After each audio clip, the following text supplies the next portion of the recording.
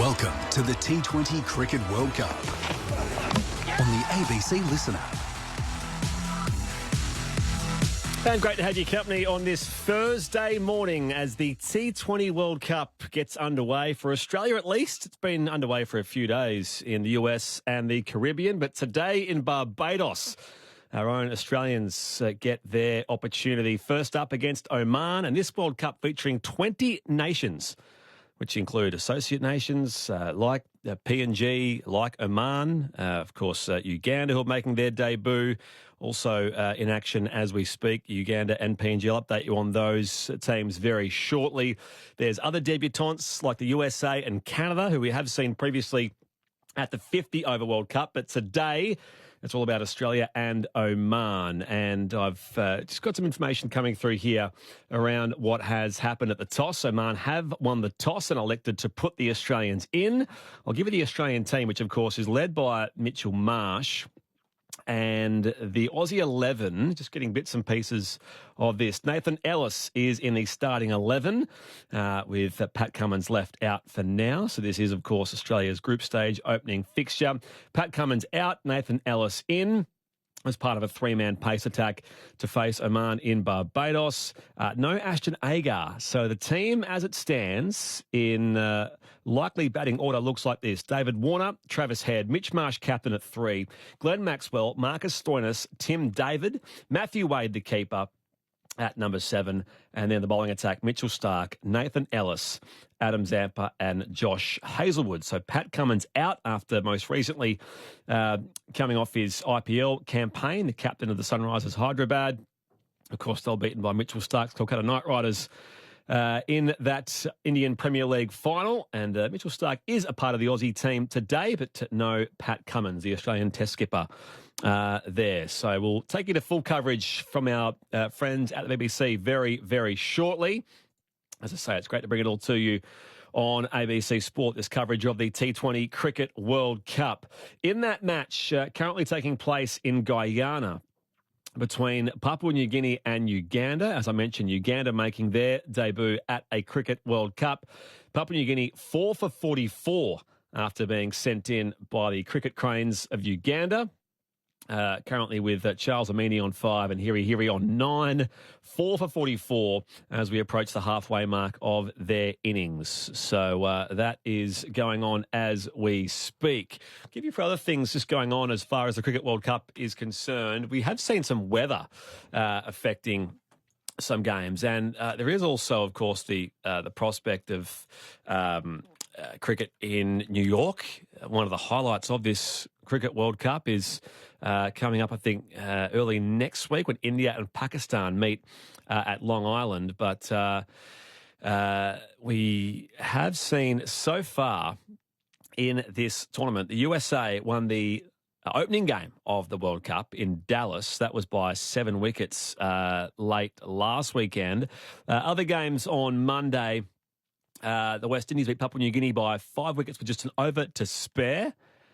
And then in the group stage, also the first game for Oman and Namibia. Namibia won that in a super over by 11 runs. So that was a tie at 109 runs apiece, the third game of the tournament. And that's who Australia is up against today. Oman, they were beaten in a super over by Namibia in that third game of the event. Sri Lanka and South Africa also met on Tuesday, and the Proteas won that by 6 wickets. Afghanistan beat Uganda first up by a 125-run margin. So 58 runs was Uganda's score. They were bowled out for in the 16th over against Afghanistan.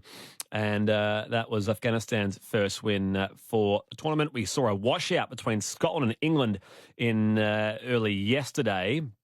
And that game was also in Barbados, the same venue as today's Australia-Oman encounter. But also then the Netherlands beating Nepal on that same day. They won that by 6 wickets with 8 balls to spare. And then earlier this morning, India beat Ireland rather comfortably by 8 wickets with 46 balls to spare. So that was a win first up for India there. Just keeping an ear across what's happening in Barbados as we'll take you to full coverage of Australia and Oman very, very shortly. But as I say, we do have drinks in that game between Papua New Guinea and Uganda, with PNG at 4 for 48.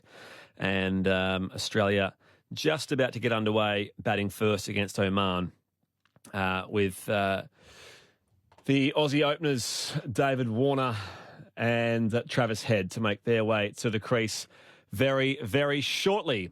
Okay, we'll take a quick break and hopefully have full coverage, ball by ball, of the T20 Cricket World Cup next here on ABC Sport. Can you reach the buzzers, kids? Put them on boxes. Can't you? Higher, higher, higher. Hard Quiz is back. Sort of. It's adult rules, but kid contestants. Cute. The kids are adorable, but Tom's style is deplorable. What do you call a hard quiz kid giving a correct answer? A surprise. All new Hard Quiz Kids. I think we all need more screen time. Start Saturday night, June 8 on ABC Family and ABC iView. G'day, this is Becky Cole inviting you to join me each week for Saturday Night Country. For more than 30 years, we've been playing the best in Australian country music, as well as the overseas artists that you know and love. So whether it's the classic tunes that you grew up with, the best new releases, or the interviews of your favourite acts, you'll find it all on Saturday Night Country. Saturday Night Country, hear it anytime on the ABC Listen app. It's the most magical time of the year, right? Footy season. This season, you can get your footy live and ad-free on the ABC Listen app. Unbelievable. AFL, NRL, men's, women's. Whatever you fix, we've got you covered.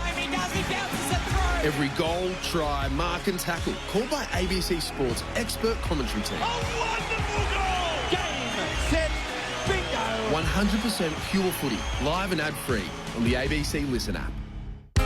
If you love country music, you'll love ABC Country. You get a fast car. It's Australia's home of country music. The music you grew up with. You'll be the captain. All the latest country hits. I ain't proud of all the punches that I've thrown. And emerging artists. Because, baby, we've been apart. 24 hours commercial free. ABC Country. It's on your DAB Plus digital radio and the ABC Listen app. This is the T20 Cricket World Cup on the ABC Listen app. Pressbrick with you in the ABC Sports studio as we've got Australia versus Oman coming up very, very shortly. Just some news from the toss that Oman has won the toss and decided to send Australia in, with Pat Cummins missing this first up match for the Aussies, our Test skipper. He only arrived in the Caribbean late on Friday night, so that was less than a week ago, after a series of flight delays coming from Sydney, fresh having played his IPL campaign for Sunrisers Hyderabad, where he is, of course, the captain. They were beaten by Mitchell Stark's Kolkata Knight Riders. Currently in live action in Guyana, Georgetown, Papua New Guinea, 5 for 48 against Uganda. And as I say, full coverage coming up of Australia versus Oman in just a few minutes.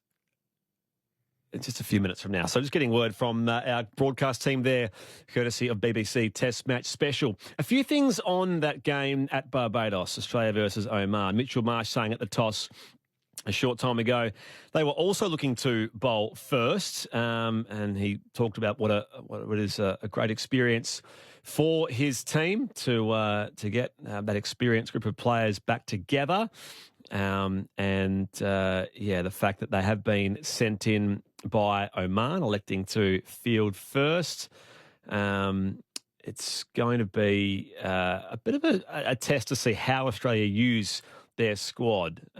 So obviously no Pat Cummins, no Ashton Agar I mentioned, no Cameron Green, Josh Inglis missing out this time. But over the course of this quite extensive World Cup campaign, you would imagine Australia would certainly rotate through some of their names. And the one advantage they do have, the Australians, across that core group of all format players, is they do have experience in winning big trophies. And so we'll see how it all comes together for the Australians. So it does seem as though the surface looks a little bit dry. The spinners should enjoy bowling there in Barbados, and hopefully some turn on offer as well for players of both sides. But it will be a big opportunity for Oman, a big challenge against the might of Australia, who, as I say, they've won big events, although going back a couple of years, didn't have the best T20 World Cup on home soil. Of course, out in the knockouts, before the knockout stages, in fact, out before the semi-finals, Australia that year, which saw England and Pakistan meet in the final. England, of course, the defending champions of the T20 Men's World Cup. So that is something to consider, obviously, when talking about what's at stake here for history, for the Australians, and the right to hold all three of those major ICC trophies. I'll give you the Oman team, but I don't know if it means an awful lot to most of you listening, but we'll get some more information, as I say, from our commentary team at the BBC when we get underway there very, very shortly. I mentioned they have had already played a game, which they lost to another associate nation in Namibia. The game went down to the super over, but they just fell short on that occasion. Oman are looking to go one better. Well, I guess find some more positives. As I say, a win unlikely for Oman, you would think. But stepping up from Namibia to Australia is a very different prospect indeed. So we'll have to see how it all does come together for Oman. It is a David versus Goliath battle. But I will say how amazing this is, just having these nations, these associate nations involved. 20 teams in total. I think a lot of us didn't enjoy the fact that, we had a bit of a streamlined 50-over World Cup in India last year. It went for a long time. Big, long group stage, but having the extra flavour and culture that comes from countries from different parts of the world playing at Cricket World Cups is fantastic. So looking forward to seeing what teams like Oman bring to the table. Of course, I think they were even co-hosts at the previous edition of the T20 World Cup a couple of years before, in 2021, before we, of course, had the tournament staged here in Australia as well.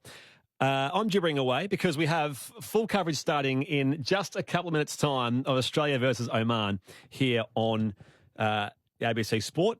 Here is our full coverage. Thanks to Henry Moran and the BBC commentary team.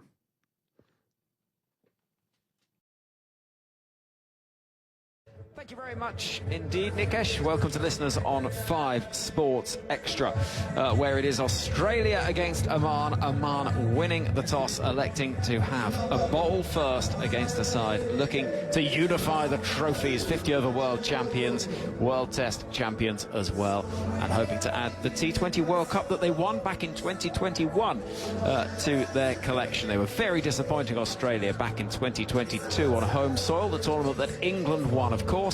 But looking to see if they can go a little better here across the Caribbean and the USA as well. David Warner, Travis Head heading to the middle, and our opening partnership up here in the commentary box, Geoff Lemon and Stephen Finn. Finny, Ashes winning fast bowler. Before we get underway and see the first delivery, what are we expecting here?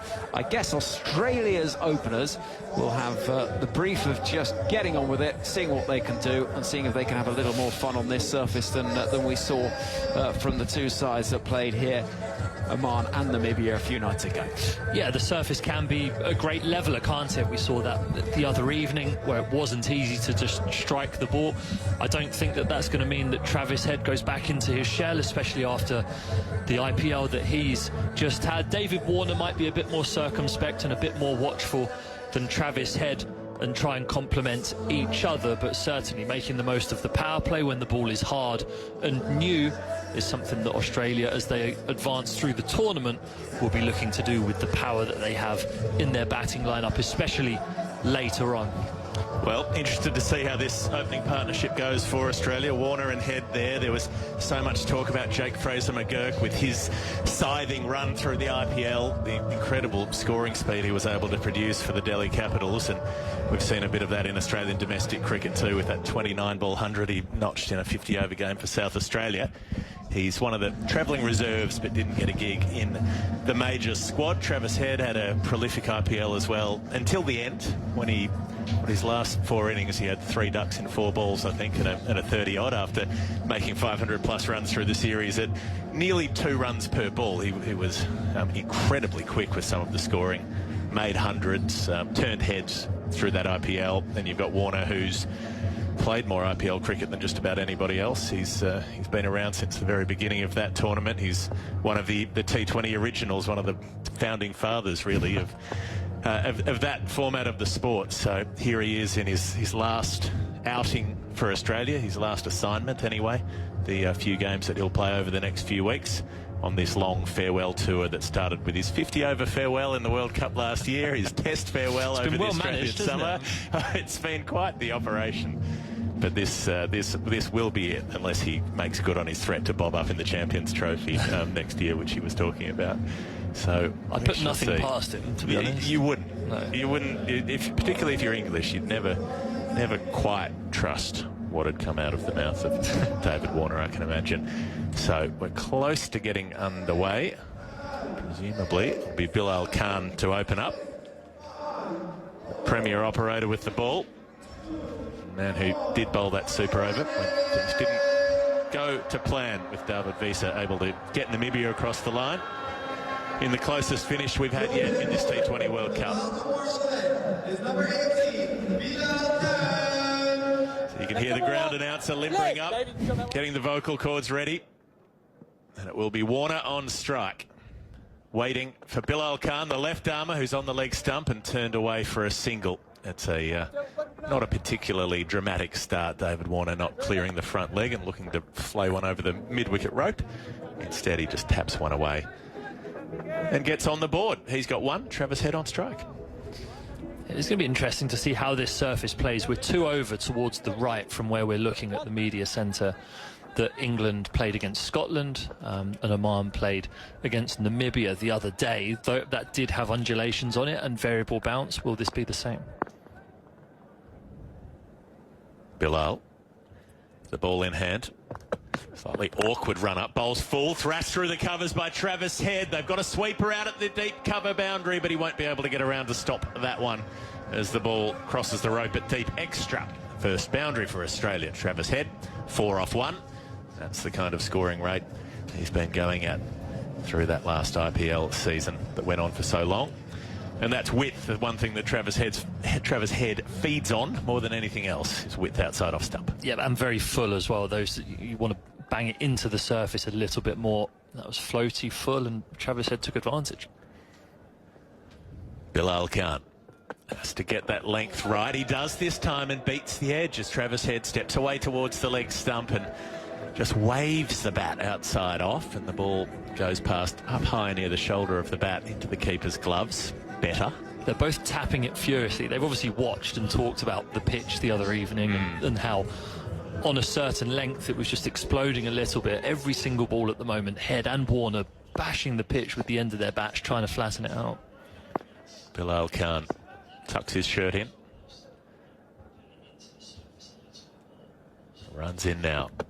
Left arm over, bowling to the left-handed pair. No run as he gets a decent length just on the off stump, and the ball's pressed out to cover. A couple of dot balls. Good comeback after that boundary. He can try to make use of the fact that the Australians just won't be entirely sure yet of how to approach this innings. Their first hit of the T20 World Cup so far. Bilal Khan. Up and bowling, width, too wide again, cracked away. The sweeper should stop this one as it goes squarer out towards deep point. And they'll get through for 1. Travis Head up to 5. David Warner has 1. 1 ball to come in the first over.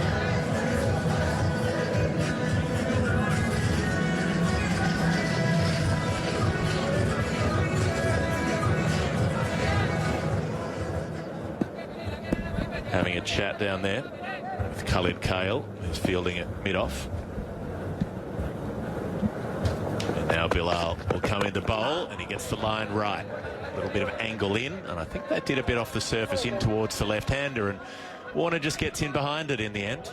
Happy to be circumspect. So just 6 runs from the first over. That's a small victory for Oman, particularly after that early boundary. You're on BBC Test Match Special, also on ABC Sport, the ICC website and app. Geoff Lemon and Stephen Finn coming to you from Bridgetown, Barbados.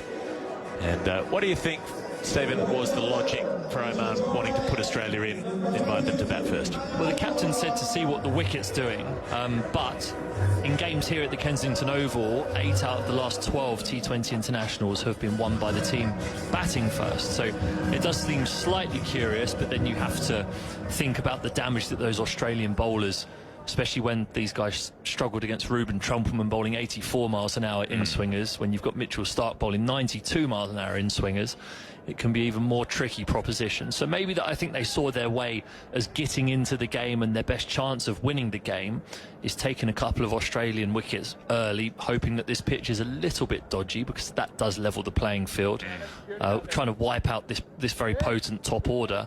And then somehow have a scrappy run chase, I think, at the back end. I suppose having a team who doesn't quite know what a good score is on this surface certainly helps. It'll be Khalil Muller, tall right armour, to come in and bowl. Gets the inside edge from Warner, who gets a run, but that was not a controlled shot. Ball, Travis Head rather, with that inside edge, goes behind square leg.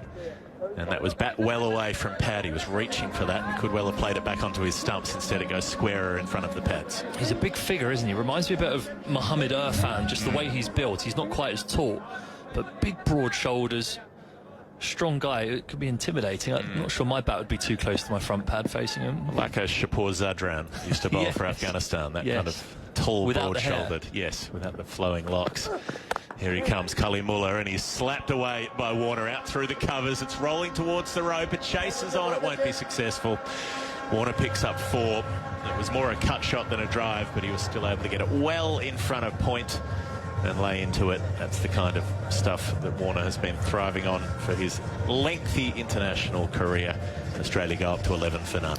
Yeah, bread and butter for David Warner, not opting for around the wicket, which sometimes people do in order to try and take his wicket early, keep those stumps in play, but trying to get that angle across feels not quite set for that type of bowling, with every fielder inside the circle on the offside. Khalil Muller. Tall, he gets the length, strikes Warner on the pad. It was pitching outside leg stump by away, but Khalil Muller loves it. He runs back towards the umpire and then almost squats next to the non-striker's stumps, pleading for something. But that was, it looked pretty clearly outside leg from here. Yeah, that could be the best appeal I've ever seen, and you're not allowed to do it. You can't run towards the umpire. You can see, is that Joel Wilson up there? I think telling him that you're not allowed to run towards me. He's done a 10-yard sprint and then a squat jump in front of Joel Wilson with both arms outstretched, saying, please, please give that out. But I think you're right, Geoff. That's pitched outside leg stump. And hitting outside leg.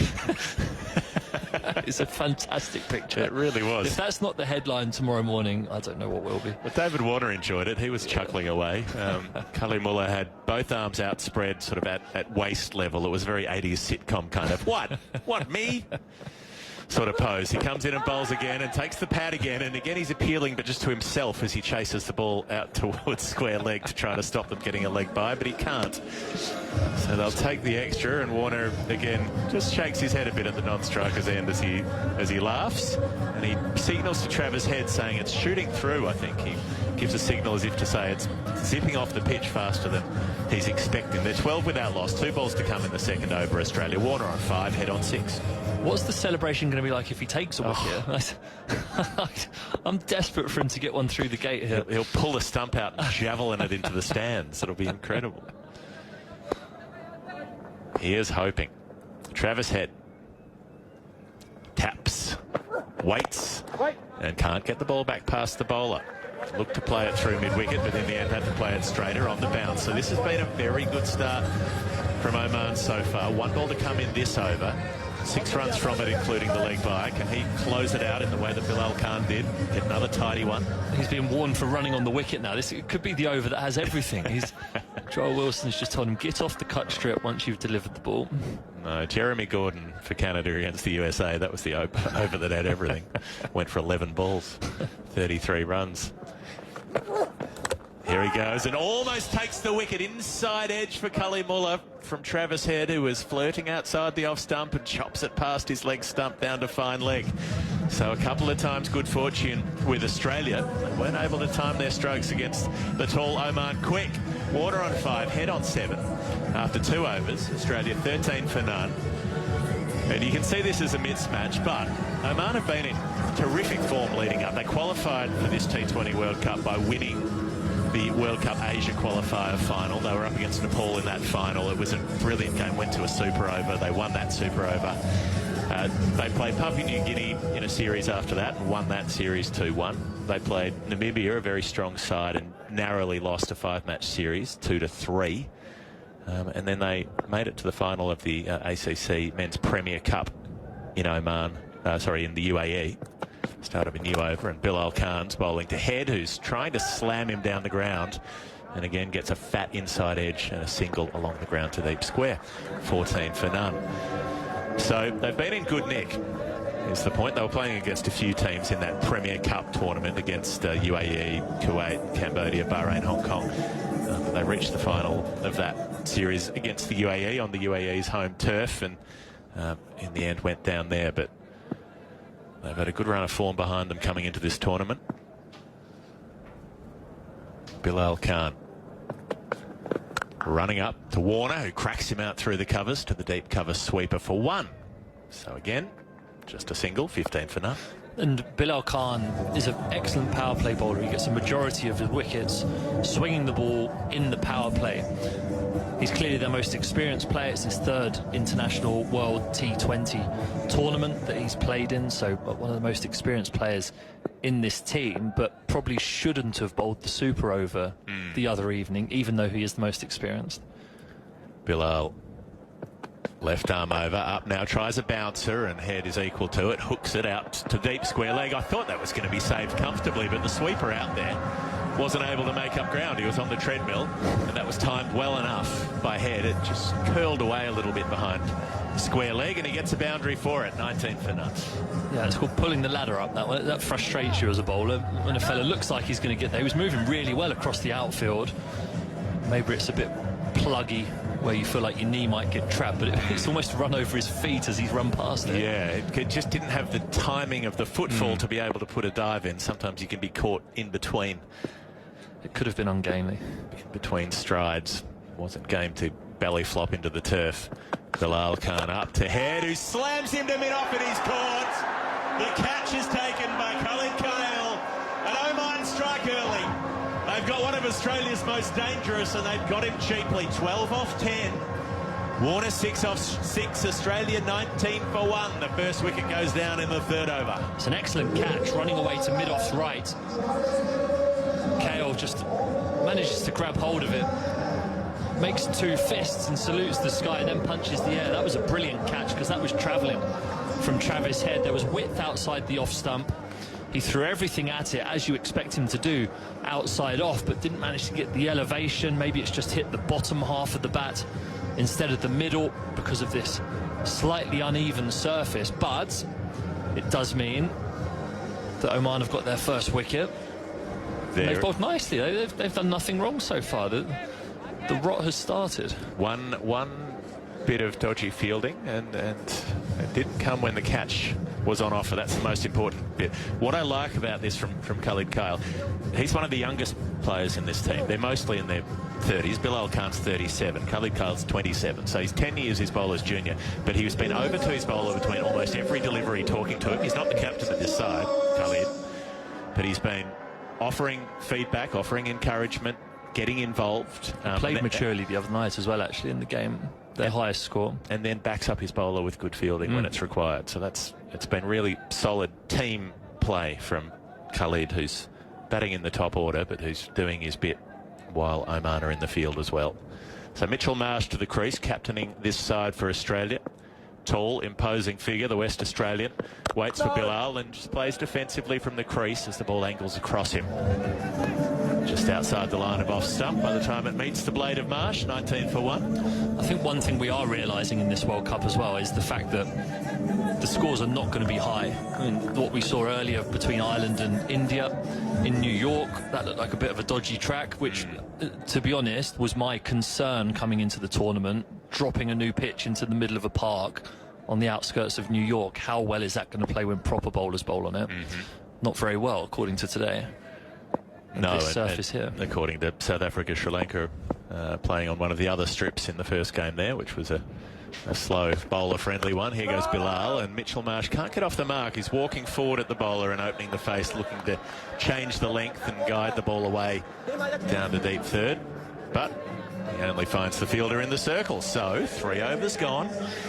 19 runs from them. 1 wicket to fall. Oman doing beautifully so far, keeping Australia to a runner ball with the wicket taken.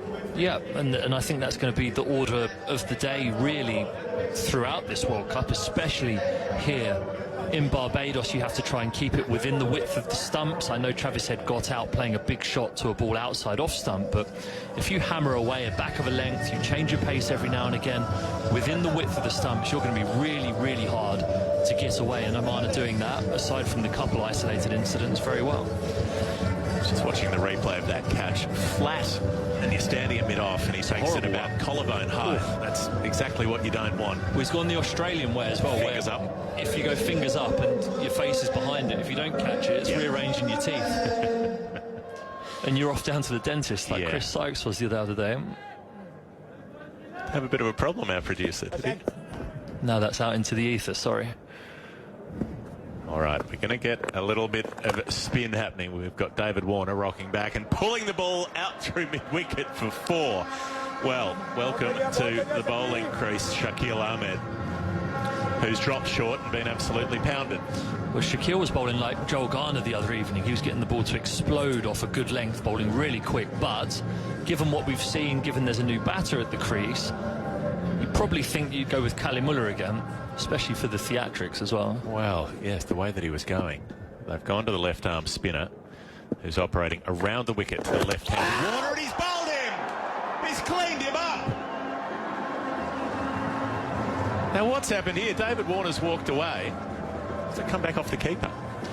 It looks like it, but the person who's doing the Marvel-style graphics on the board thought that was out, but I think it's come off the keeper's pads, but because of the angle that we're sat, it's impossible to see. So I went early on that one. Looked good. It looked great. Cannon through. Warner, he survived. He chops to backward point and he can't get a run, so it was a dot ball followed by another dot. So that one spat through very quickly and ricocheted off the keeper's pads, flat and fast, so fast that the bails went up almost as soon as the ball had passed the stumps. So there would have been a few in the ground who thought that that one was going in the wicket column. It doesn't. We'll retract that claim. Warner driving out to short cover and having to dig that one out as well. That one hurries through on him again. So he's not finding this easy, David Warner. A few dots in a row there. So quick as well, 116 kilometres an hour, which is quicker than county medium pace. Yeah. Jack Chantry, here he goes. Tapping it off the toes, Warner, down to long on for a single. He's not interested in hustling for a 2 at this stage of the innings. 25 for 1, 24 for 1. As Warner takes his score up to 11. Marsh yet to score. So you don't see a lot of left-arm spinners bowling up around that pace. Marlon Samuels used to bowl a faster ball at about 120 k's an hour, but there were a few question marks over it. Syed Ajmal did as well. He bowled very quick and could spin it about a foot each way. Yep. Had a few issues with that action as well. You could hear the ball fizzing when he bowled it at you because he bowled it cross seam, so you couldn't see which way the seam was going. Right. And it'd come down, it'd be like... Horrible sound, I can only imagine. Round the wicket comes the left armour, and Marsh is getting off the mark with a little dink to square leg, and Warner encouraging him, urging him through. Still, it's another over where there was a boundary struck and the Australians weren't able to really cash in. 25 for 1. As they only got 6 runs off that previous over. Boundary first ball, then 3 dots and a couple of singles. So 25 for 1 after 4. Warner 11, Marsh 1. and Oman still holding Australia. Still got a tight grip on the reins at the moment. Need another wicket here and to be able to keep putting that pressure on. Oman's back. Kalimullah is swinging around, changed ends, so maybe the left armour was just brought on to help engineer that particular part of the rotation, move the pieces of the tile puzzle around. Be bowling from Bilal Khan's end.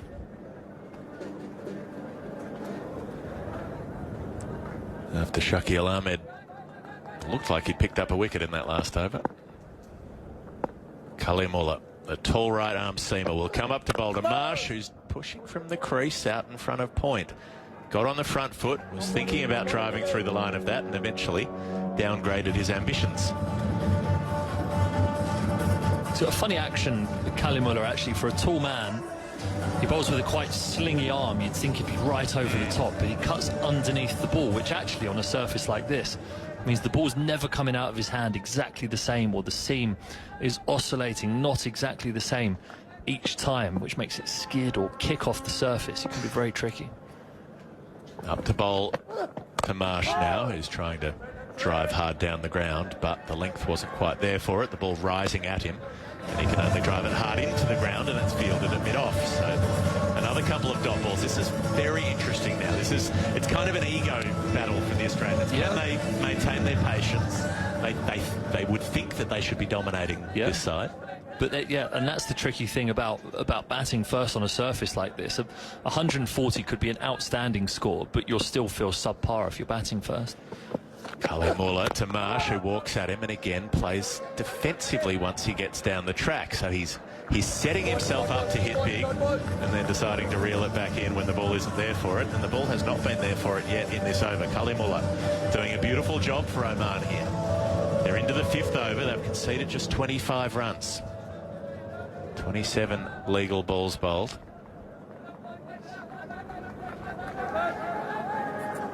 They haven't given away an extra yet, have they? No, they've been very disciplined. The 2 times they've missed, they've been full and wide outside the off stump. Kalimullah bowls to Marsh, who's driving to cover point. Won't get a run. He will get a run now on a misfield. Just praising them for their discipline. And they've given one away. And that should have been a routine stop there at cover, allowing the ball to slip through the hands. He's fielded that like one of there's training balls that we used to use that they look like a hand grenade or something. They've got all sorts of bobbles hanging off them. Oh, yeah. And it gets rolled at you and you've got to react to what way it's bobbling, and it could go at right angles. He fielded that one there like he's playing with one of those. It's Moran Khan who let that ball through. Still a single, the only damage. 26 for 1, 2 balls to come in this over. Kalimullah to Warner, who's looking for a run here as he angles the bat, guides it down to deep 30. Might get a second. He will. He touches in and hairs back, as David Warner has been doing for most of his career. One of his most profitable shots, that drop behind point. He's able to get 2 more. Australia 28 for 1. 1 ball to come in this 5th over.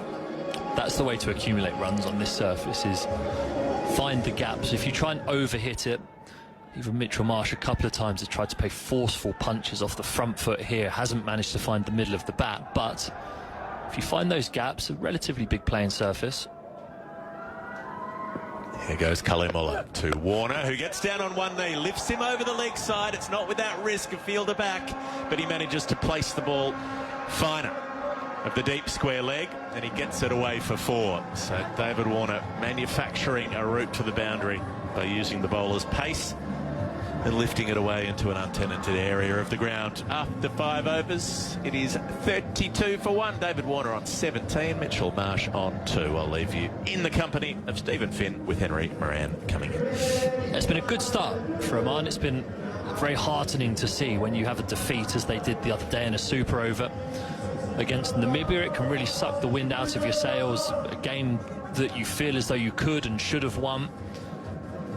You make a couple of little tactical errors and mistakes late in the game that cost you it. It's hard to pick yourself up 2 days later to come and play one of the most formidable teams in the world, but they're acquitting themselves very well in this current moment of time. Well, certainly not getting away, Australia.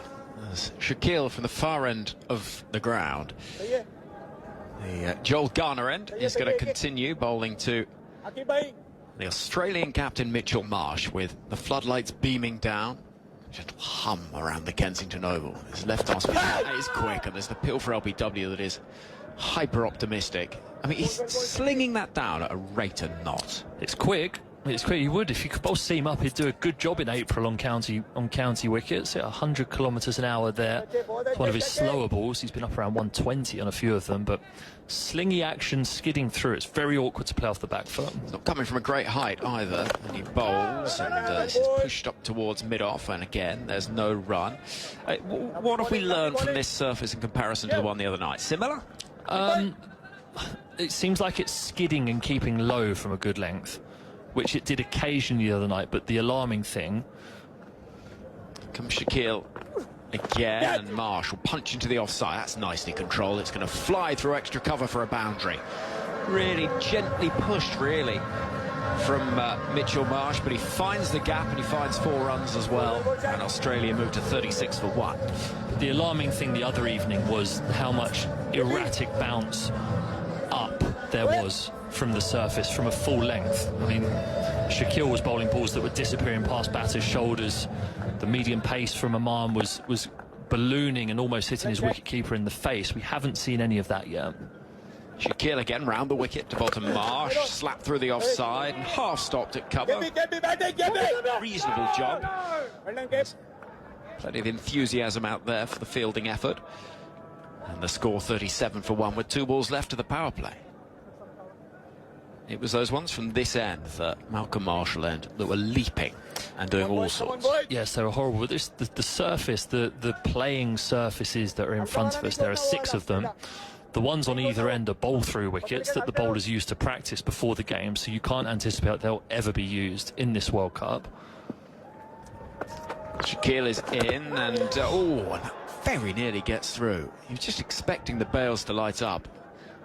But Warner, with a little bit of bat and pad involved, with an almighty swing.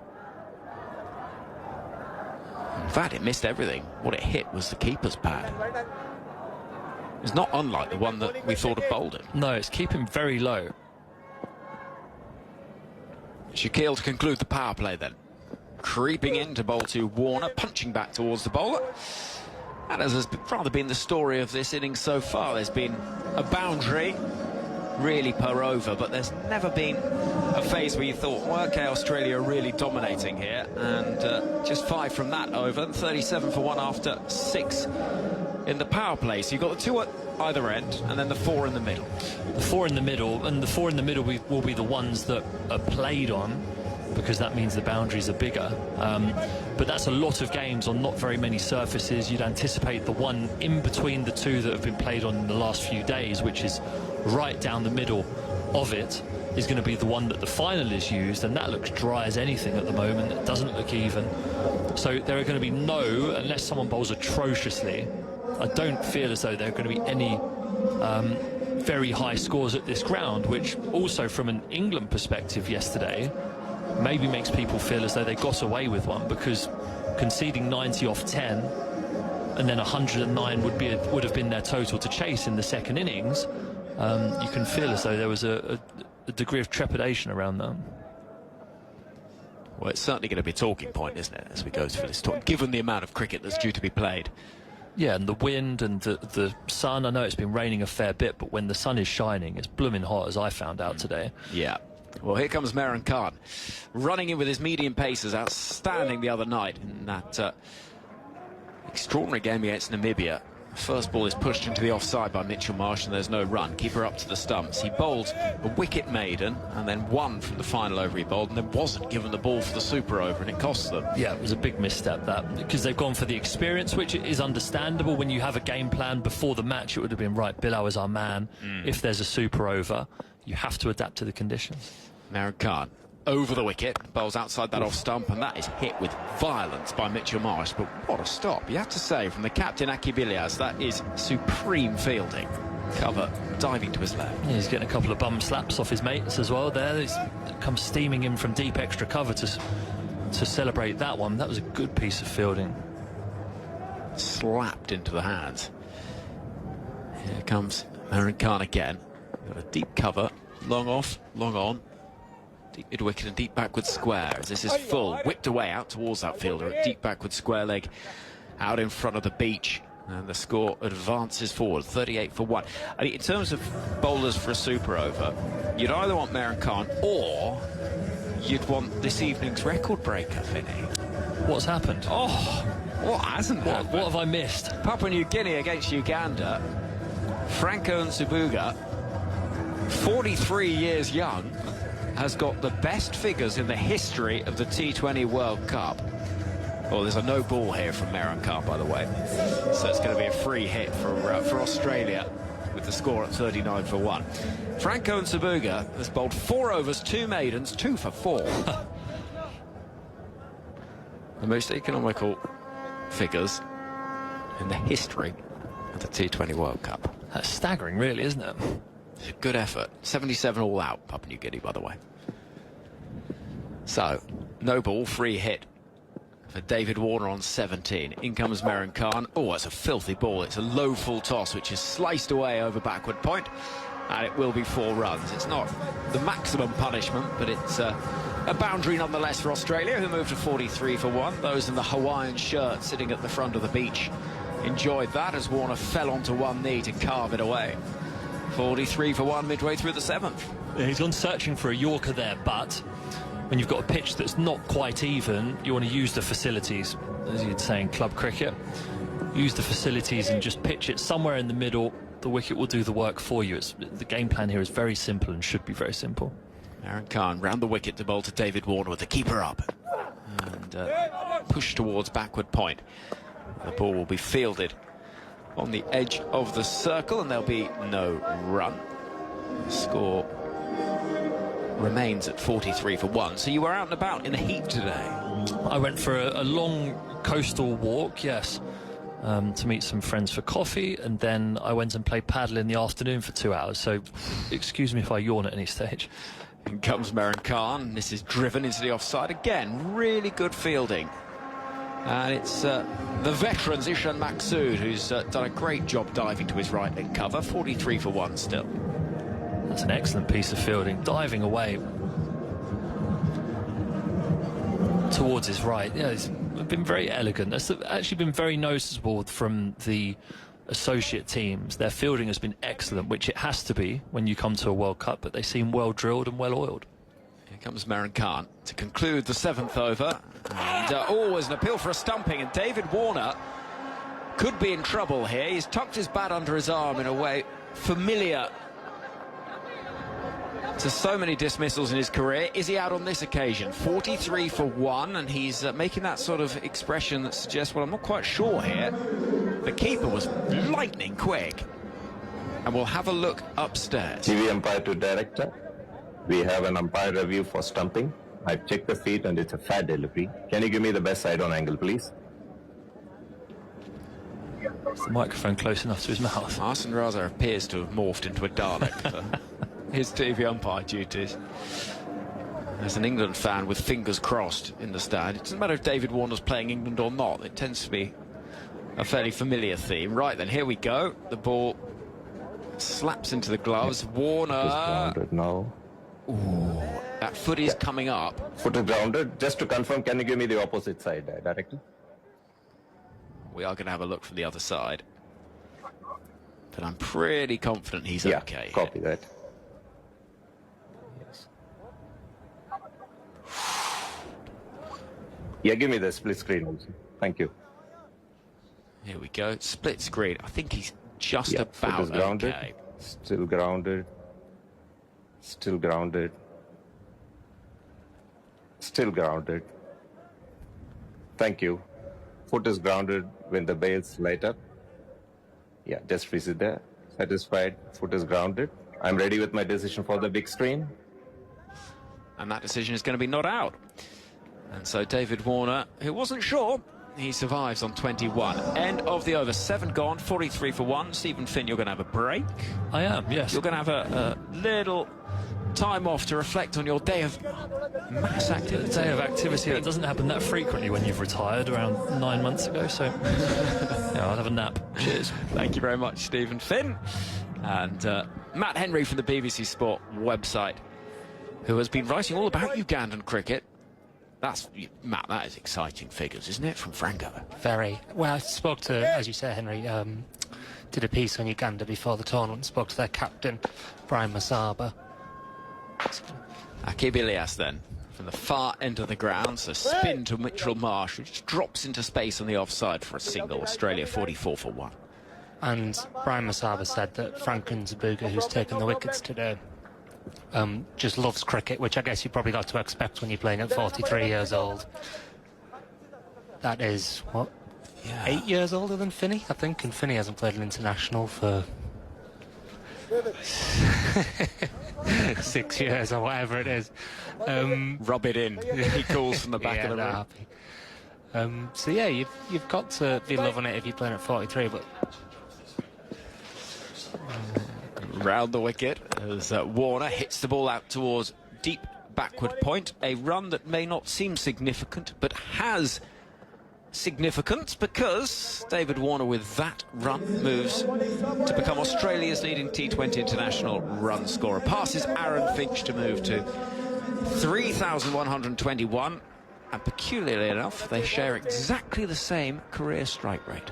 142.5. Marsh is beaten by a leg break that turns, if not with drama, well then just a little bit of movement away from the right hander. Finch is being shown on the big screen and is applauding, and David Warner waves like a child who's seen his parents doing something embarrassing in the distance. 45 for 1. Here comes Ilyas, a little bit quicker this time. Marsh doesn't connect nicely with it at all. Fine short, fine leg. And I think short, fine leg has never been less accurate in terms of a description for the 6'7" Kalimullah. 45 for 1. 2 balls left of the 8th over. In comes Akib Ilyas to bowl to Marsh, sweeping firmly, crisply out into the space on the leg side and for 4. When Mitchell Marsh swings, the ball goes a long way, doesn't it? It goes a long way and quickly. He's absolutely nailed that one. He's not a man who does things by half measures, as England found in that Ashes Test match at Headingley. Everything just seemed to be hit with such violence. Yeah, one of the best innings I've probably ever been at the ground for. That was incredible. So Australia on the cusp of 50, 49 for 1. And Marsh punching into the offside will bring them to that milestone as well. It's been controlled from Australia thus far. The one wicket that's fallen, that of Travis Head, caught by Khalid Kyle off the bowling of Bilal Khan for 12. And after 8 overs, 50 for 1 is the score for an Australian side who gathered late, to the extent that in one of their warm-up matches, Matt, there was some names of yesteryear appearing in the field. Brad Hodge, George Bailey, Andrew McDonald were making up the numbers. Yeah. Out in the it's only cricket would have that. I love it for it. Yeah, you can't imagine Gareth Southgate rocking up playing centre-back against when England play against Iceland in their Euros warm-up this week, do they? You can't... I'd be well up for it, though. Yeah. Who else is in that backroom stuff? Who's the goalkeeping coach? Get him in net as well. 50 for 1 is the score. Gentleman in a very colourful shirt waves an Australian flag in the stands to our left as Moran Khan comes into bowl a second over. 6 from his first. Mitchell Marsh swings at that, but doesn't connect cleanly, and it drops just to the right of the keeper, who trots forward to collect. You can see in that one there that's not the easiest pitch to time the ball on, is it? And we've had a number of inside edges. We had Kalimullah seem to get very angry at Bilal Khan down here for one that was inside edge. I don't know what the fielder was supposed to do about it, Bilal. But he had arms outstretched and furious that he hadn't cut off an inside edge that had gone to fine leg when Head was shaping to hit it through backward point. Moran Khan moving in again. He's very economical, and this has been hit down the ground. Cries of catch it. Can a fielder get underneath it? Yes, they can. Catch is taken at long on by Shoaib Khan, and Moran Khan celebrates the dismissal of the Australian captain. He didn't get enough on it. Australia 50 for 2, and Mitchell Marsh has to go. Having just said when Mitchell Marsh hits the ball, it stays hit. That's just, he's a couple of feet, a metre or so short of being able to clear the long on boundary there, but he's just not got enough on it. He's not timed it, and 14 from 21 balls suggests that he's not really got going in that innings at all. It's just not the easiest pitch to time the ball when you try to go really big, it seems. Marsh got one away on the sweep, but other than that, bit clunky. Yeah, 13 dot balls in his innings of 14 from 21. And he looks up at the big screen as he trudges up the stairs into the Garfield Sobers Pavilion. And this has been a really impressive start from Oman, and it's very easy to dismiss the opportunity for teams when you look on paper at the pedigree of a side like Australia up against a team whom they've never played before, in Oman, who I think it's fair to say, if you go down the list of players, you'd have to be quite the associate cricket fan to really know that much about the team. But there's some very good cricketers in this team, and we saw that the other night against Namibia. Their bowling was outstanding. They fielded well the other day as well, didn't they? We made a point of how few twos there were in that game, how Namibia couldn't get back for twos, and then as a result got a bit stuck in their run chase. So Glenn Maxwell comes to the middle, a man who had a brilliant 50-over World Cup, played one of the greatest innings, I think, in the history of the white ball formats, as Moran Khan bowls to him, driven in the air. Oh, what a catch! It's a stunner at cover. What a take that is from the captain, Akib Ilyas. Glenn Maxwell is out first ball. Australia are 50 for 3. It is a staggering piece of fielding. Diving to his left, full length. Maxwell goes golden duck. And that sums up Maxwell's last few months in his form, doesn't it? He struggled for form, and the one time he gets it out the middle, the fielder takes a worldie with his feet. His right foot, he's taken that with his hands down by his ankles and his right foot up above behind him, but above his head. His feet are further from the ground than his head is. It's remarkable. It's almost like the scorpion kick of Rene Higuita against England for Colombia all those years ago. It's that body motion, isn't it? And it's taken the crowd by surprise as people up out of their seats, leaping out of their seats in celebration at that. I mean, I don't know who the locals here want to win this game. Everyone's probably after an upset, I guess. Would definitely be interesting to the skipper, isn't it? Akib is who talked the talk before the game. Well, he did. Yeah, he said they're a bunch of sloggers, essentially. Yeah, not many players with good technique in the Australian team, was I think what he said. He had a compliment for Steve Smith and Marnus Labuschagne, who neither of whom are out here in the Caribbean, and the rest of them, not very good techniques. Well, the technique of Marcus Stoinis is about to be tested. He's facing a hat-trick ball from Moran Khan, who's got figures of 2 for 6. He's arguably been my bowler of the tournament so far. And that was a brilliant, brilliant piece of fielding. Stunning catch. Right on cue after we said they fielded well on Monday as well. I know, Matt, that was beautifully done. Say Monday. So that game was Sunday, wasn't it? But it finished on Monday. It finished on Monday. Yeah. The crowd are up and about here. They sent some fun to be had with a hat-trick ball in Australia 50 for 3. Marcus Stoinis, experienced figure. He's played in leagues around the world. And we'll look around to see a slip in place. Keeper still standing up to the stumps. A hat-trick ball for Oman. Making him wait here, isn't he, Henry? Moran Khan sweeps his hair back. End of his mark, right arm over. The crowd are up and about. And here comes the hat-trick ball. Moran Khan into bowl to Marcus Stoinis, who drives crisply down the ground for a single.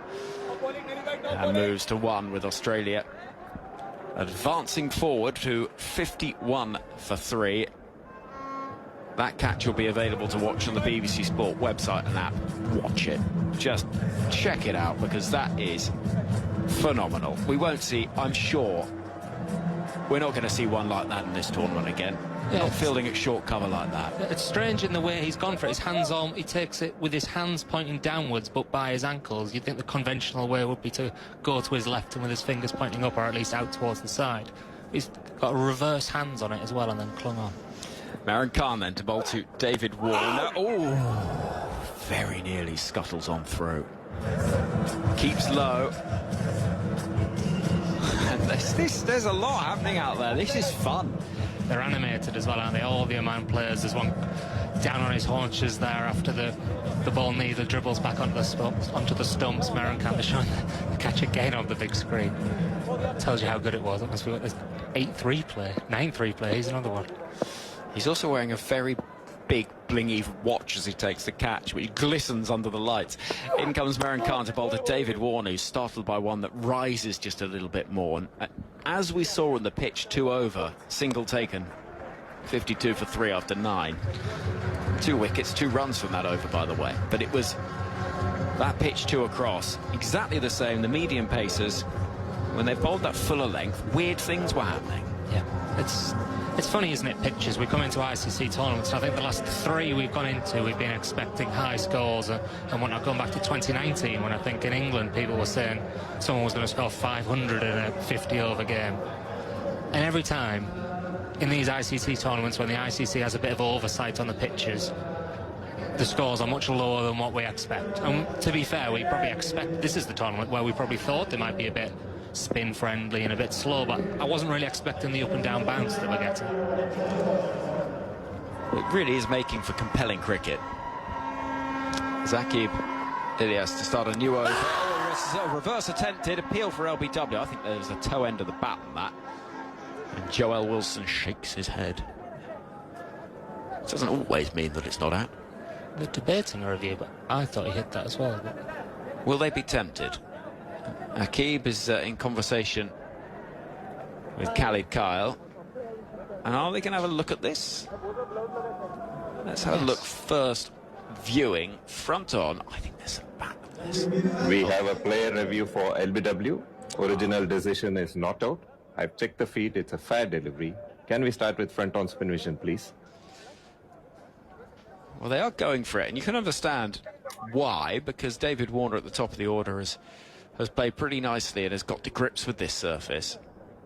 And you get 2 reviews, you might as well just have a little look. It pitches in line, we can see that it was hit the glove. That's why. Just rock and roll that for me one more time. Warner's not looking concerned, it's hit bang on the... Yeah, clearly off the glove. Satisfied, glove involved. Joel, stay with your decision of not out. I'll let you know when you're on screen.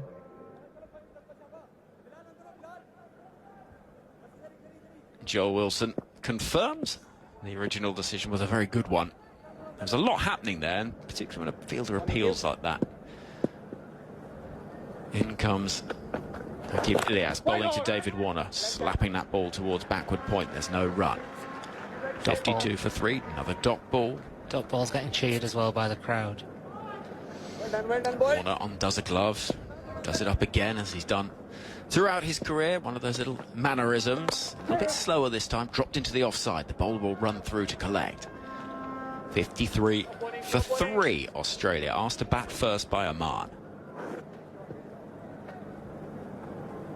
Akib Ilyas from the Joel Garner end. He's going to be bowling to the right-handed Marcus Stoinis, tall, powerfully built figure, who, on his day, can clear any boundary in world cricket. He's a dangerous player when he gets in. And Australia's batting line is full of power. You look at that middle order: Maxwell, Stoinis, Tim David, Matthew Wade. There's a lot of oomph to it. Midway through the 10th over, 53 for 3. Akib Ilyas, who took that stunning catch, is coming in to bowl for the far end and forward very watchfully as Stoinis. And he runs through in the green of Australia. And the score will move forward. 54 for 3. Good morning, I think, to our Australian. Oh, what time is it in Australia? That is, I've gone early there. I've gone very early. Let me double check. Yeah, good morning to our Australian listeners who are joining us on ABC. Lovely to have you with us. Here comes Akib Ilyas bowling to David Warner, and that's nicely put away through the offside, but not to the boundary. It'll just be a couple. And so 4 from the over so far, 56 for 3. And look, I think one thing that we do know is low-scoring games tend to bring teams closer together. T20 cricket brings teams closer together, and a competitive World Cup is going to be more fun all round, isn't it? Yeah, I mean, yes, I do like. I think in T20 cricket, you like seeing a lot of sixes. Forward comes Warner, pushing towards the bowler, who dives to his right and risks a grazed elbow.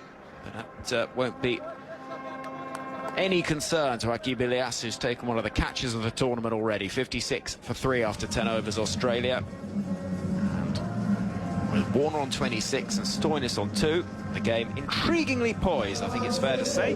Matt Henry, some more thoughts from you at the halfway stage of the Australia innings, and then it'll be Geoff Lemon. Yeah, I was just going to finish that point, that we do like seeing a lot of sixes, but Finney next to me will back me up that a low-scoring game is more interesting than 250 players, 250 like we saw in the IPL. So it's been an intriguing tournament, but hasn't quite kicked off in the way we expected so far. And probably the pitch we saw earlier on today in that Ireland-India game, with Ireland out for 90-odd, that's probably gone a bit too far. It'd be interesting to see what the authorities and the curators of those pitches really think about it. We may never know, I guess. Might not hear from them, but be intrigued to know how they think that's going in New York. I think getting an honest appraisal might be difficult at this point in time. Yes. I think I would say on your previous point, 250 plays 250 would be a great game. Yes, 250 plays 170. Yes. It's not an interesting game. Sorry. Yes. But I'm with you broadly. The low-scoring games, well, they tend to keep both teams in it for longer at times. If it's difficult to score all round rather than one team being blown away. That South Africa-Sri Lanka game, the first one at New York, was scrappy and low-scoring, but it was quite interesting for a large part of the South African chase because they weren't comfortable, they weren't confident out there. They had high strike rate players who were struggling to score at anything like their normal rates. So Australia at the moment being pretty well held. Poor old Glenn Maxwell, off the back of that bad IPL, come here and notch a first ball golden duck on the basis of a catch that good. That was extraordinary. What a snare. Timed it well, and you get a catch like that. Brilliant. Akiva's not done himself any favours with all that good work, and then he had that review afterwards. An over later, which hit David Warner flush on the glove. You're not going to get many LBW appeals. No. And the ball's hit straight on the glove. And the comeback too from Moran, who was a little bit iffy at first, but picked up a couple.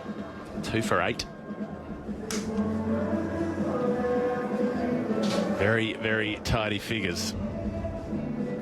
Not quite 2 wickets for 4 runs that we saw over in the PNG game earlier today. Frank and Subuga.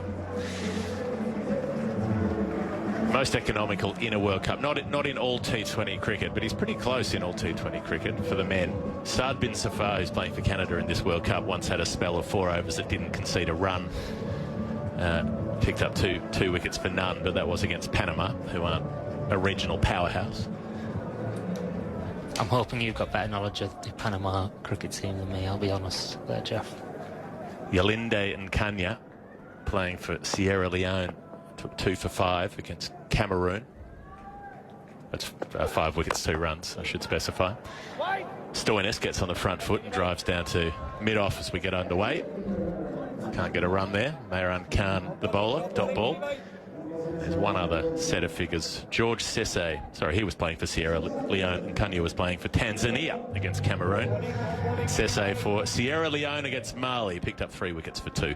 So they're the only better figures in all T20 international history than what Frank and Sumbuga was able to do today against PNG.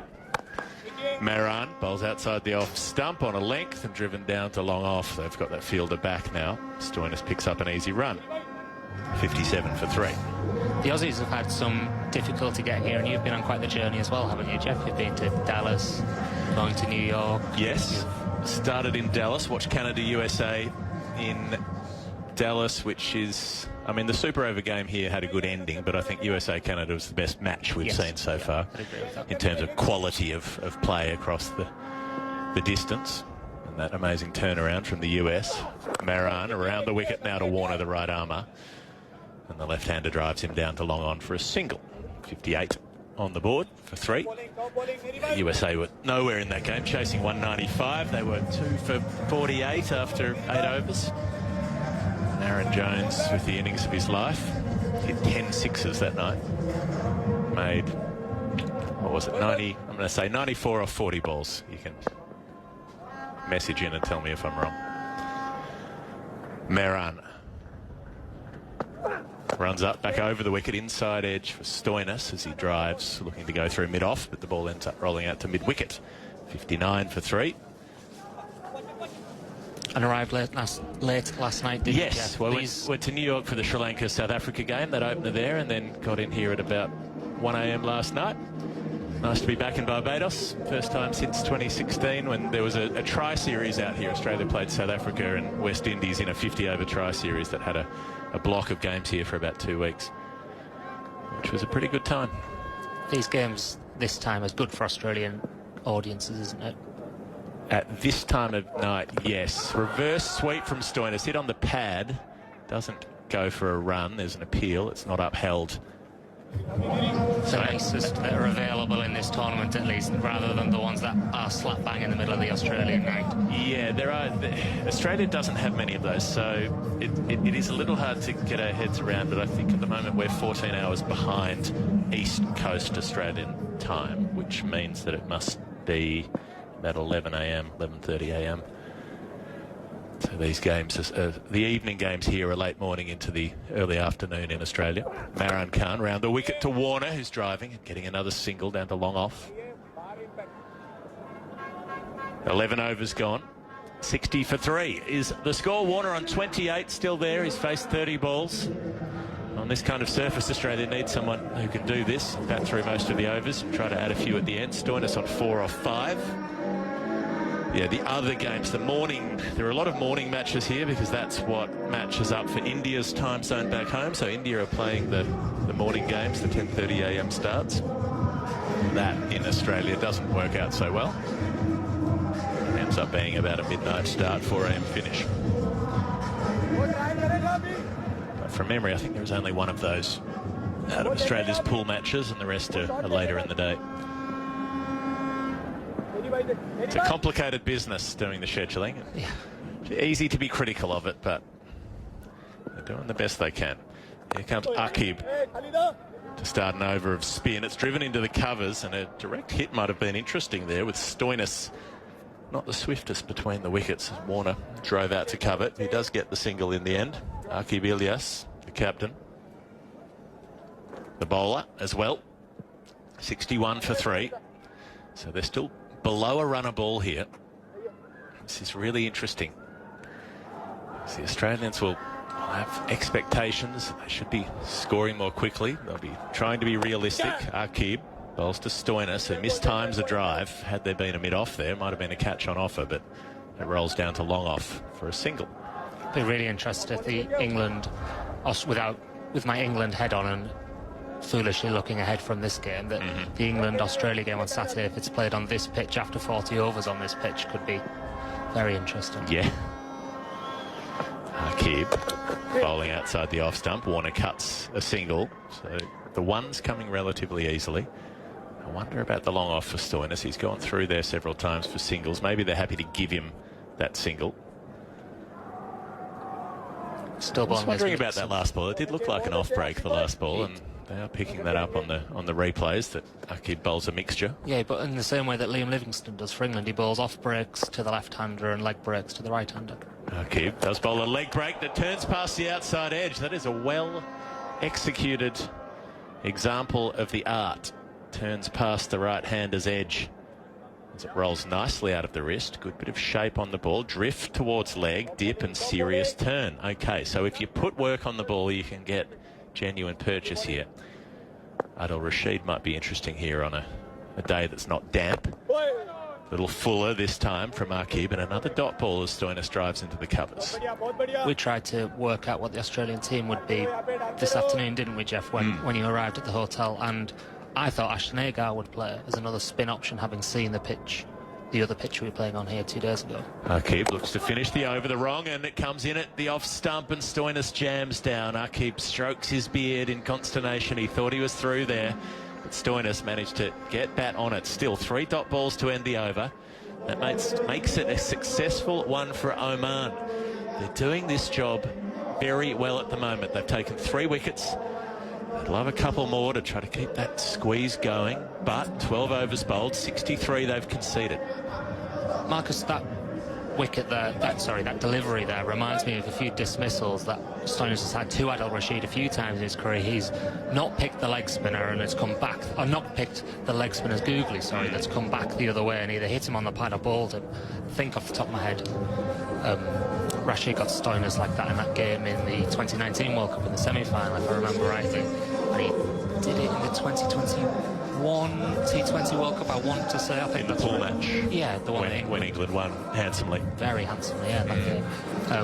Well, Agar was playing in that game against England. They picked him for that contest and he got smashed. And I do wonder if that would be in the back of anybody's mind as well when they're looking at how to put a team together to play England this Saturday night. I don't think a left arm spinner to Phil Salt will be the worst option on a surface like this on Saturday.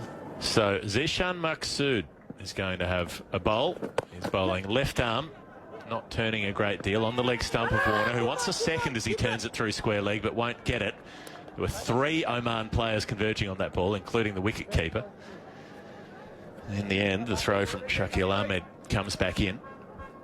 Zishan's only conceded a single. Slightly rotund figure. He's got an extensive beard. Zishan Ahmed. He's sweating profusely out there in the very humid Barbados night. Comes around the wicket to the right-hander. Stoinis punches one off the back foot and almost walks through for the single. As the tall fast bowler Kali Mullah comes in off the rope. Out at deep cover. Throws the ball back in. So, Wilfred Rhodes style, they're getting them in singles, Australia, 65 for 3 in the 13th over. We mentioned this on Sunday night as well, the number of bowling options that Oman have, so many different spin bowling options that they can wheel through.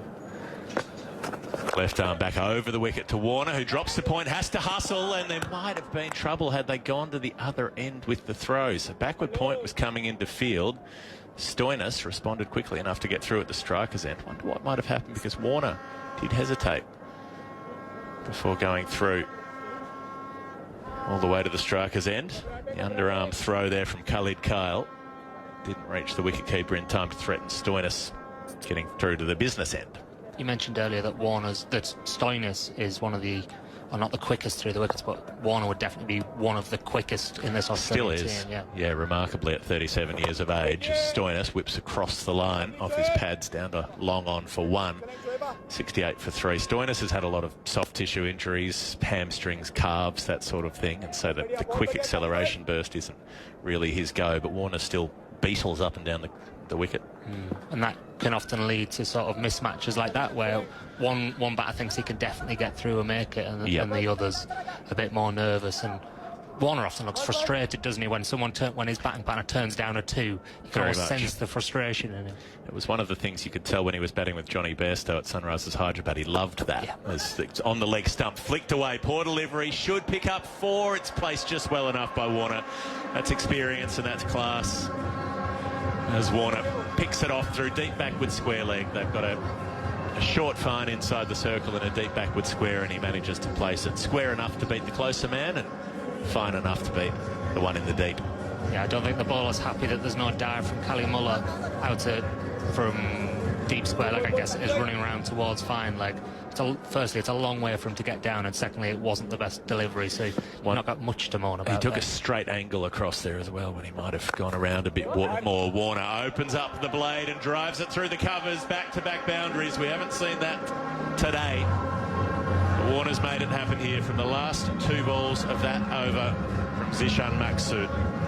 So the left-arm orthodox part-timer, it hasn't worked in the end. That over's gone for 12. It's the first big over of the innings of the day. 75 for 3 the score. That's a good shot. It's a really good over pitch, but he's found the gap, and the fielders are in quite tight, aren't they? They're not on the ring, trying to cut down the angle that Warner can find by getting in closer, and the gap therefore isn't as wide as you get further away, but he's still managed to thread that right the way through between the 2 fielders, between cover and extra cover, I'd say. So in terms of that Australian side, I suppose the thinking would be, this pitch is helpful for spinners, but they've got faster bowlers who can use slow surfaces as well. Hazelwood would be one there, wouldn't he, with his Very much. variation of slow balls.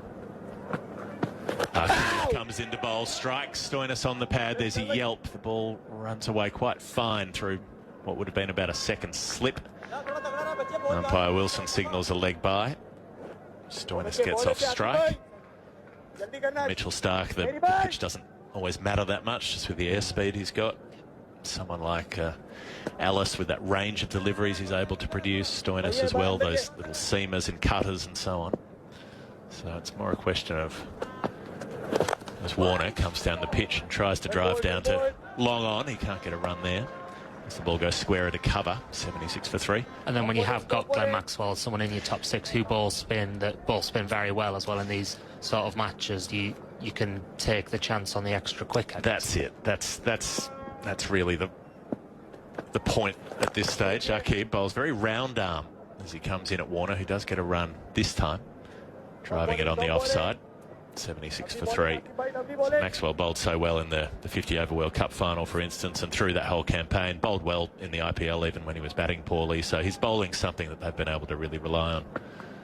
Akib turns it past the edge of Stoinis. It hits the wicketkeeper and ricochets away for what I assume will be a bye. Umpire Wilson. Oh, was there a little edge on that? I thought he's nicked that. That is a missed chance.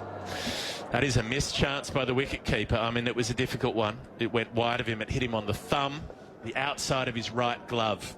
And he didn't have time to get his gloves over, but would a different keeper have been able to cover that movement? I don't know. Stoinis gets a life. He's got 8 from 13 deliveries. Warner, the key, on 41 from 38. Akib bowls to Warner, who gets down low and sweeps out through square leg, but again only a single. This slow scoring carries on. Warner up to 42. Australia 79 for 3. Warner's waving to the dressing room as well. Not sure what that was about, but that edge, looking at it again, is quite a thick edge, isn't it? It's deviated substantially. But it's Stoinis against a leg spinner as well. I'm not sure he ever looks that comfortable against leg spin. Particularly not pushing forward defensively.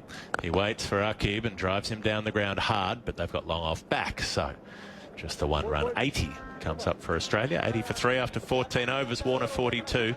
Stoinis 9. It's a run rate of 5.71 and over. Matt Henry off to have a break and write the first few paragraphs of his post-match copy, perhaps, trying to figure out what's happening from this point on. Henry Moran's coming to join me. Hello. Hello. It's copy that I think is a little more up in the air than we anticipated it could be. Well, I'm enjoying this very much from Oman. There have been a few misfields. They've probably given away 10 runs, which they could have saved to make this an even tighter innings than it is at the moment. But still, conceding 5.5 and over. Australia need a flurry at some point, but the question is how late they're willing to leave it, how confident they'll be to launch, whether there'll be one over that they can turn into a really bad over, get after somebody, put them off. But for the most part, the Oman bowlers have been accurate. There've been a handful of poor deliveries in there, but there's been a lot of very good bowling as well, and Akib making good use of the pitch, spinning those leg breaks. I think, again, the thing that we've seen from this Oman side is bowling is their real strong suit, particularly on a pitch like this. It's going to be a challenge when Mitchell Starc comes roaring in at the start of their innings. We know that. That's it. But it's got to try to survive him, I suppose, and see what they can do elsewhere. Moran Khan is coming back to bowl, and it's clubbed up in the air. It's not timed by Stoinis. He's looking to swing that down over deep extra cover, and in the end it goes square of the wicket on the offside. He gets back for 2 though, because they have a deep backward point, but 3 up in the ring on the offside. It clears those 3 in the ring. One journalist downstairs suggested, in all seriousness, would you be tempted to actually switch around the order and give a few of the guys in the lower middle order to, face those early deliveries and back those at the top to face the non-swinging ball if you can get through it? 82 for 3. Moran up to Stoinis, who tries to club him down the ground. Has he got enough? Could be caught here. Stoinis, he is, but The fielder has fallen into the rope at long off, and that will end up being 6. Well, that is very disappointing for what was a very good effort. It's the captain. No, it's Ayaan Khan down there on the rope, who's fallen back into it, held the catch, might have banged his head as well. But the momentum, as he was tracking backwards under that ball, meant he lost his footing, went backwards, and ended up banging his head into the rope, which might have provided a bit of cushioning at least. So 6 runs added to the score narrowly. And with better positioning, might have been able to hold a catch. Moran Khan bowls to Stoinis. It goes again. That's bigger. No one's catching that. It's carried the long on rope, and Marcus Stoinis able to use his strength suddenly. He's got 12 off 2 balls. Australia up to 94 for 3. Stoinis up to 23 from 17. Upon such small margins, you're talking a foot the previous delivery. Inside the rope. And Stoinis is back in the hutch. And somebody else has to try and get a read on this surface. As it is, he survives, he gets 6, and then the next ball is absolutely smashed. That went onto the roof of one of the temporary covered stands down there and bounced back into the field of play. Moran Khan has to find a comeback, pitches it full. It's driven back to him by Stoinis. Very hard on the bounce. The bowler stops at dot ball. He was dropped, Stoinis, by the wicketkeeper. Very tough chance off the leg spinner. And even those 2 6s could make a big difference in the final analysis here. But particularly, turn that first one into a wicket, as you say. Be a lot of pressure on Tim David coming in next. Moran Khan up to Stoinis, who drives him hard down the ground, and he's got that one. That's carried the rope. Goodness me, that looked like it was skimming down to bounce once for 4. Somehow that ball just kept going flat and really travelling. Stoinis raises the Australian 100, and he's taken his score up to 29 from 19 balls.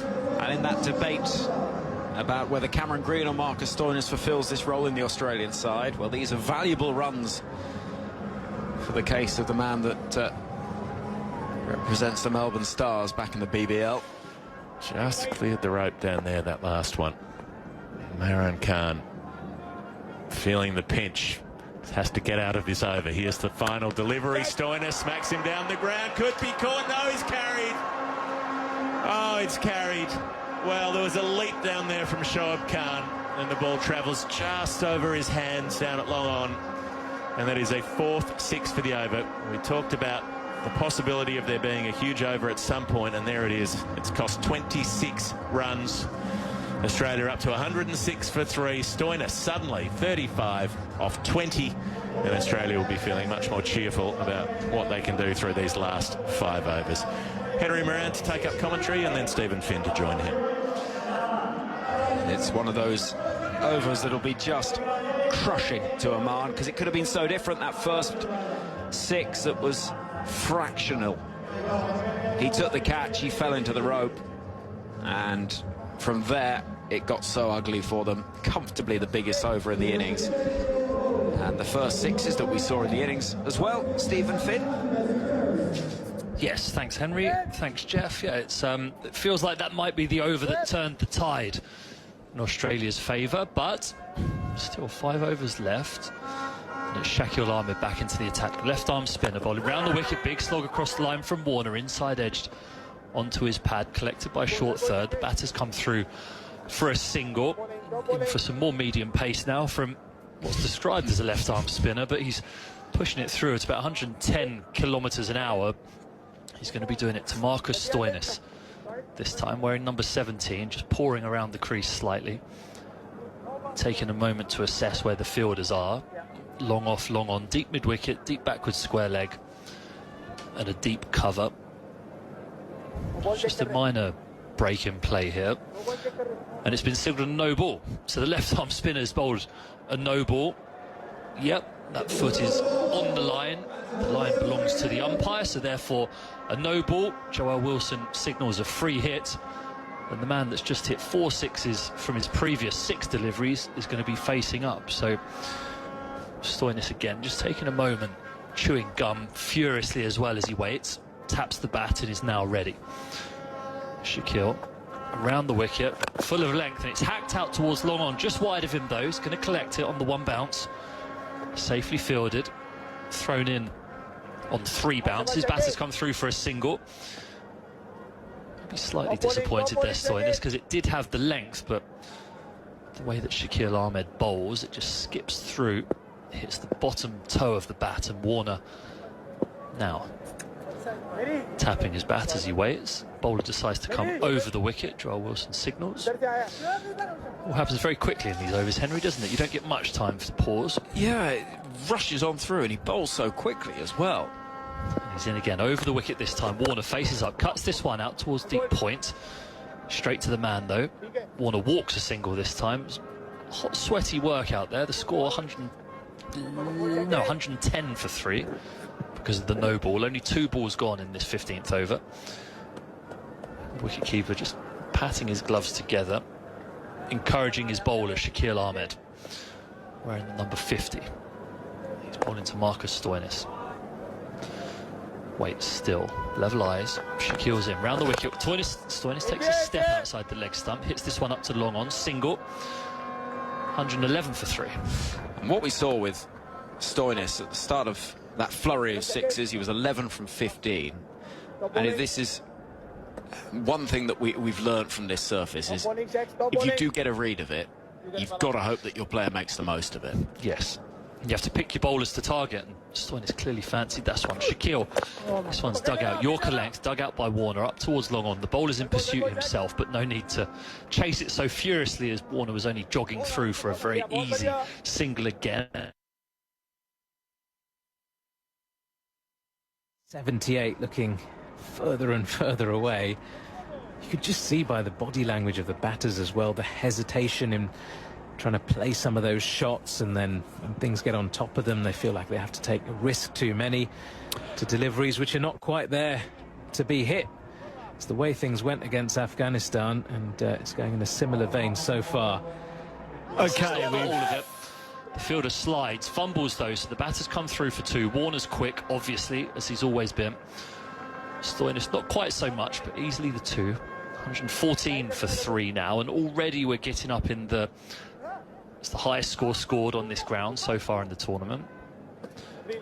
14 for 3. Only the 3rd game that's been played here, though. Callum Muller's stretching at short, fine leg. I'm looking forward to seeing him have another bowl. I hope he takes a wicket.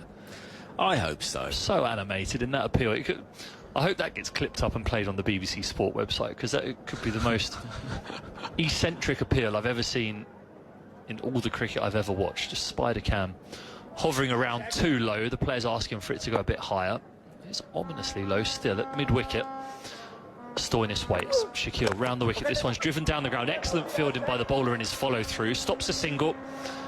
Completes the 16th over. Australia 114 for 3. You take that one big over out of it, and Australia would be in real trouble. I know that's cricket, but yeah, that over of 24 out really wouldn't be a good score. Yeah, you've only got 10 other boundaries, all of them 4s in the rest of the innings, so it's a real outlier, that over. And as you say, you take it out, that catch doesn't land on the boundary, or the fielder doesn't land on the boundary. It hits head hard then as well.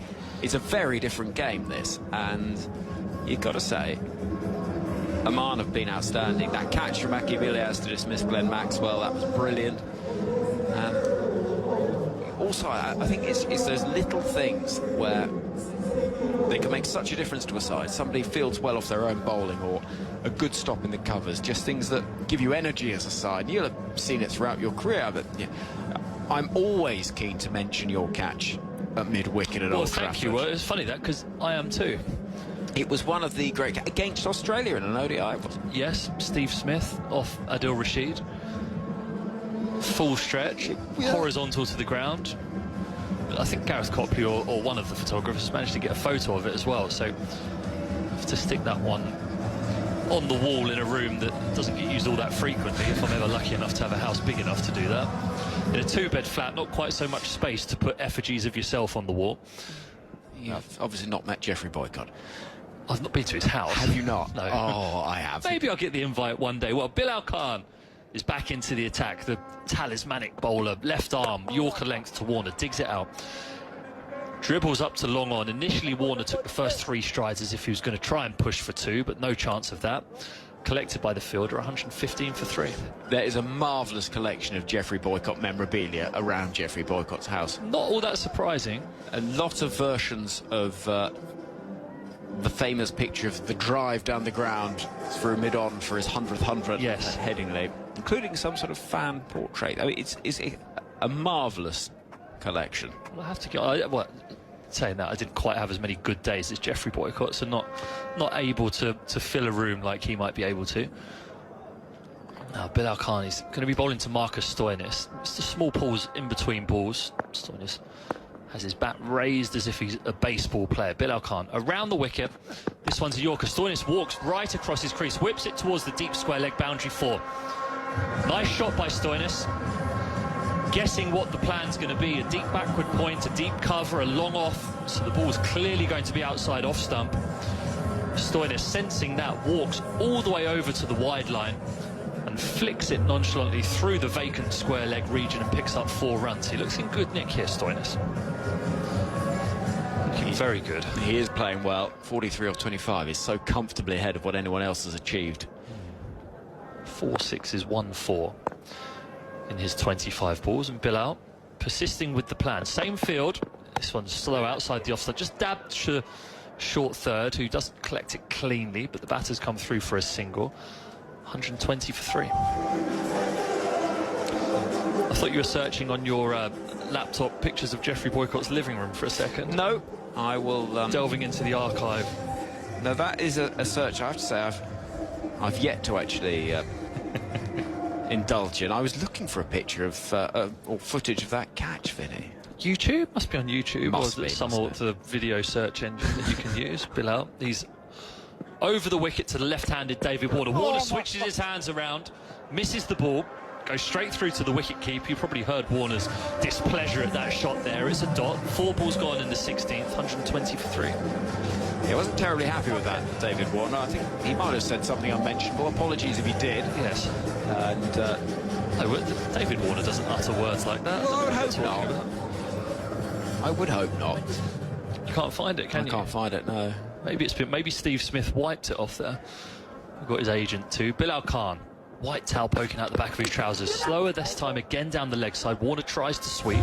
It's been signalled wide, missed everything. 121 for 3. Still 2 to go in the 17th. Well, they're keeping in touch, Oman here. 6 from this over so far. They're not, bar that one over, they're not letting Australia get away. I mean, Stoinis' strike rate of 44-26, 169 strike rate is just so comfortably far and away the best of the innings. He's at the non-strikers end though. David Warner, open stance, bouncer this time. Warner advances, doesn't hit it cleanly up towards long on. Just dribbling up again. Just a single, 122 for 3, 16.5 overs gone. 3.1 remaining, 19 deliveries.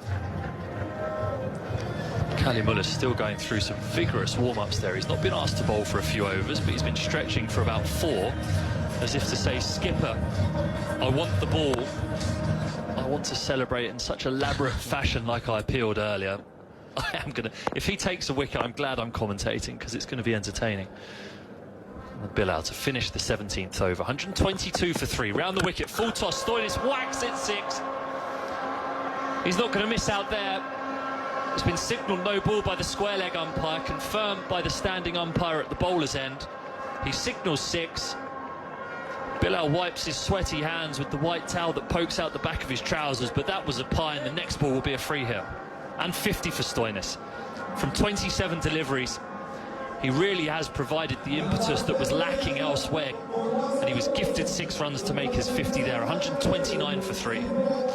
He's not a man that shows a great deal of emotion, Marcus Stoinis, but he should be very happy with his work. He stands there and chews his gum, looks around. I imagine as a kid on Christmas morning, he might have been handed the train set and he'd just look up at his parents, chewing the gum and say, yeah, I should have got that. What of it? That's exactly what I was expecting. He's not a man that demonstrates that much feeling on the cricket field. Maybe that's the one place, unlike our colleague Simon Mann, where he does show emotion on Christmas Day. Simon does not like Christmas. He believes it should happen like the Olympics, once every 4 years. And Terence Finn, my father, agrees with him. They share a lot in common with that view.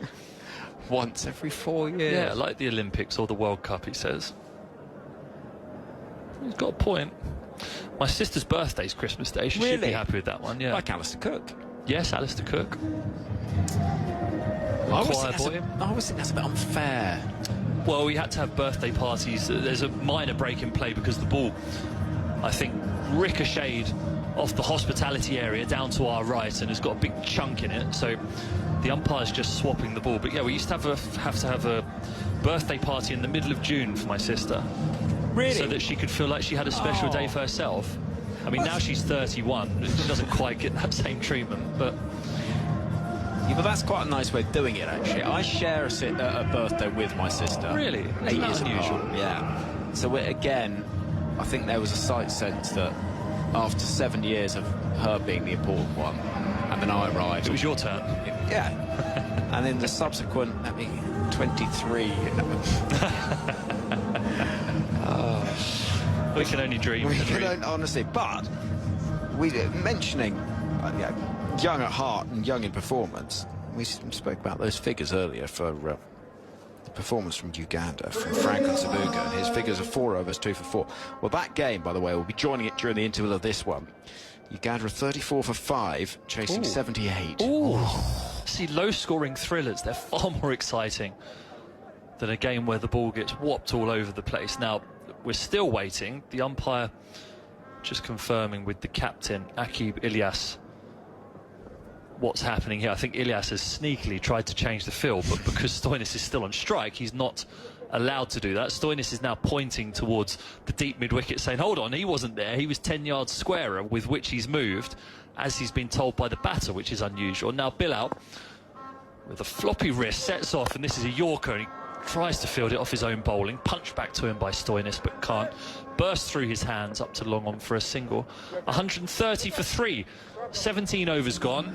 And Bilal again, for the most experienced bowler, he's dished up a bit of a pie there for Stoinis to whack over deep mid-wicket. But they've been impressive, I think, Oman, in their energy. And I think the associate teams, the one thing that they can have as a constant as they go through the tournament is 2 things. Their attitude and their fielding is always a window into what the team is like and what the team spirit's like. And they've thrown themselves around, they've played with passion, and in a game, in a World Cup where there are more teams, there are more eyeballs on this tournament because there are more teams, more games, it's only a good thing for the sport. Absolutely. And you look at Ruben Trumpelman the other night when he took those 2 wickets, the first 2 balls, he was doing laps of the ground. It was brilliant. Came straight from his sorority party.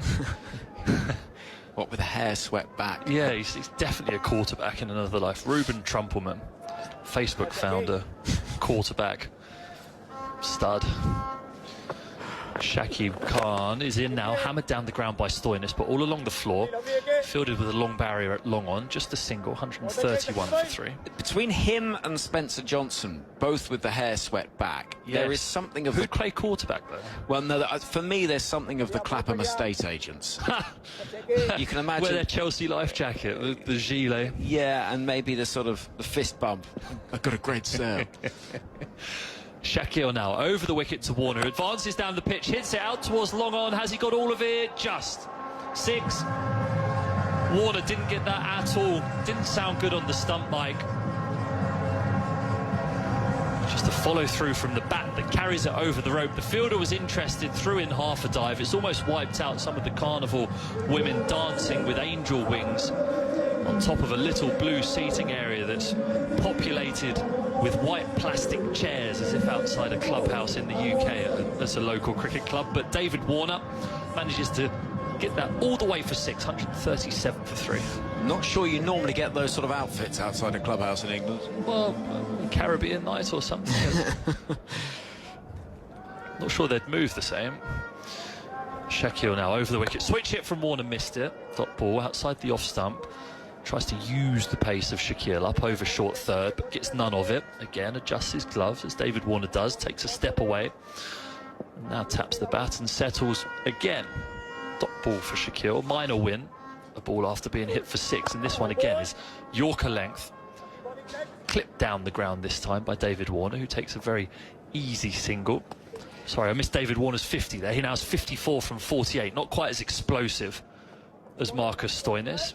Do you know that completely passed me by? It's been a very innocuous innings from Warner, but necessary to be able to be there at the other end, rotate the strike for Marcus Stoinis, make sure he faces as many balls as possible in this score of 138 for 3 with 2 balls to go in the 18th over. Shaquille Stoinis steps outside the leg stump. There's a yes, no, sorry. Is it sorry? No, not quite. Almost run out at the striker's end. Stoinis, he was running in treacle there for a second because he hesitated as he set off for the run. He was called through by David Warner, just makes the single, 139 for 3. Just a little awkward for a moment, and as we said, and Geoff made the point earlier, Warner is still, even at his ripe old age, is still pretty much the quickest in the Australian team. He gets singles others wouldn't.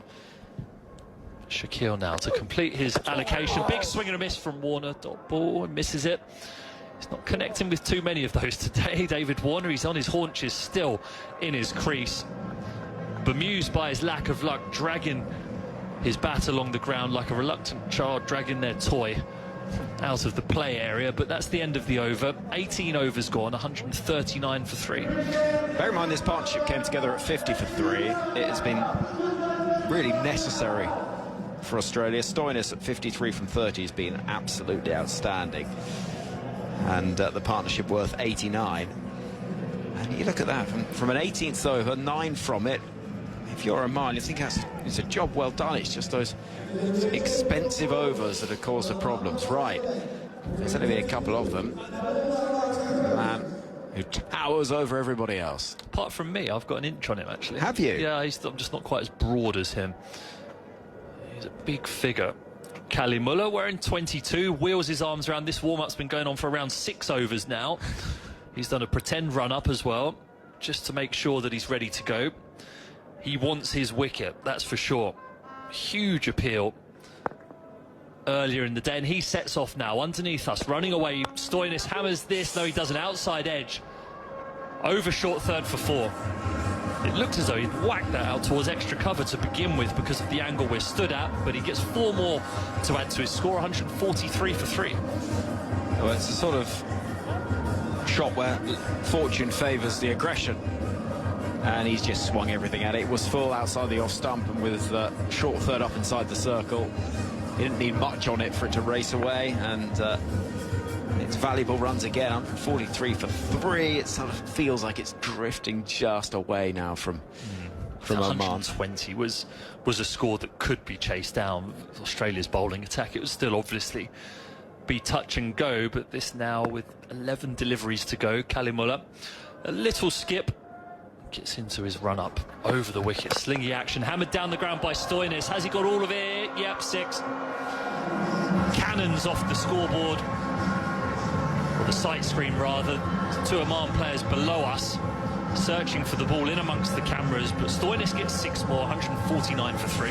He hits it just so cleanly, and again it's over-pitched, but it's hit so straight, 78 metres, but it's such a simple technique, a brilliant technique, but there's a very level head, eyes level, and just swinging through the line with such immense power. He's such a good whacker. That's a common property of people who are able to hit the ball a long way. You don't see many of them doing it from an unstable base. He's still, his eyes are level, the bat goes up as if he's standing in a baseball cage ready to whack it out the ground, and Cali Muller bowls a slower ball this time, just chipped down the ground towards long off. 3 or 4 bounces safely collected. The batters walk through for a single in this heat. 150 up for Australia, 18.3 overs, and on a usual pitch you'd say, oh, it's not a great score. If they have a good 9 balls here, Oman, there's a chance, but these surfaces we're seeing in this T20 World Cup so far have not been conducive to smooth stroke play, and there's been very little of it that we've seen in any of the games we've covered here at the Kensington Oval, outside of Marcus Stoinis' innings today. 64 from 33. He has 2 fours, 6 sixes. David Warner, rather more pedestrian, 54 from 49. He's facing up to the right arm, Callum Muller. This one's banged in halfway down. Pace taken off it, pulled out towards deep mid-wicket. The call is 2. There's a misfield, so 2 they'll get. 154. 152 for 3. That's a quick scoreboard, isn't it? It is. Don't mess about it. It's a quick scoreboard in some respects, that one out there over to our left. At what is a sort of deep backward point or a deep backward square for the left-handed Warner, but it's also a scoreboard that is rather slow because it, to test itself, has England-Australia 2001. It's got Langer and Hayden facing the bowling of Hoggard is the way that it tests itself. That's a blast from the past. I'd pay to watch them do that now, right now, in current physical shape. Callum Muller over the wicket to Warner. This one's banged in again, pulled down the ground, but he's not got all of it. It's a chance for long off taken.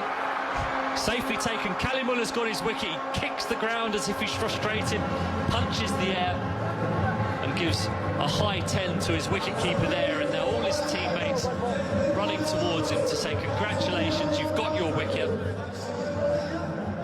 You have to say he's deserved that. He's bowled with passion. This over, it's gone round the park a little bit. He's now kissing his biceps. He's a passionate man, but David Warner has to go. It's been a slow innings from David Warner. It has been a slow innings, but as you said, quite rightly, it's been a necessary one. 56 from 51, partnership worth 102. But what I love, look at the replay there, is a roar of delight, and then he sort of drop kicks the ground as if he's doing a sort of a goal kick from yesteryear before teams went all tiki-taka on us. And he's absolutely swung through it. Massive celebration, those big size 14s. And 152 for 4. You fancy Australia have already got enough, but they've done a very good job with the ball here, Oman, I have to say. Yeah, a couple of big overs, isn't it? This over, 4-6, 1-2. Wicket, 13 from it. But he's got his wicket, Callum Muller. He'd been warming up for 5 or 6 overs in the build-up to being asked to bowl this over by his captain. There's a good game building up between Papua New Guinea and Uganda in Florida. The score 77 all out for Papua New Guinea. Uganda 49 for 5. If the lowest ever bowling figures or the best ever bowling figures end up on the losing team, you'd be disappointed. One for Geoff Lemon. He looks excited at the prospect, rubbing his hands together. Now Callum Muller to finish this over. This is a slower ball, pulled away 4. Welcome to the crease. Here's a gift. Tim David pulled away round the corner, just helped on its way really. Mars down the leg side, 156 for 4 from 19. Yeah, it's a pretty poor delivery that from Callum Muller. I think maybe the adrenaline, the excitement of that dismissal. I mean, one thing it does do is keep very low indeed. He hits it away with the toe end of the bat. It's back of the hand, slower ball, which the line is all wrong. And Tim David said thank you very much. So 1 over left. And Australia could well be targeting 175 here. They're 156 for 4. They'll think that with these two powerful hitters and Stoinis on strike, there is the potential to go really big in this final over. Yeah, Bilal Khan, and around the park, David Visa took him for 22 in the super over the other evening between Oman and Namibia. He's going to be tasked with bowling to a man who's whacking it round just as much, Marcus Stoinis. Just waits, just taking his time to properly face up. But now Bilal Khan herring in towards us. This is slow ball, just clipped up towards long on, and he sent Tim David back. That's unusual. A man with the power of Tim David has been sent back there for a dot ball, so Marcus Stoinis can keep facing the bowling of Bilal Khan. 157 for 4. You wouldn't be all that happy if you were Tim David there, Henry. No, you wouldn't, and it's so felt like it should have been a single. Actually, the scoreboard immediately did tick over because everybody thought, well, surely he's going to run. Presumptuous scoreboard. Bilal Khan running towards us. This one's hammered high into the air by Marcus Stoinis down the ground. There's a fielder coming in, drops it. It would have been a good catch.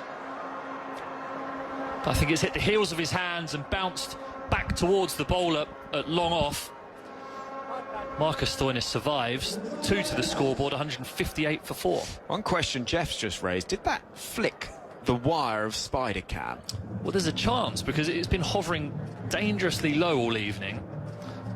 I mean, the fielder got his hands to it and didn't complain, so you'd have to say that it's not hit the wire, because they'd all be up in arms. But Spider Cam's still just lurking around at short third at the moment. The top edge would get it. Now Bilal Khan bowls into the pads of Marcus Stoinis, who clips this out towards deep mid-wicket. The fielder catches it on the one bounce, throws it in very smartly, keeps it to a single, 159 for 4.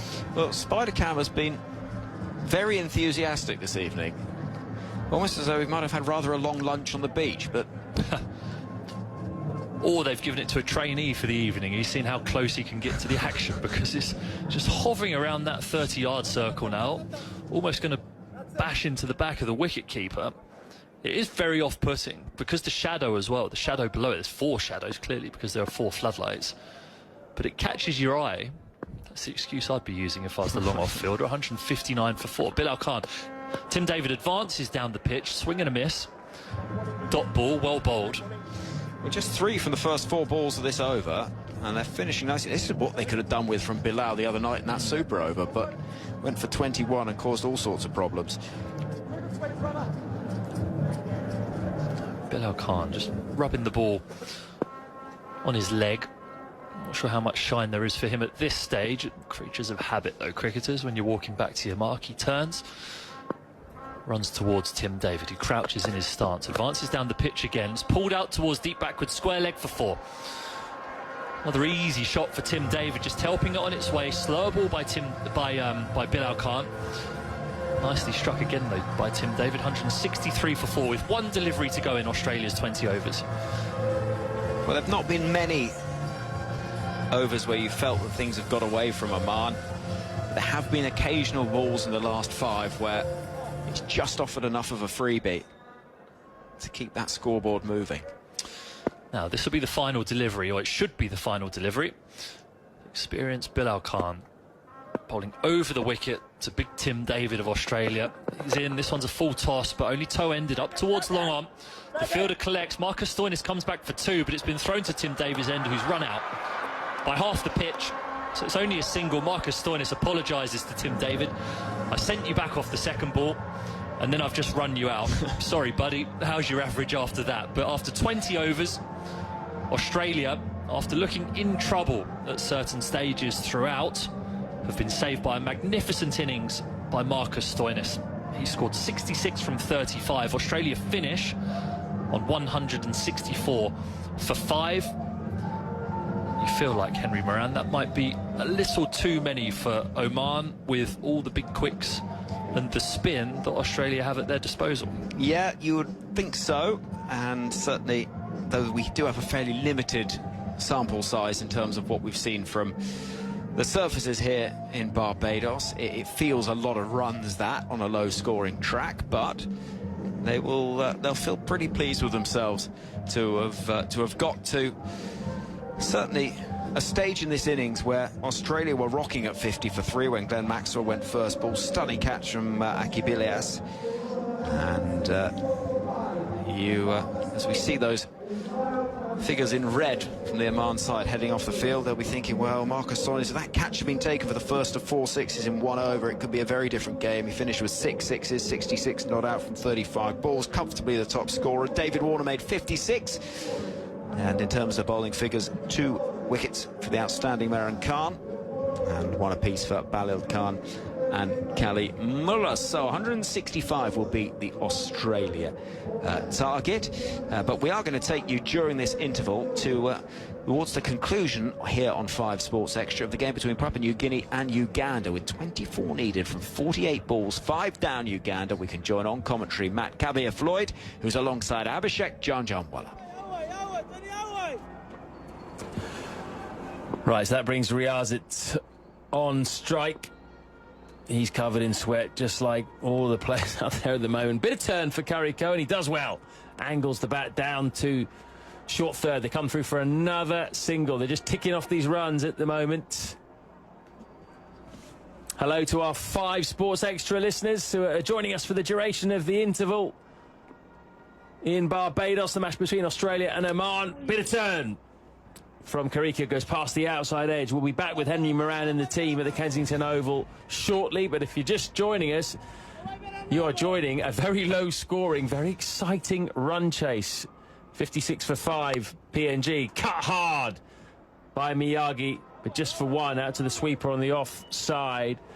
It means that Uganda move on to 57 for 5. They're only chasing 78, believe it or not. But this game is still in the balance. 21 needed. This pitch is not easy to score on, whether you're facing spin or seam. We've seen that consistently all evening. A very muggy evening in Guyana. Riazat facing up to the left-arm spinner of Kariko. Finely tickled. There's no short fine. More valuable runs. There's going to be 2 more. Now the target is just 19 runs away. And it feels like in the last couple of overs, Abhishek, that things are just starting to move in Uganda's favour. Yeah, the momentum completely shifted towards them, and both these batters have batted really well. Miyagi has been outstanding, the way he has come and built this partnership. Oh, wonderful delivery again, a hint of turn. In this over, we saw that a couple of times. Yeah, we have actually. We've seen a bit of turn from Brian Musaba, Uganda captain. Bit of turn there from Kariko, the left arm spinner. 2 balls ripping past the outside edge of the batters. But they need a wicket now. Papua New Guinea, 59 for 5. It was 26 for 5 when Dinesh Nakrani was dismissed. At that point, PNG probably the favourites, yeah, you would say, given the fact that Uganda playing in their first World Cup, the batting looked very fragile in the first game against Afghanistan. They were blown away for 58. But these two have put together a really valuable partnership of 33. And they're now just a few runs away from a first ever win in a World Cup. The response by Papua New Guinea, who are also seeking a first World Cup win, is to bring back Ale Now, the opening bowler, who was brilliant. Right arm seamer, 3 overs, 2 for 12. Can he get the 6th wicket? He's in over the wicket, full, thick inside edge from Miyagi, and it cannons into his pad. No run. And both these batters in the last couple of overs have batted really sensibly. They haven't really looked to hit those big 4s and 6s, been very patient, just rotate those strike with 1s and 2s. They've run hard. And Miyagi, what a performance from him. First with the ball, now with the bat. Full toss, Juma Miyagi with a lovely classical check drive down the ground too long on. He gets off strike, another single for him. He's not hit a boundary, but he's still got to 13 or 14 deliveries. Correction, 14 or 15 now. If you're just joining us, Juma Miyagi, tall, fast bowler, just 21 years old, playing in his first game, was brilliant with the ball. Ball with real pace, up to about 87 mile an hour. 2 for 10 off 4 overs.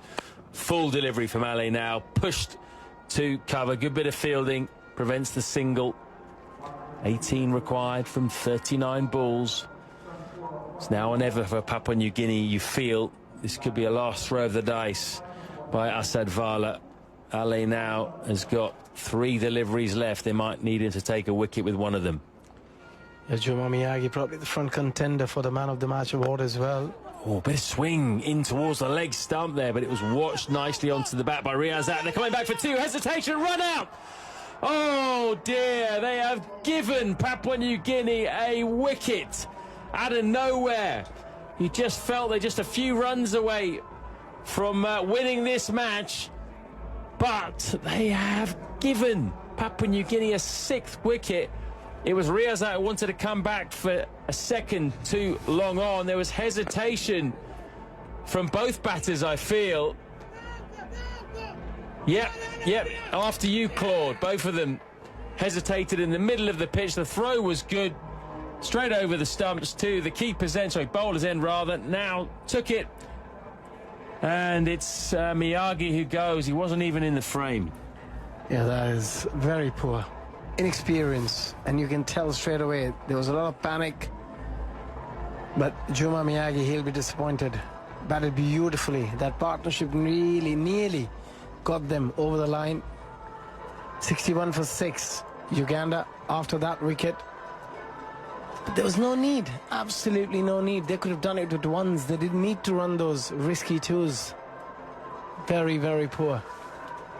So has that opened the door for Papua New Guinea again? It was a really good partnership, that an absolutely vital partnership. It was only 35, but that is, in the grand scheme of things and what we've seen today, that is a massive partnership. I think, yeah, if you're chasing 78, 35 running, it's a huge partnership. Kenneth Weiswer, the new batter, not on strike. They might get another 2 here. Riyazat angles the bat wide of deep third, who fumbles, and they come back for a valuable 2. It's now just 15 required. Riyazat's up to 28. So he was involved in the run out, but he can make up for that by seeing his side home. Yeah, but I don't think there was any mistake from Riyazat Ali Shah, because he was just looking at Miyagi. Oh, goes past the outside edge. Ale now with his final delivery of his spell, but he will not bowl another ball in this match. Good figures, 2 for 16 off his 4 overs. What is Asad Vala gonna do now as far as his bowlers that have overs left? Norman Vanaway, can go back to him, the other right arm seamer who opened the bowling. Chad Soper has 1 left. Asad Vala himself has 2 left, and John Carrico, the left arm spinner, who's the only bowler yet to take a wicket, has 1 left. How's he going to get this next wicket? Is it spin or seam he should go to, do you feel? Yeah, I think he should go to spin and try and invite the batters to try and play those big shots, take some risk. With the fast bowlers, you just feel that all they have to do is put pattern ball and run, try and get those 1s and 2s, and it's going to be spin. Right, the players in Barbados will be making their way back out very shortly, so if you're listening on 5 Sports Extra, we'll hand you back to Henry Moran for Oman's chase. Thank you very much indeed, Matt, Kabir, Floyd, alongside Abhishek, Jean-John Waller. If you want to continue listening to that game, you can do so on the BBC Sport website and app. Every ball of every game from this men's T20 World Cup across the Caribbean and USA, brought to you by BBC Radio. The target then for Oman for a famous victory, 165. Can they get close? Can they cause some headaches for Australia? To take us through the first overs, it'll be Geoff Lemon. But first, Stephen Finn. Thank you very much, Henry. Yes, welcome back, everyone. 165 is the target here. At one stage in the first innings, it felt as though it was going to be far, far less. After 12 overs, Australia only 63 for 3. They were propelled towards that tie, or the total of 164, by some fantastic hitting from Marcus Stoinis. And now striding to the crease for Oman, we have Prajapati and Athavale, the wicket-keeper. And they fell foul the other day to some left-arm swing bowling of Ruben Trumpelman of Namibia. They're going to be facing some pretty lively left-arm swing here, Geoff Lemon, from Mitchell Starc. Well, he's got the ball in hand. Australia's tall left-armer, long and lean. So dangerous as a white ball bowler. Showed that in the IPL. Got picked up for an eye-watering price. He went for some eye-watering bowling figures in his first few games during the pool most stages. people did. Yes, that is true. That's the one heart that you can take if you're getting panned, and then you look at the scorecards of everywhere else and you go, well, I'm not the only one, at least. There are a lot of none for 50s going around. Anrik Nortje had a bunch of them too, and he took 4 for 7 the other day in the T20 World Cup. So a new day has dawned. Although I feel like you could have got 4 for 7 on that pitch, Geoff. There's no disrespect to what I believe of your bowling, but believe me, it deserves pitches. plenty of disrespect. What do you bowl? What would you bowl? Moon balls. Okay. Basically, they Jeremy Snake made an entire career about those. Come at the stumps from above. That's nice. That's that strategy. The undercutters? Just lob it as high as you possibly can. Okay, yeah, nice. Give people too much time to think. Well, the batter on strike now, Prajapati, doesn't have much time to think because Mitchell Starc has just bowled and he's been punched for 4 3-point. Lovely shot off the front foot. 4 runs, that's the way to start. 4 for none. That's much easier when you get that little bit of width, but he still had the confidence to get on the front foot, play through the line of it. Mitchell Starc Just gave him a bit too much width. There was some shape back in, but not enough to threaten the pads or stumps. That's just a push, not even a drive really, just a defensive push with an open face. Beats the fielder at backward point. It looks as though it's Ashton Agar on for someone. Find out who that is, but Stark's in to bowl the second ball. Down the leg side, miles down the leg side. Tumbling Wade saves it. Wide ball, 5 for none from 1 now. Well, that helps. Yes, as well. Every little helps. A few extras there. Oman didn't give any away through the first sort of 14 overs or so, or not many, and then a few more crept in. A few oversteps. I thought they acquitted themselves well, actually. I love to see the passion of the smaller teams. Not any disrespect to Oman, but the passion and the fight and throwing themselves around as if it means everything to them is fantastic to see. Mitchell Stark charging towards our full and straight, clipped towards the vacant square leg area. Batters tap and look as if they want to, but not on offer. 6 for none. Well, it does mean everything. This is the opportunity to try to prove themselves. You know, the ICC, the way things are broken up, is so inequitable. There's a handful of teams at the top who have all the riches of the banquet of the feast, and then the rest are feeding off the scraps that get knocked off the edges of the table. If you... And that's some of those are test playing nations, well, feeding for those scraps, and then even less as you get down the tree. That's exactly right. Now, Atavale is on strike, wearing number 27. Waits patiently for Mitchell Stark, who's in. Over the wicket, it's hit him straight on the foot, has it? Big appeal. The umpire unmoved. Sounded woody. It did sound woody. That's a huge appeal. Now all the fielders converge in the middle of the pitch. The captain, Mitchell Marsh, is the one who will decide, and he has sent it straight upstairs. Broad-shouldered Mitchell Marsh throwing the tee towards Joel Wilson. TV umpire to director. We have a player review for LBW. Original decision is not out. I've checked the feed and it's a fair delivery. Can we start with front on spin vision, please? It did sound batty and woody, didn't it? We're watching from behind the batter here, so didn't have the chance to see whether that deviated, but that was the initial impression, was that he jammed the bat down in time. Certainly did swing.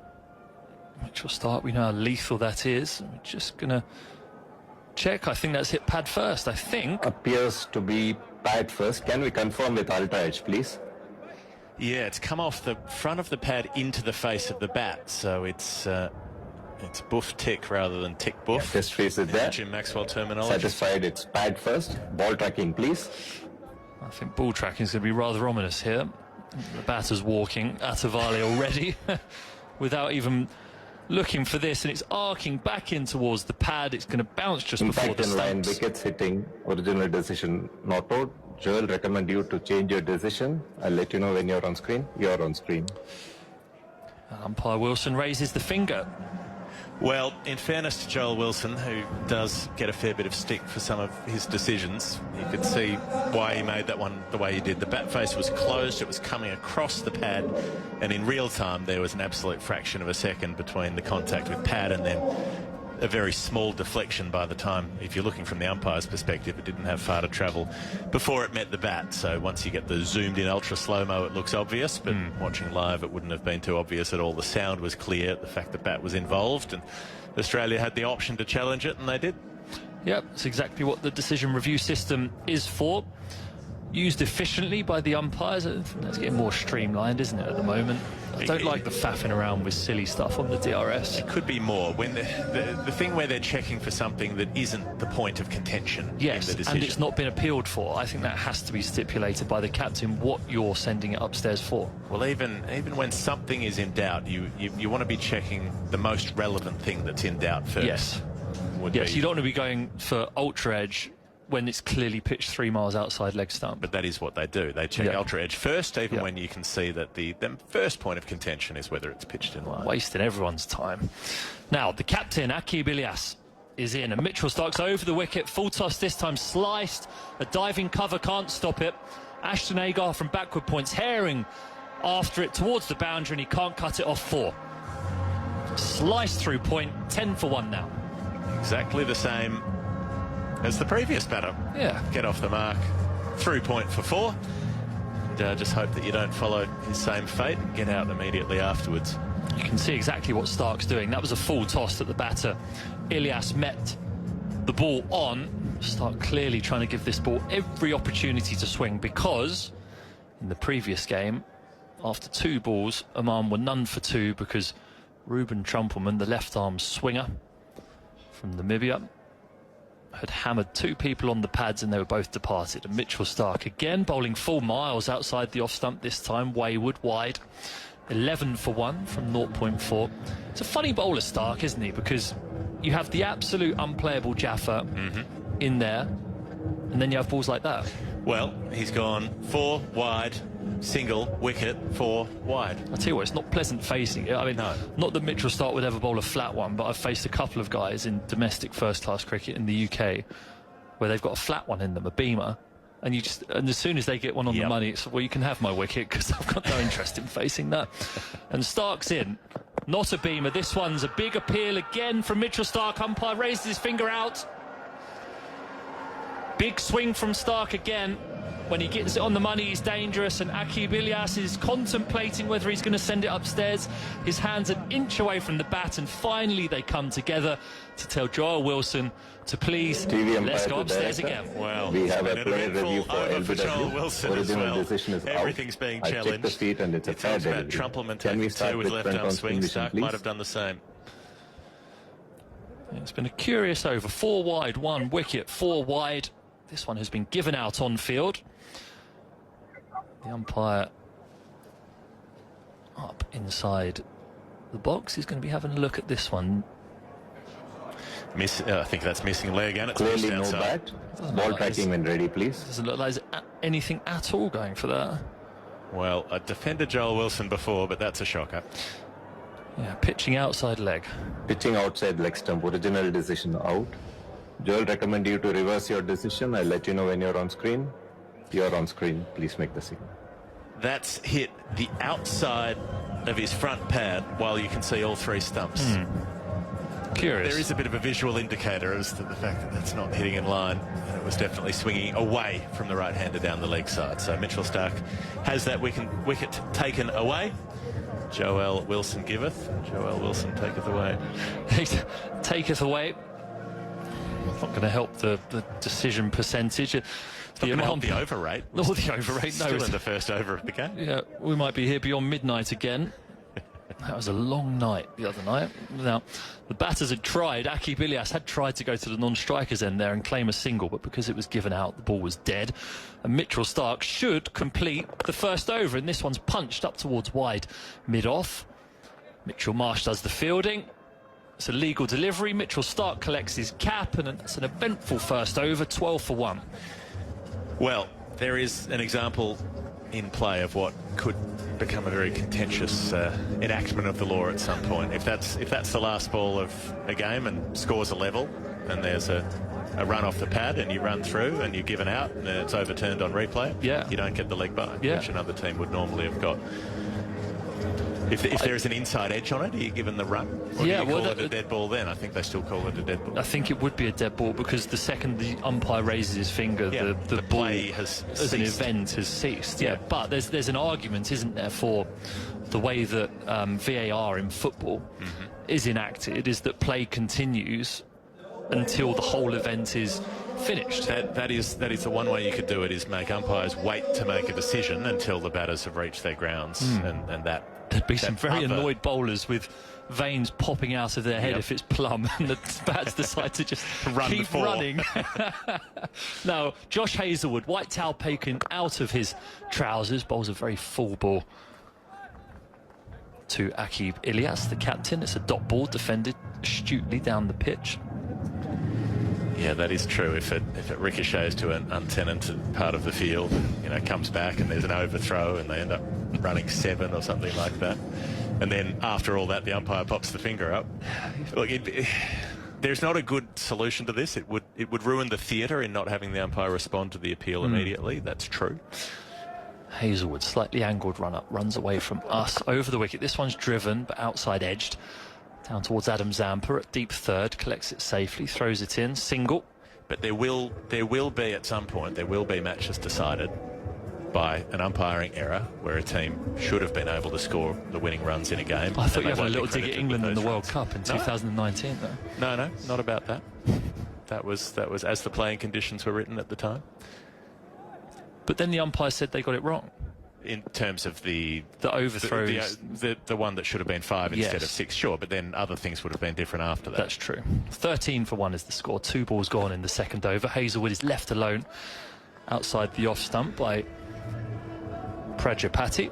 He has 5 from 3. Naki Bilias, the captain, has 6 from 5. So that chase wasn't finished yet. So if Kumar Dharmasena had said that's 5 runs and switched around the strike and so on, well then Stokes would have behaved differently through the rest of the innings. Yes. The reason he doesn't try to hit that last ball for 6 and instead tries to push it for 2 is because he's playing conservatively, knowing that there's the super over option. If he needs 4 to win off that last ball, he's trying to hit it out of the ground. And it was a knee-high full toss, so he probably would have done. Would have been a fair chance anyway. So we don't know what would have happened in the counterfactual. Josh Hazelwood, a long way outside the 30-yard circle as he sets off for his run-up. Bowls back of a length, just tapped on its head towards backward point by Prajapati. Dot ball. But at some point, that is going to come into play. There'll be a player given out from the last ball of the match. There'll be runs that would have been scored had the correct decision not been given. And those runs will be denied the batting team. And at that point, everybody will be up in arms and say, well, how the hell could this have been allowed to be the way that the match is decided? But it's sitting there looking us in the face, and those in charge of the laws of the game are not coming to grips with it. They meet in the committee room, don't they, at Lords every now and again. Josh Hazelwood bowls full. That's an inside edge onto the pad. Half an appeal, not out. Josh Hazelwood, marvellous bowler Hazelwood, just so consistent, so tall at the crease. Such a lovely flow through it. Everything comes out over the top. The seam's always wobbling, angling in towards that off stump, and that was honing in on it. Had it not been inside edge, batter clearly in big trouble. Hazelwood just mopping his brow with his shirt sleeve as he turns at the back of his mark, again outside the 30-yard circle. 4 shadows around him, just back of a length, dab towards deep third. Just evades the diving slip fielder. Batter's come through for a single. 14-1 at the end of the second. So I think it's distinct from those who look after the laws of the game. You've got the MCC doing the laws, but things around DRS fall under the ICC playing conditions because there's no... The laws of the game have to be applicable to all cricket, local level, park level, so on. Thus, they don't deal with the TV umpire part of the game, which is only at the elite level. Very top, yes. So that's usually managed by the ICC playing conditions for a particular tournament or broadly for Test cricket, that sort of thing. So you're saying they could adjust the playing conditions sooner than the MCC committee meeting? So there's nothing... What we're talking about in terms of when extras are struck off or the ball is dead, none of that's in the laws of the game as per the MCC laws, but it is in the ICC playing conditions. So that's where it could be adjusted quickly. Stark over the wicket. This one's a good length delivery, defended down the pitch by Prajapati very defiantly. Dot ball, 14-1. Well, this is the task ahead of Oman, to try to figure out how to negotiate Australia. I would imagine with Stark, their thinking will be just get through him. Look to score elsewhere if you can. Yeah, except there's no weak link really in this Australian attack. Is there the fifth bowler maybe? There are less fearsome links. Yes. This is a fearsome link currently. Mitchell Stark, this one's down the leg side, hits the thigh pad, drops into the leg side, mid-wicket picks it up. Batters scurry through for a leg bye, 15-1. Of course, you can make the argument that leg byes shouldn't exist at all. Well, Daniel Norcross, our colleague, says that leg byes should go on a bowler's analysis, which is a disgusting thing to say. Well, it depends on the leg bye. If it's an absolute filthy ball way down the leg side that clips the thigh pad and flies away for 4, why shouldn't the bowler be punished for that? OK, but if it flicks the thigh pad and then the keeper catches it, should it be out? That's my argument. To me, that says yes. Mitchell Stark running towards us. This one short down the leg side. Wade tumbling to his left, takes it. Wide ball. 16 for 1. But when it's a terrific bouncer that skims the top of the helmet and flies away for 4, that does feel unfair to a bowler. It does. So what you're asking is the umpire to stipulate. Well, was it a good ball or a bad ball? This is the problem, though. This introduces so much more adjudication. The reason that you can't get rid of leg byes altogether is you would waste so much time doing tiny slow-motion replays to see whether someone inside edged a ball into the pad or not. Yes. We like wasting time in cricket, though. Mitchell Starc wasting no time in bowling a beautiful Yorker. Batter digs it out. Dot ball. You could argue that the existence of cricket in its entirety is purely a means of wasting time. That's true. What? A lot of people who go to Lord's and fall asleep watching the cricket, they're there to waste time, almost certainly. But it's a lovely thing to do on a nice summer's day. I tell you when it's not a nice thing to do, on the 6th of March, when it's 7 degrees in the UK. It's the first time since I retired last August that I've thought I really did make the right decision when I saw the bowlers trucking in on the 6th of April. Starc, full outside the off stump, hammered towards backward point, stopped by David Warner. That wasn't a great delivery. Dot ball, though. Aqib Ilyas looks frustrated. He's missed out on one now. It was a nice piece of timing, just didn't get the placement. Marcus Stoinis is back out on the field. Ashton Agar was there at first, giving Stoinis a break after his long innings. It's very humid here in Barbados. To give you a sense, we're right in the middle of the temperate Caribbean, almost equatorial zone. It's humid, it's tropical, it's warm even into the night. Swinging conditions for the left-arm swing bowler, or quick bowler, who's been driven down the ground by Aqib Ilyas. That's a lovely shot. Just ambles to the other end to tap his bat in and watch it go over the rope behind the bowler Mitchell Starc. 4 runs, 20 for 1. Well, he's got a big gap to aim for there. Mid-off is very wide, almost extra cover. Mid-on's quite wide as well. They've got 3 clustered around point, backward point, conventional, and just in front of point Stoinis. So Warner square of the wicket and Maxwell behind. And then that huge gap on the offside, and made full use of it. That was a nicely timed shot. He's up to 10 from 8 balls. If I'm the bowler here, it's a bouncer. Mitchell Starc bowls a fullish delivery, clipped into leg side. Aqib Ilyas, he's going to be run out by Miles. No, that's an awful piece of fielding. Glenn Maxwell. I think he's been done on the rebound. Glenn Maxwell's got him on the alley-oop. Now, this is going to be interesting because the Aqib Ilyas was almost down the other end. We have an umpire review for run out at the wicket. He's got halfway down. Can you give me he's the turned around and he's been sent back and come back. The throw from mid-wicket is missed by a mile. Maxwell at backward point has been backing it up and has grabbed it on the bounce and has then thrown the stumps down himself. The keeper didn't have time to get in to receive the first throw. I wonder whether we're going to have a spirit of cricket conundrum here, because I think he's tried to avoid Matthew Wade. I know he is in. His bat is just in. Just roll it back a frame and bring it forward for me, please. It looks like Matthew Wade's done the worst slide tackle, knee high. Bat is grounded. Okay, so thank you. To try to give you a picture of this, if you're listening, Matthew Wade's raced in from behind the stumps and ended up in front of the stumps trying to collect the first throw, and then he's slid into the shins of Aqib, who's trying to get back into his ground, and it was very nearly a bookable offence straight off. I think that's a straight red on VAR. Straight red for sure. You've got to go for that. I mean, the initial piece of fielding by Travis Head, it was a neither here nor there throw at the stumps. On the rebound, Glenn Maxwell, who we know is a fantastic fielder, is in one swift swoop, collected it and dived towards the stumps and taken the bails off. And in that attempted evasion of the collision, we thought as though Aqib Ilyas was going to be in big trouble. He thought he was as well, because he was down on his haunches, couldn't believe his luck. I do think Australia would have called him back had he been run out there. Had he been held up from making his ground, I suppose, would be the thought as to whether he'd actually been prevented. Fair. Yeah, would seem fair, but it was a brilliant follow-up bit from Maxwell with the direct hit. There's a lot happening there. There was plenty going on. Well, it's the end of the over anyway. 20 for 1 from 3. And Josh Hazlewood now is running away from us again. Slip in place, pulled this time by the batter, but only spliced towards a deep backward square leg fielder who ambles in. Mitchell Starc collects it. 21 for 1, just a single from that ball. Well, they're still together, this pair. That's the important bit for Oman at this point. They've put on a partnership of 15.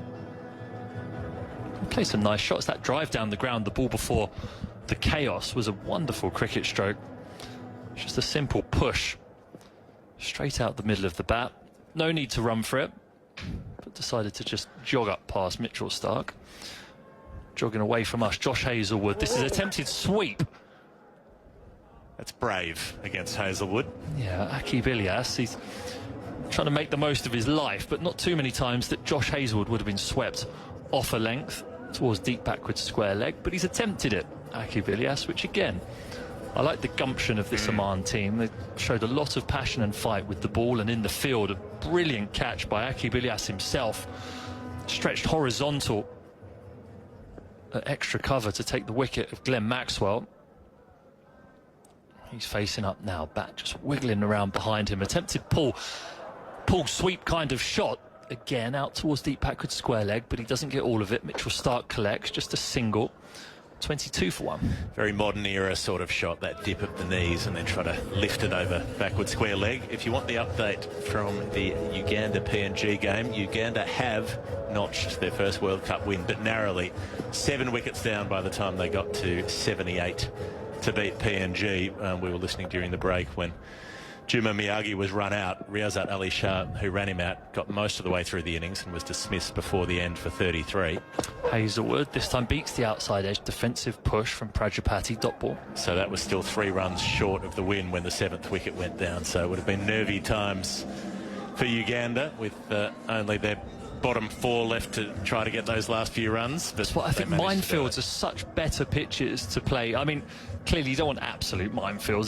That's not great, but where there is not 100% free-flowing scoring cricket, intense games makes fascinating watching. There's been a few of them now in this World Cup, and Josh Hazlewood bowls back of a length, defended by Prajapati to backward point, dot ball. Interesting to see what happens after this over, whether they go back to Starc for another one or whether they leave that up their sleeve. Yeah, what would the other option be? Stoinis sometimes bowls in the power play, doesn't Maxwell he? sometimes bowls in the power play. Maxwell, Often 2 right-handers though. You wouldn't give it to Zampa, so it could well be Got Starc. Rohit Sharma out in the World Cup final. That's true. That's true. It is somewhat of a myth that well, no, it's not somewhat of a myth. It is a bit of a myth that off-spinners can't contain right-handers. Hazlewood beats the outside edge. Lovely delivery. Bounces through to the wicket-keeper, though. Dot ball to finish the over, 22 for 1. But Glenn Maxwell had devised a plan in that World Cup to put, I think, 4 fielders in the end on the square leg boundary and just continue to follow the right-handed batters. And he got a lot of wickets caught by those players there. You have to use the ground dimensions and the wind and stuff, which there is here. Yep. It's a stiff breeze coming in across the ground, so it's definitely a possibility. Someone I forgot, Nathan Ellis. Very, very handy seam bowler to bowl in the power play. Looks as though he's going to be coming into the attack in place of Pat Cummins today. That's right. If you're just tuning in, Pat Cummins having a rest. So Agar, Cummins, Inglis and Green are the 4 sitting out. Matthew Wade playing in this game and keeping wicket in place of Inglis, but wasn't required with the bat at 7. He had a very good series in India last year when Australia toured for some T20s just after the World Cup. A hop, skip and a jump, he's into his run-up. Absolutely steaming in here. Bowls a slow ball outside the off-stump. Dab to short third. Josh Hazlewood collects. Aki Bilias gets off strike. Single taken, 23 for 1. Nathan Ellis has flown under the radar. He took a hat-trick a couple of years ago, but it was in Bangladesh and the games weren't on television. And it does tend to be a thing in Australia that if the games aren't on telly, if on TV, they don't count. People don't remember them. I wish I could have a couple of games wiped off the TV. That'd be handy for my career. Make them not happen. Nathan Ellis, his arms jut up as he skips and gets into his run-up. Very quick pace running in. Back of a length this time. Defended down the pitch by Prajapati. Dot ball. Difficult sort of bowler on this surface. He's quick enough. He's up around 140 kilometres an hour. But bowls that back of a length line, rolls his fingers one way or another, gets the ball to jump. That one took the gloves, uncomfortable. He's got back of the hand slow ball that the seam comes out perfectly straight, and his stock delivery, the seam comes out perfectly straight as well. So actually the cues that, or one of the cues that you take, either a wobbling of the seam or something's different, you don't get that cue with Nathan Ellis. And he again over the wicket is steaming in towards Prajapati's dot ball. Bouncer tempted to play a pull shot. The umpire at square leg signals. That's your one for the over, Nathan Ellis. Dot ball, 23 for 1. Pretty high bouncer. Did look helmet height-ish from up here. I feel as though in the IPL that might have got challenged by the batting team. Whether you'd waste it on a delivery like that at this stage. I mean, he certainly puts everything into his bowling, doesn't he, Nathan Ellis? He really charges in. It's not often you see someone sprint towards the crease as quick as this, and he turns at the top of his mark. He's running towards us in the media centre. Prajapati is waiting for him. This is a slow ball, just defended down the pitch. Nathan Ellis attempts to stop the run. He does. For a moment you felt as though there might be a bit more chaos there, but it's a dot ball, 23 for 1 still. It is a curious action. If you haven't seen him halfway through the run-up, he has both hands together and pushes them up above his head into the air. Like Geoff's demonstrating this, by the way. I'm doing this, very useful on radio to do this in a visual sense, but it's like he's getting ready to dive off a board into the water or something. He's summoning some kind of sunrise moment. Maybe That's it's a nice way yoga. to do it, actually. I think it does feel as though he could be there in the Olympics on the 5-metre dive, and off he goes. A couple of tumbles. Reels the arms back in and then whirls them over. And he's about to whirl them over. Again, this is full straight, huge appeal. Joel Wilson raises his finger. And the wicket is taken. The batters, I think Prajapati has sent it upstairs, has he? He's saying, should I? Yes. I think it was going down. And he has. Geoff Lemon thinks it's going down. And well, we're watching from behind the batter about 100 metres away, so we have a player review for LBW. Yeah. Original well, decision he is does out. have the better I checked perspective. the feet and it's a fair delivery. Can we start with front on spin vision, please? Maybe that's all right on the replay. Just wait to hear. Again, our TV umpire. We have to go through the normal checks as you do. Checking front on spin vision. Does angle across, little bit of scrambled seam. It is heading leg side-ish, but I think appears it'll to be missing the bat. Can we confirm that stump. with Ultra Edge, please? Check for no bat. See whether that's clearly missed the inside edge of the bat. It's relatively close, but there's daylight and a flat line. Hits him on the Flat back line knee. as the ball passes the bat. Satisfied, no bat involved. Ball tracking, please. And off we go to ball tracking. Here it comes.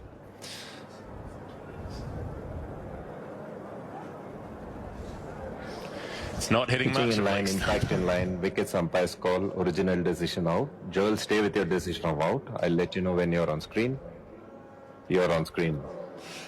Joel Wilson, as if he's very happy with himself there, raising the finger towards the sky. The chaps in the pool away towards our right also waving their finger towards the sky to say that, unfortunately, Oman have lost their second wicket. Prajapati has to go. The score is 23 for 2. 7 off 16 balls for Prajapati. It's a tricky time at the crease. What Oman needed, even though he was there negotiating Mitchell Stark, so that's one of the jobs. But I wouldn't fancy doing that. Have you ever faced quick bowling or set the machine up or anything for it? Not that fast. I wouldn't recommend it. It's not a pleasant experience. No. Mitchell Stark has got me out a number of times, smashing me on the foot or the front pad because I'm scared about getting the bouncer. But then some fast bowlers like hitting you. Geoff Archer loves hitting you. Right. So you're always second guessing. I, as a bowler, I'm trying to think what I would do whilst I'm bowling at myself, and I'm thinking, right, one bouncer and then go for the stumps. So always when Stark was bowling, I was thinking, this is going to be a bouncer, this is going to be a bouncer, and then it would be a full straight one that would blow my pad off. And I was thinking the opposite with Geoff Archer, which shows my intuition isn't all that great. But I was facing Geoff and I thought, I think he's going to really want to embarrass me, even though I'd hit him in the head already in the game. And he told me in the long room, as I was walking down to get warmed up one morning, that I was going to get that one back, which made me quake in my boots for 2 days until I faced him. Nathan Ellis now charging towards us. Number 12, Maqsood, has come to the crease. He finishes his over. Nathan Ellis, that's well bowled. The score is 23 for 2 from 5 overs. And I'm just going to say, Geoff Archer, he did bounce me and it squeezed my finger against the bat handle, and I had a fat finger. Well, it's still fat now, but I reckon I had a sprained knuckle for about 3 years afterwards. It was greatly uncomfortable. So on that note, I'm going to go and stick my finger in some ice. Geoff Lemon's going to give us some thoughts, and then Henry Moran is going to take over from me. Thanks, Stephen Finn. It's 23 for 2 here after 5 overs. We're in Bridgetown, Barbados at the Queen's Park Oval.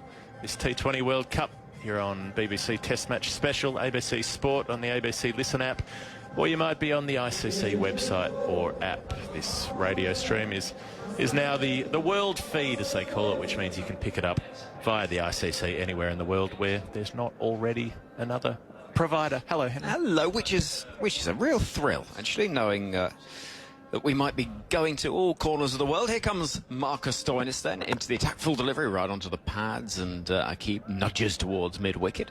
At the moment, the innings not really with the forward momentum that it started with, and the required rate has gone up to 9.57. Well, it started with a lot of momentum in different directions. It was boundary, wide, wicket, boundary, wide, wicket that was overturned. There was a lot going on in that first Mitchell-Stark over, as there often is in a Mitchell-Stark over. It was not unlike a sort of computer game. A lot happening all at once. In comes Stoinis, edge down towards short third, thinking of a single that isn't there. Throw comes in, misses from Agar. And the score remains at 23 for 2. It was a bit like you were learning the controls. So you nail a couple through the offside, and then a bit of chaos, maybe the odd run out. X, circle, square. You got it. Down, down, back, across. Yeah. Is that the code for... I don't know. Bigger bat or something? I remember that one of them. There was little modifications you could do. Here comes Stoinis running in over the wicket, played into the ground. There won't be a run once more. It's just sort of up and down, wicket to wicket from Stoinis. Effective, though. And there were various things that could change. You could get...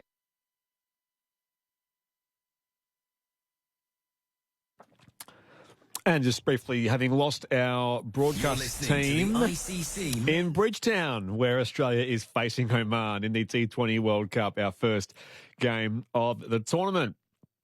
Just a short time ago in Guyana at Georgetown, where Uganda has had its first T20 Cricket World Cup win. They did win over Papua New Guinea by 3 wickets, chasing down 77 with, in the end, only 10 balls to spare. I think we are back underway in Bridgetown, Barbados. Let's rejoin Geoff Lemon and Henry Moran. It's gone sailing away, 86 metres, and... the last guy was getting out of the way. Diving for cover out there at the ball. Well, it's one way to ruin a ball. What was the theme tune to Baywatch? I'll be ready, if only. And look at it. Look at that gent with a hat on in the pool. 29 for 2. In comes Stoinis. Low full toss. Dug out into the offside. Well, that's more like it from Akib. They might as well do something here. There's not much point just trying to bat out the overs and get yourself something vaguely respectful. You might as well give this a shake, see if you can rattle the Australians. Poor old lifeguard's back on screen now. I know... You're there for lifeguard duties, not for catching cricket balls. Well, that cricket ball might have hurt somebody if he hadn't caught it. Here we go. Seeing a replay again. Smack. Where it goes. In comes Stoinis. And edge taken. Gone. Akib goes for 18. Diving to his right, Matthew Wade. That was almost a test match dismissal. That lunging forward, outside edge. And a third Oman wicket falls. It's 29 for 3 at the end of the power play. The target's 165. And with that, the key player departs, and that could be game over from Oman's point of view. And Marcus Stoinis just inks his name into the player of the match field, I reckon, with that one. He usually goes to the batter with the most runs because people aren't very imaginative when they adjudicate these things, but if you can pop a wicket in your column as well, you've all but wrapped it up. Oman 29 for 3. Job ahead of them here. It's a significant one. So Khalid Kyle will come in next. And one thing that Australia can start thinking about is potential net run rate advantages, because with the weather that we've had around, as England and Scotland found yesterday, we could reach a situation where it becomes increasingly significant. And if you can get your full 20 overs aside in and win by a good margin, then it could prove really significant were you to lose matches later on in the tournament, or indeed opponents were to lose matches who would struggle then to make up that net run rate. So it's all games within games, and you want to win quickly. Australia got shot out of their home World Cup, T20 World Cup in 2022 on net run rate after getting bashed by New Zealand in game 1. It took such a hit that they weren't able to make that back against Ireland and Afghanistan. So we're going to see Glenn Maxwell into the attack. Got a first baller earlier, Akib Ilyas, who's just walked back to the Garfield Sobers Pavilion, caught so brilliantly that chance that Maxwell presented first ball. And Maxwell's off-spin round the wicket from the far end of the ground, almost scuttles on through. Zishan pushes into the offside. We've got a pair both on Nord at the moment as we see a replay of that Stoinis dismissal. Cross seam, little edge, and diving away the mustachioed Matthew Wade with very safe hands indeed. Here is a wide delivery which is slapped out to deep cover from the batter Zishan. It was not a great ball, that, from Glenn Maxwell. And, the score will move to 30 for 3. Target 165. Feels a long way away. And you mentioned Stoinis' efforts. Well, he really did stand out in terms of Australia's batting, because it was wobbling a little bit at 50 for 3, but his 67 unbeaten from 36 was so far and away the most notable contribution. Kyle on strike. Right-hander. Here comes Maxwell over the wicket, chopped towards backward point. Bit of a fumble from Travis Head, and they'll get through for 1. What was really notable was the way that Stoinis turned his own innings around. He was really struggling for timing. He was going at less than a run a ball substantially. Couldn't pick the leg spinner, nearly got bowled by the wrong end, got dropped off the outside edge.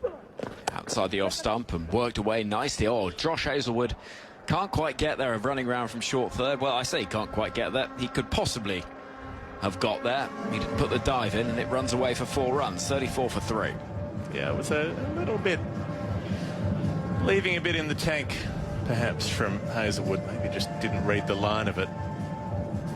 Certainly didn't go horizontal. I don't think he would have got there, but maybe if he'd perfectly timed the dive. Maxwell in again with a score at 34 for 3. 5 from the over so far, but the required rate stands at just shy of 10 and over. Maxwell running back to the top of his mark. Here is Maxwell in again outside the off stump, drop towards short third again. Ashton Agar will, Travis Head will run in to pick up, and there is no run. 7 overs gone, 34 for 3 is the score. Geoff Lemon and Henry Moran with you here on 5 Sports Extra, ABC Grandstand. Lunchtime for our listeners in Australia. Lovely to be with you, bringing you every ball of every game of this World Cup, both here across these networks and on the ICC World Feed as well. If you missed it earlier as well, historic day for Ugandan cricket, beating PNG, chasing down 78 in Guyana.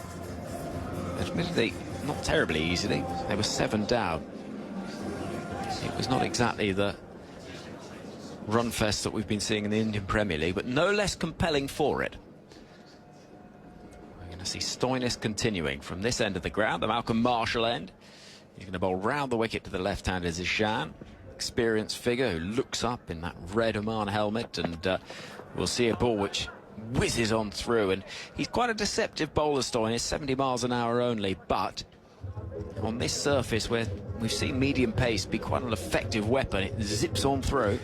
Well, he drives the seam of the ball into the surface. It's one of the things about Stoinis. So he's got a bouncer that kicks more than you'd imagine at his pace. He can get the ball to wobble around. He bowls cutters. Comes Stoinis again, round the wicket, trundling in past the umpire now. Full delivery, pushed into the offside, straight to the hands of the mustachioed Travis Head. There's a fair few tashes in this Australian team. Yeah, and they're bringing it back. I like to see it. It's been a few years now, really. It's been... Well, it has been. I mean, you look at the golden era of Boone. I think that was when it peaked. Merv Hughes and David Byrne in the same setup. That's really moustache central, and Ellen Border was kicking around with a decent one then as well. And that's after you follow on from Lilly and Marsh. Very, very heavily mustachioed era. Jeff Thompson never really worked for him. 34 for 3. Stoinis round the wicket. And that's a ball that leaps. And this is what we've seen on these tracks, particularly it feels like from this end, both on this pitch and the 1-2 over that was used the other night. Those slightly fuller deliveries from the marginally slower seam bowlers just leaping up, and that one catching actually above the elbow. That was uncomfortable. Zishan has worn it. If you want to see some of the drama from New York today, by the way, in the game between India and Ireland, the best or worst of what that pitch offered is available on the BBC Sport website and app. Stoinis with another wicket. There's an edge, toe end, and diving to his left this time. It's another good catch from Wade. Australia have found a fourth. Zishan chasing a shortish delivery. And if the Player of the Match award was not heading the way of Marcus Stoinis before, it certainly is now. 2 for 6 for him. 3 dots, then the wicket in the over. It was a big swing. The toe end of the bat. And away to his left flew Matthew Wade to take the catch. It's Marcus Stoinis' night. He was the central figure with the bat. He turned things around. Australia were going at about 5.3 and over. Suddenly, he took down Moran, who at that point had bowled 3 overs, 2 for 12, and hit him for 4 sixes in the over, took 24 off it.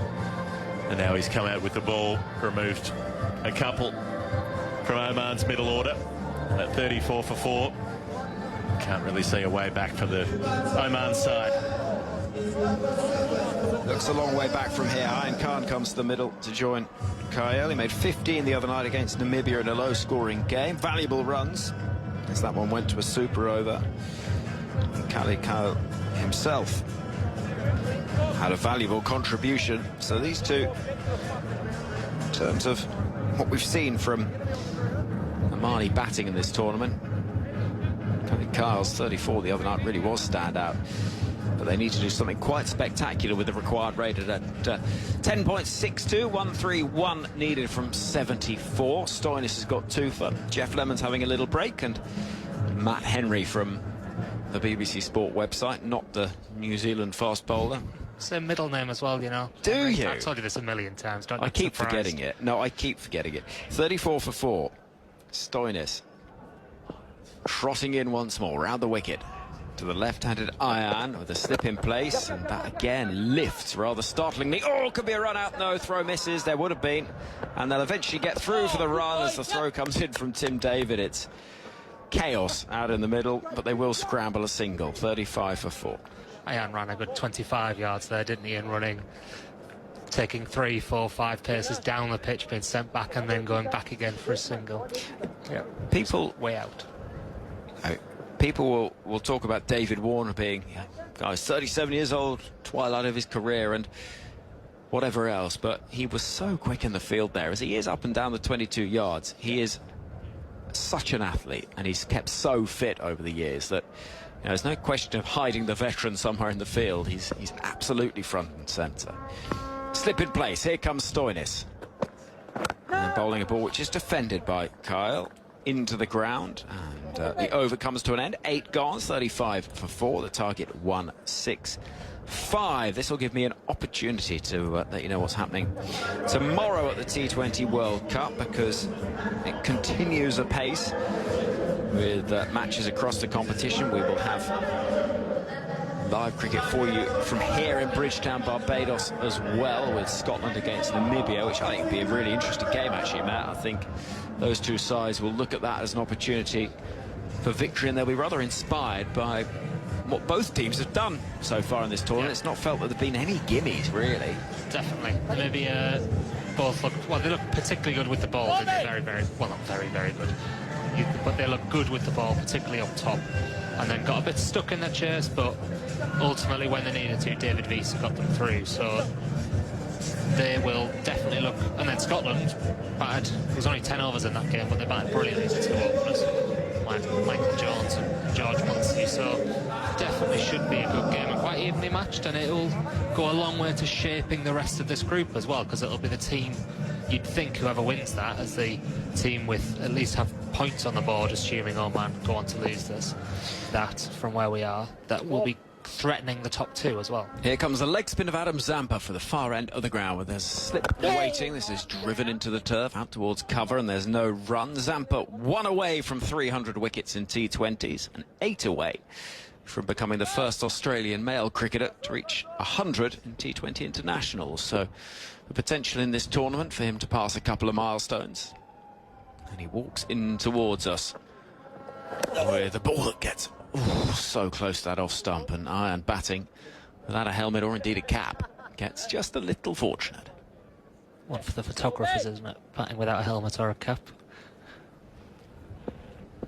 Zampa, who wears these glasses, not unlike someone who's playing professional poker. And forward in defence comes iron. It looks as though Oman have given up the prospect of winning this game. They're quite happy just batting out the overs, it would seem. Yeah, you say poker. I was going to say they look like protective squash glasses. Do you know, the type of goggles that you wear to stop getting a squash ball in the eye. 35 for 4. Here comes Zampa again, creeping in from that far end, outside the off stump and slapped away to deep backward point for 1. They'll turn for a second, throw comes in, have to get a little bit of a hurry on. Matthew Wade was gesturing as if it was maybe a little closer than it was eventually. They get 2, 37 for 4. Oman will take plenty of positives from this game, but it's looking less and less likely we're going to see that shock. Oh, that keeps low. And Zampa runs to his left to pick up after iron had jammed that bat down. Just for a second, it looked awkward. 37 for 4. 1 ball left of the 9th over. The target 165. Here comes Zampa once more. Moving in past the umpire, giving himself some space, working that ball out towards deep cover for a single to keep the strike. Is Ayan, and he will move to 4 from 7. 38 for 4 is the score. 3 from the over. And after 9, the requirement for Oman for the most unlikely of victories, let's be honest, is 127 from 66 deliveries. So that's where we are in the game, with Marcus Stoinis thus far having played the standout hand, I think it's fair to say, with bat and ball. 2 of the wickets that have fallen so far, as well as that big contribution with the bat earlier on when he scored the runs that really did rescue Australia from, if not a precarious position, well, certainly an awkward one at 50 for 3. 50 for 3 and also 77 for 3 when that first drop catch came. I think I was looking back a little earlier. 77 for 3 in the 14th over when Stoinis was dropped. The first of 3 times. Guess you call it 3 times. There was the one by the wicketkeeper, the one at long off when the fielder took the tumble over the boundary as he took it down there, and then one on 64 when I think he ended on 65 at long off the other end of the ground. Nathan Ellis, he's going to run in, scampering away from us around the wicket. That's a quick ball. That skids on through. I think he'll be a really effective bowler in these conditions, Ellis, because he comes from a lower trajectory, and so on a skiddy surface like this, he is going to get that zip on through. Unlike a Stark or Hazelwood or indeed Cummins, who, taller than 6 foot, he's quite noticeably a more diminutive figure. The fair-haired Ellis. He's done brilliant work in franchise competitions, notably for the Hobart Hurricanes and the London Spirit in the 100 too. At the death as well, isn't he? He's got a very good death record. Runs in now, past the umpire, round the wicket, edging down towards deep third for a single, for 4 runs, I should say. As the ball flies away off the bat. Had there been a slip in place, it would have been a high chance, but nothing doing. And 42 for 4 is the score. It was a fortuitous boundary, I think it's fair to say. Yeah, the type that we've seen Cameron Green snaffle in the gully quite a few times in Test cricket, haven't we? Or maybe it was a bit too fine for that, but, well, not that there's anything out of Cameron Green's reach. I doubt it. He'd probably catch that from the bench he's sat on over there. His arms and limbs are that long. Amazing fielder. I remember in that World Test Championship final, a couple that were just staggering at the Oval last year, and that, of course, was the first of the golden year for Pat Cummins as the leader of this Australian side, retaining the Ashes after the Test Championship win, lifting the 50-over World Cup. He's part of the squad, not playing today, that's led by Mitchell Marsh, and Australia looking to complete the Grand Slam, if you like. Now, Adam Zampa has disappeared somewhere towards the sight screen. His head has just popped up behind an advertising board, rather like a sort of naughty schoolboy who's just been discovered having played hide and seek midway through double maths, and he has eventually retrieved the ball with the score at 42 for 4.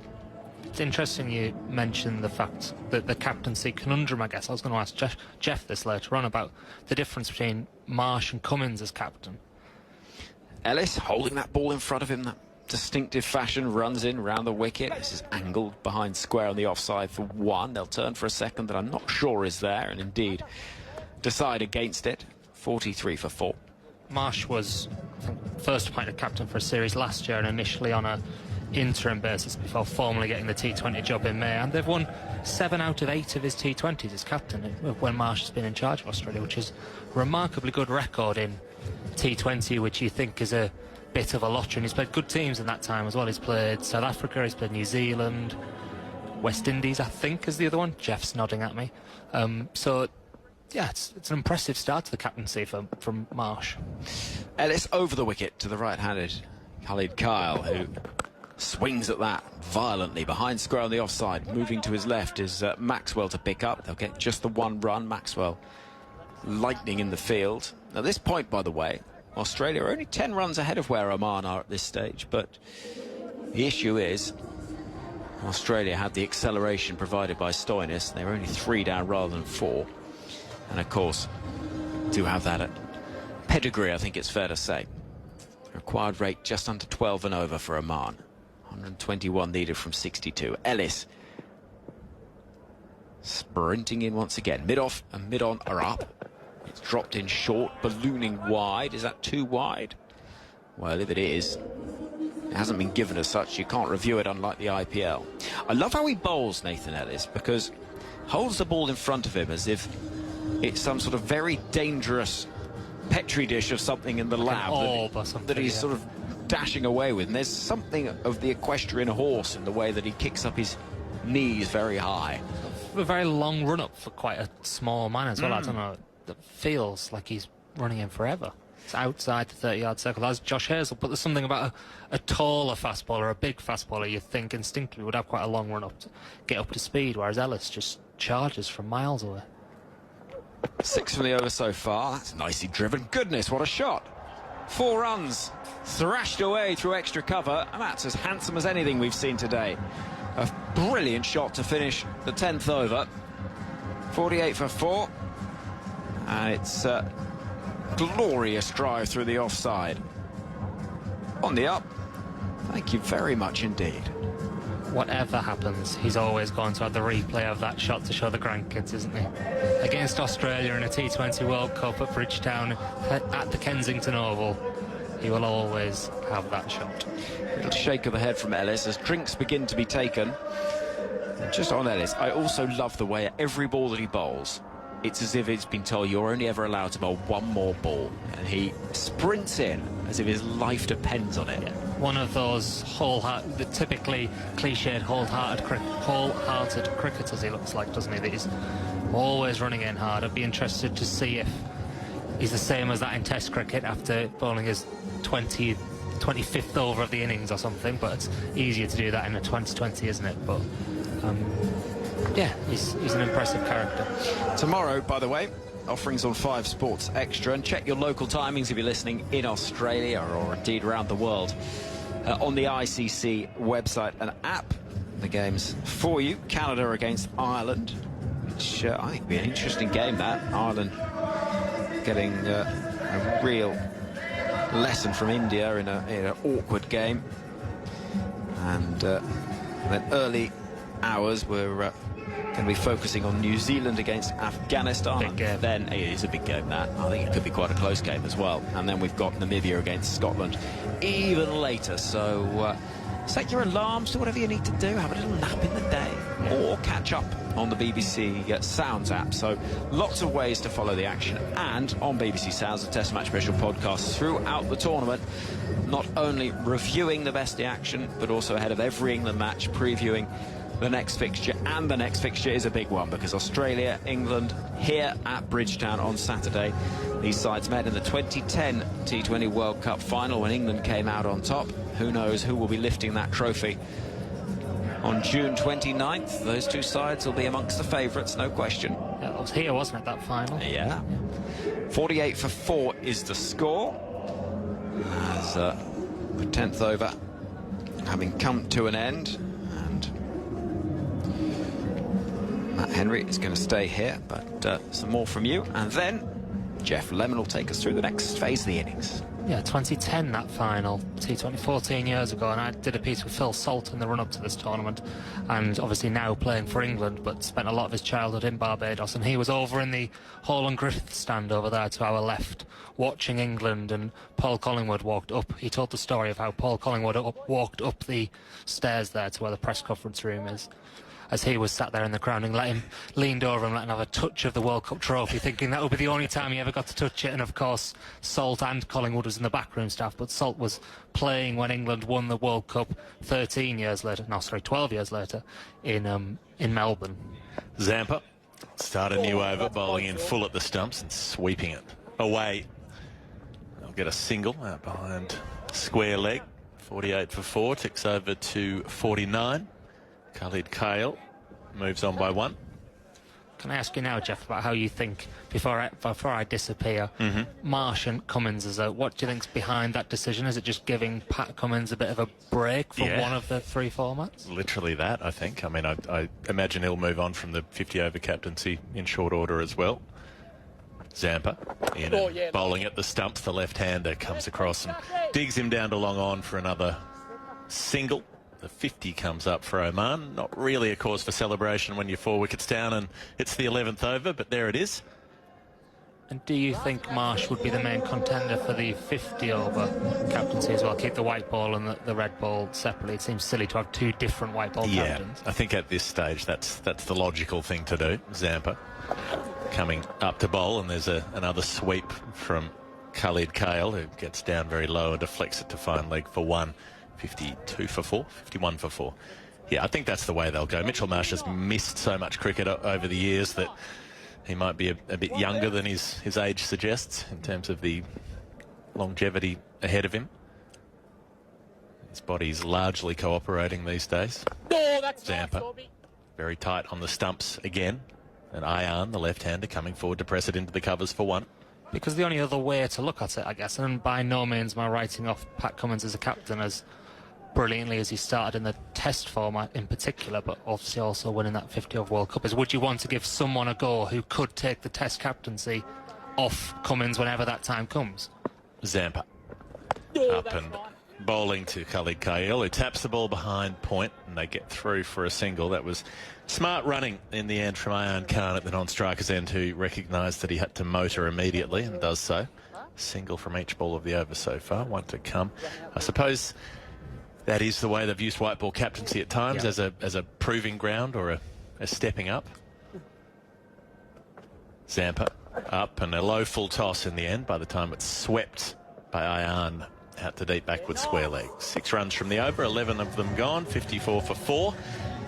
So that's what I ponder is Mitchell Marsh a test team regular over the next few years? You'd think Pat Cummins would have a couple more years at least in the test captaincy, and in that time you would think Cam Green would work out test cricket, and that also lessens the impact of the chance that Mitchell Marsh will be an absolute regular in the test side, which is why I was wondering if there are another candidate, maybe a Travis Head, possibly. Usually an Australian test captain tends to last for about 4 years. Yeah. That's been surprisingly consistent across the journey. Cummins came in for the Ashes in 21-22, so if he went through to another home Ashes at the end of next year and then decided to step back down into the ranks, that would seem logical. I suppose he could try to push on to another England trip in 2027 if he felt he had the spoons. Mitchell Starc will start a new over. Driven up to mid-off. They won't get a run there. Ayan striking that solidly on the front foot. So, you know, really, given that Marsh came into the side for Cameron Green in what was supposed to be a short-term substitution, can Green get settled at 4 and leave that spot for Marsh at 6? Will Marsh be fit enough to consistently play Test cricket? those are the kind of questions where I don't necessarily get the sense from the Australian setup that they're confident about that. Stark up and bowling. It's driven by Ian out to cover where it's misfielded. They'll get a single. Travis Head lets that one through his fingers. And it would be quite a remarkable turnaround in the career of Mitch Marsh to go not only to be Test captain on potentially both format white ball captain, but to be not only a T20 captain and a white ball captain, but to become the Test captain from the positions he's been in his career. Not particularly loved in Australia. Is that fair? And I think more by the public. I think the issue is that perhaps he was too much loved at times by the administration. There was kind of the sense of anointedness with Ian and his brother that because their dad had been a finest player for Australia, they would be too. Stark around the wicket and trying to squirt that ball away, getting down low. Khalid Kale's trying to deflect it down to deep third but misses out. So that's where resentment did foster of that, of the perception that they got more opportunities than others, and it wasn't really perception, it was reality. That was the case, but as you've seen with Mitchell Marsh, that has started to pay off. He has turned into the player that he promised to be, or at least gave an indication he might be at different times. Stark round the wicket and backing away, trying to slam it down the ground. Again, Khalid Kale can't score, but the buzzword on television, intent. The intent is there.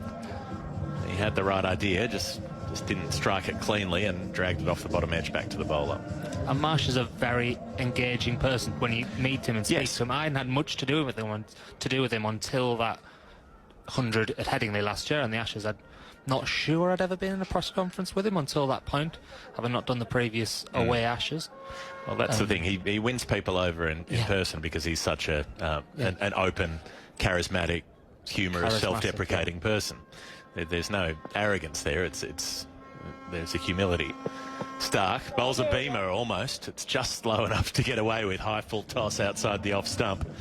And Khalid Kale has a look at the standing umpire and has a look at his own bat as if to say, how couldn't I just get a little piece on that and send it flying away through backward point for 4? So Stark's putting dot balls together in an unconventional fashion. He's bowled a few of those today, hasn't he? He bowled one we saw him in the warm-ups between innings that he hurled one down very, very high.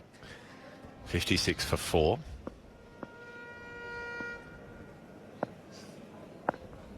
Stark around the wicket, bowls full, and finally he makes contact with one, but he'll be caught in the deep. Khalid Kale, he gets a good piece of it. It goes flying flat out to deep backward point, but Glenn Maxwell is waiting there, and he is a very reliable catcher of the cricket ball. So another wicket falls, 56 for 5 with one ball to come in the 12th over. Oman treading water. Yeah, Stark's not even going out to the fielder to shake his hand and give him a high five to congratulate him. He just walked straight back to the top of his mark. I don't know if that's a signal of what he thought of the delivery. That was a bit of a wide half volley. He might have been a bit harsh there. Maybe he's bowled to his field with a deep point out. But Mitchell Stark's seen it all before, hasn't he? A wicket, with all due respect to Oman, is in the first game of a World Cup. He's here for the long haul in this tournament, isn't he? We want to get that in the final, and you'll see a celebration, I guess. Yeah, I think the length wasn't what he wanted, even if he was trying to bowl that line. That length made it one that another player might have driven over extra for 4 instead, or slashed it away further behind point. But in the end, it goes directly to the fielder. So out for 8 from 12 deliveries is Khalid Kale. Coming in next is Shoaib Khan to bat with Ayan Khan. A lot of Khans in this 11. 5 of them all up. It's 56 for 5 at the moment. Oman chasing 165. So 110 in 9 overs. Unlikely to happen. It'll be something to watch if it does. Shoaib Khan will be facing Mitchell Stark. Last ball of this over, striking him on the pad, backpedaling, given out. Stark's on a hat-trick, and he'll be happier with that delivery. The DRS timer ticks down. The Oman batters meet in the middle to have a conversation. Hasn't called for it yet, has he? Now he has. He's gone for the review, but the countdown clock has disappeared off the screens. He's just made it in time, according to the big screen here, but... TV umpire to director. Well, we have a player review for LBW. Original decision is out. This one I've looks checked the pretty feet out. and it's a fair delivery. Can we start with front on spin vision, please? So Ayaan Khan is signalling to the dressing room for something while they wait. Wants a drink of water or something. And we'll see the replay here with Mitchell Starc. Left arm, scrambled seam. It's heading towards leg stump quite sharply. So that one more time for me. Might be something of interest for the third umpire. Yeah, from the left armer's Ball passing angle close to from the around inside the edge. wicket, Can we you confirm with Alta edge, instinctively please? think when you can see off stump and almost middle, I don't think you can quite see it, but you'd think that's clear gap as only the ball clipping, if passes the anything. bat. Well, it's smashed That the is knee fine, no roll of back the involved. front Ball leg, tracking, please. which is straight almost. As the batter was falling over, just desperately trying to get across the line of that ball, trying to get something on it, couldn't do so. Beaten by the pace as that angle from around the wicket takes it past the inside edge. Here comes the moment of truth, hitting in line, and it's just missing Sitting the leg outside stump. off, impact in line, Starc, wickets missing. back at his, original at his decision fielding out. position, has a little I should shrug to recommend you himself, to change your decision. tips his head I'll let you know sideways, when you're on screen. and goes, oh well. You're on screen, please make the signal. I'll wait for the next one. So the umpire wave his arms down at waist level to indicate that the decision's been overturned, and that is a difficult one to get as a left-arm fast bowler around the wicket to a right-hander angling in. Dot ball. Oman 56 for 5. Matt Henry's off for a break. Stephen Finn's back with us. There's Adam Zampa has the ball in hand, the Australian leg spinner. Just figuring out what he's going to do next.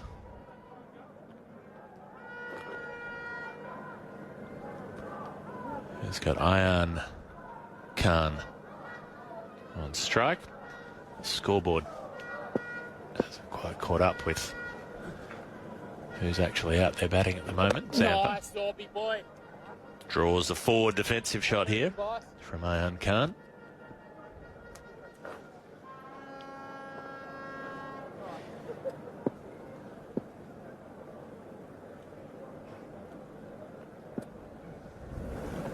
Batting bareheaded, waiting for the leg spinner, struck on the pad, big appeal, back pedalling. Zampa has one hand up in the air, but he doesn't come down for a chat about DRS when the umpire says no. Stephen, welcome back. Yes, thanks, Geoff. Good evening. 11:30 here. It is, in isn't it? Barbados. Yeah, PM.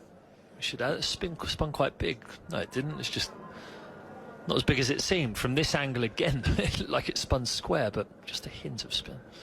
Zampa to the left-hander, who slaps him across the line with a sweep shot out to deep mid-wicket, but only for one because David Warner is grazing out there in the deep green pastures. He did some good work out in that sort of area for Australia in the 50-over World Cup last year. Took some very important catches that helped turn their campaign around in that game against Sri Lanka, their third match of the pool stage after a couple of early losses. Covers a lot of ground in the deep. Zampa to Shoaib Khan, who's beaten as it goes past the outside edge. Wade's appealing, and now the finger goes up and it's given out. So this is another one. The batter doesn't think he's hit this at all, I don't think. He comes down and he's talking to his partner. Again, if you think you've missed it, surely you just review it straight away. The other guy doesn't know. But umpire Wilson suggests that it's out, and we'll have another DRS review. TV umpire to director. So I look We forward have to a being here player with you at review for 1:30 a.m. catch. by the time we Original get through this decision innings. out. I've checked the feet and it's a fair delivery. Can we start with front on spin vision, please? It's the 13th over, and this was a leg break from Zampa that turned a little, slid on. Oh, he's thrown it up. That's the wrong one. It's come out. It's still gone away. Interesting.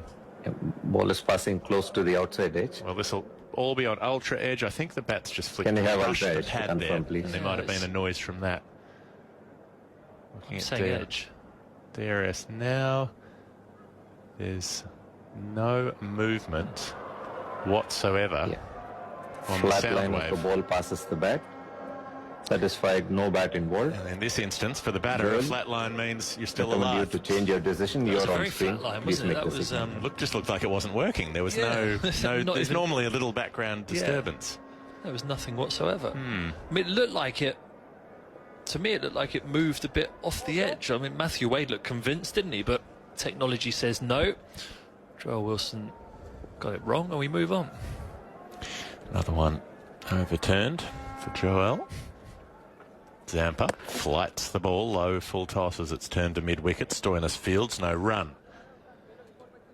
So what is there left for Oman to try to get out of this game? 57 for 5. They're still over 100 behind. 7 and a bit overs to go. Ayan Khan on 18. Shoaib Khan on strike. Not any longer. He's bowled. Zampa's done him in the air and done him when it comes to the woodwork. And now that wicket does go into Zampa's column. Won't be any overturning here. That's his first.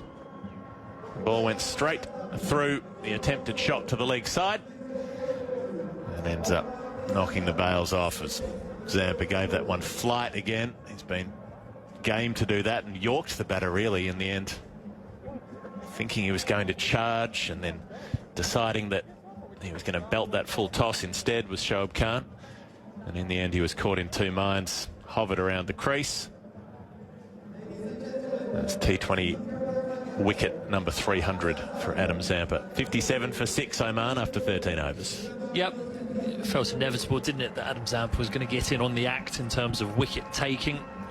He's had a brilliant few years in an Australian shirt. You're right, Geoff, 299, flicks over to 300 in T20 cricket. Yeah, that's not T20 internationals, to be clear. That's all T20 cricket. I didn't quite realise how much he has played for Australia. He's played 99 ODIs. Riddle me this. Why does everybody else call them T20 internationals and the ECB calls them IT20s? Every time there's a press release or something on the England social media channels, they say International T20, IT20. Well, I would argue that they've got that wrong because Cricinfo is my port of call for anything statistical in cricket generally. There are other websites available, clearly. Which there actually are. Hazelwood around the wicket and Ayan Khan's opening the face and guiding a run to deep third, 59 for 6. Moran Khan is the new batter at the crease. There is a cricket website out there that I can find scorecards of when my dad played cricket in the 70s. It doesn't sound overly staggering. Yeah. Okay. But as in, look, my dad played club cricket. He didn't play. He played for Hertfordshire. He played no representative cricket for a major first-class county. But I can go back into the archive and find club games that he played, representative games. Hazelwood bowling Moran Khan's first ball. He plays a pull shot, and why not? And he hits it out to deep square leg for 1. They've got Warner out on the rope there, 59 for 6. The Association of Cricket Statisticians do some incredible work in collecting pretty much whatever scorecard anyone's willing to send them and then cataloguing those and making those players searchable and those scorecards available. Presuming that's a subscription service to have access to that. Yeah, I believe it is, but it's a pretty affordable one. So if you want to go and look at, say, USA Canada in 1844, you can find out who made the runs, who took the wickets. Hazelwood around the wicket and the same shot that Ayan Khan played last time, opening the face of the bat down to deep third, 60 for 6. He was a left-arm quickie, Terry Finn. He'd have been very valuable in IPL terms. Well, in IT20s in 2024. It's just strangely, it's like Australian scorecard levels of stubbornness. No, we just do it this way. Yeah. This is the way we do it. Doesn't matter if everybody else does it differently. Well, it makes no sense to me. Hazelwood. Right arm over and swinging across the line. Moran Khan is not here to hang around. He'll only get one for it. No, they're going to race back for the second, and he has to really put the foot to the floor, Moran Khan, to get back to the striker's end, but he does so. Didn't make very clean contact with that ball as he tried to swing it over mid-wicket. Just hit it over Travis' head inside the circle, and the ball plugged as it dropped, but enough to get him 2 more runs, 62 for 6. I think we might be 1 wicket away from our friend Kalimullah.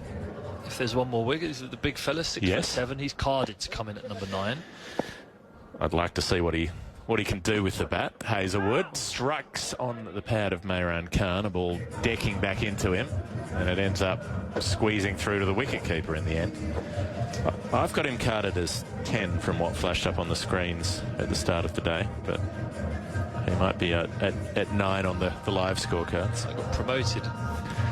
promoted by Stephen Finn, the new director of cricket at Oman. Well, I think he'd be the person that I'd send to my team around, because the appeal and then the celebration when he got his wicket was top class. It really was. It looked like he was kicking the batter out of the stadium with that phantom kick.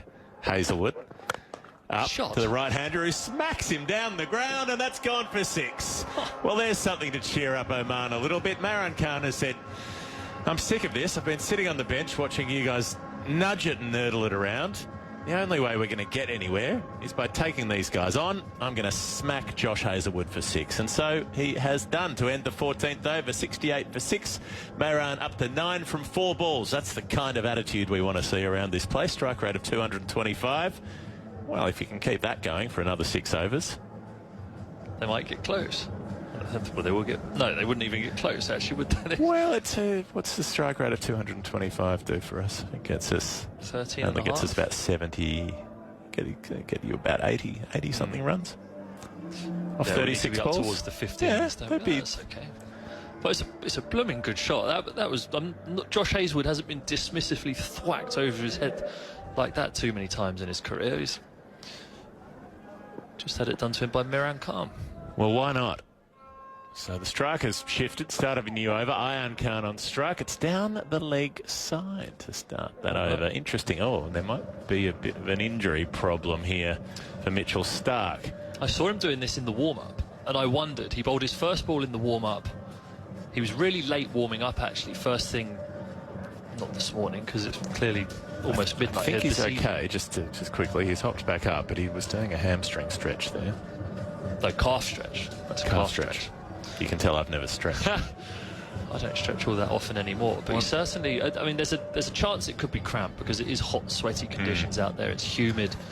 I ran around this afternoon, you get very sweaty, but he was stretching his calf just like that. Ooh, he's jumped in the follow-through, and that doesn't look good, I've got to say. I don't think it looks good. Sitting on a plane for 60 hours and then playing an IT20. He was probably sitting in a comfortable bit of the plane. Maybe he wasn't sitting, he was probably lying. Yeah, that's fair enough. And so you should be if you've just gone for that much money in the IPL. If you can't upgrade yourself across the world, when can you?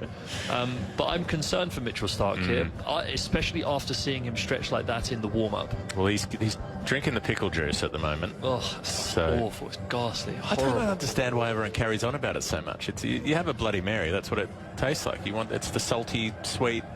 People go after that. They crave that. Yeah, but then just the word pickle puts me off. Sure.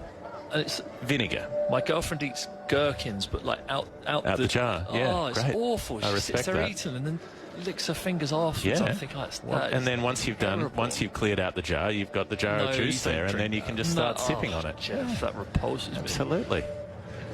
Some people have a savoury palate, some people have a sweet palate. Mine's just the way we're wired. Some people have an awful palate, and some people don't.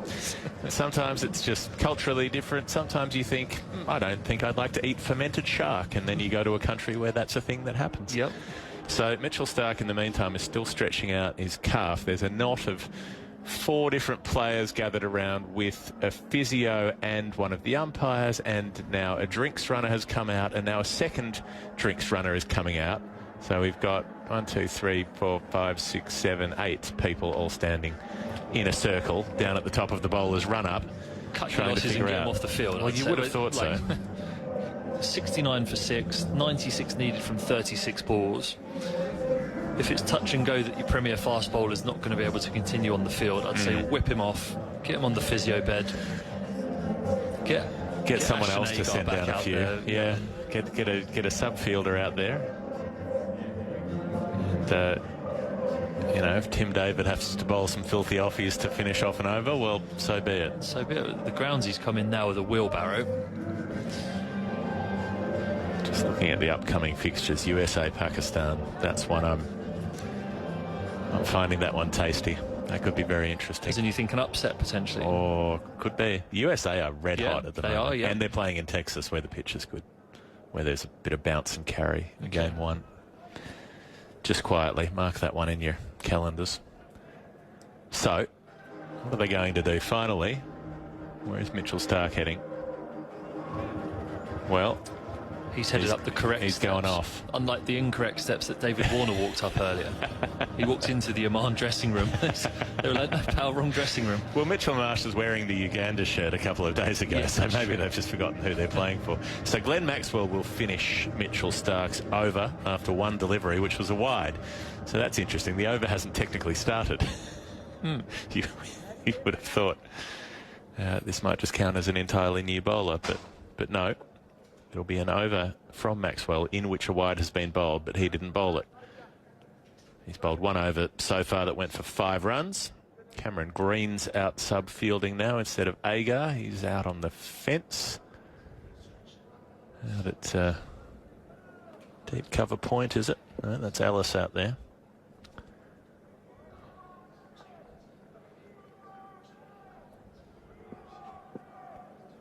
So Ayan Khan on 20 off 22. Face Maxwell. And coming forward and pushing to cover and wanting a run is Ayan Khan, but he's sent back. He's wearing a hat now at last. He was batting bareheaded for a while, but he's got the baseball cap on. So short third, backward point, deep cover point, cover, long off, long on, deep mid-wicket, deep backward square, and a short fine as he takes a run out into that mid-wicket gap. Wants the second. And again, Moran Khan says, no, there's a spinner bowling and I want to hit him for 6. Yeah, I'm looking forward to this. 4 balls to come. This is it'll be an interesting matchup. Bit of off spin to Moran, who's been keen. Keen, yeah. So he should be. 70 for 95, 6. Yeah, 95 needed from 34 balls. You might as well go down swinging, I say. Might as well hit a few 6s, make it interesting. Maxwell darts it through, and Moran's going back and digging it out to long on for 1. And again, Ayan Khan's looking for a second. He wants to run for everything here. Going to Forrest Gump it through the rest of this innings. I just kept on running. They'd have to run a lot. There's 3 a ball. Well, across the American continent a few times, that'd do it. Maxwell down the leg side, and an appeal for a stumping from Wade. I think he's just celebrating the fact that he took the bails off, but the umpire will have a little look at it. Nobody else is interested. Wade walks gradually up to Maxwell as though he's just noticed him standing at a bus stop and wants to say hello. Nobody else is moving. Stoinis from short mid-wicket takes a few paces in and then stops, and they both walk over to him. Wade and Maxwell. We have an umpire review for stumping. Why not? It's Stoinis' day. It's a fair delivery. Can you give me the best side on angle, please? Square leg is talking to short fine leg. Nobody else has moved.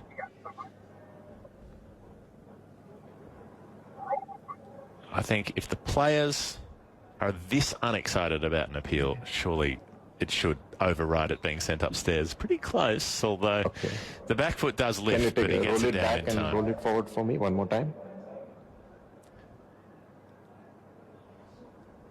Okay, foot is grounded when the bails light up. I'm ready with my decision for the big screen.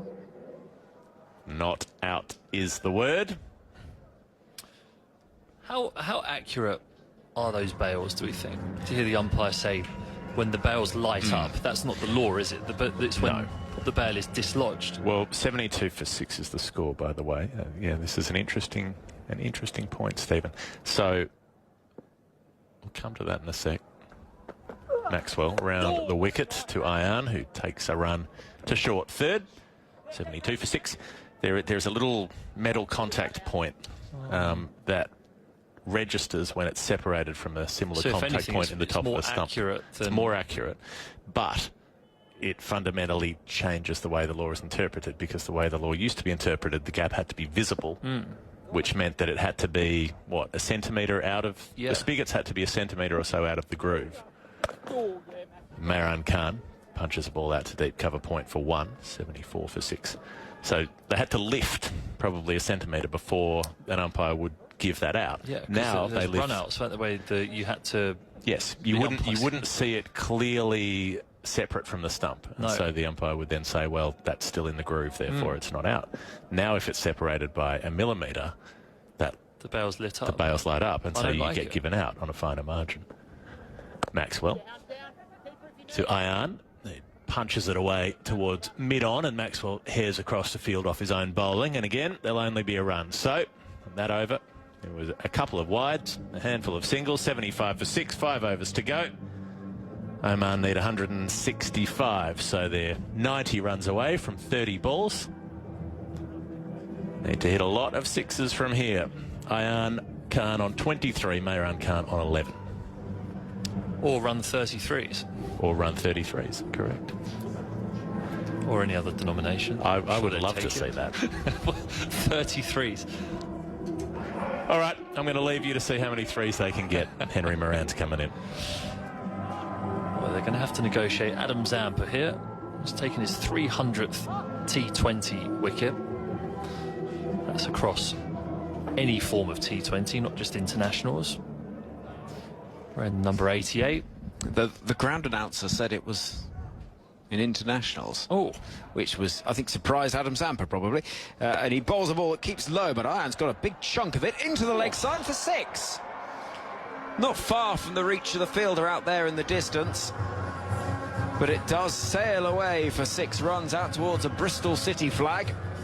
And Glenn Maxwell has to haul himself up, and he's looking rather accusingly down at the ground as if he might have landed on something rather painful there.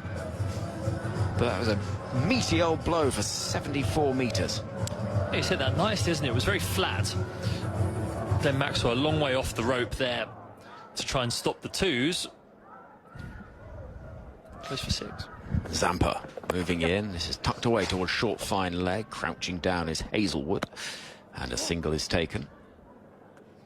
Seeing a replay of that 6 again. It's come out of the screws and gone sailing away out into the Bayesian night. And the field just switches round for the right-handed Moran Khan. Here comes Zampa, and it's been swung at with aggression, and it comes off an inside edge towards Travis Head, down towards fine leg. His moustache makes him look like a rather badly drawn photo fit. Do you know what I mean? I'm not sure that's a great compliment for Travis Oh, Head. no, not in a bad way. Like a Picasso. No. I need to rephrase that. Here comes Adam Zampa. And this has been lofted away again. This could be 6 more. It's a big 6. Smacking down towards a gentleman in a yellow T-shirt, and they're scrambling for it amongst the blue and yellow seats. 6 more. It's 14 from the over, so 76 from 26. And Adam Zampa's getting a little bit of tap here. The rates come down. They required 18 and over coming into this over. The required rate down at 17.54 now, so they're reeling it in. So we needed some 6s. Here comes Zampa. Oh, this is a problem. It's gone straight up in the air. Fielder running round, and Hazelwood will take the catch. There's the wicket for Zampa. T20 wicket number 301. And it's 89 for 7. The fun comes to an end. Ayan, who's been excellent and offered plenty of resistance, goes 36 from 30. And Zampa, as he looked to go big again, one hand off the bat. He's wily enough, is the Australian leg spinner. Drops it just a little bit shorter.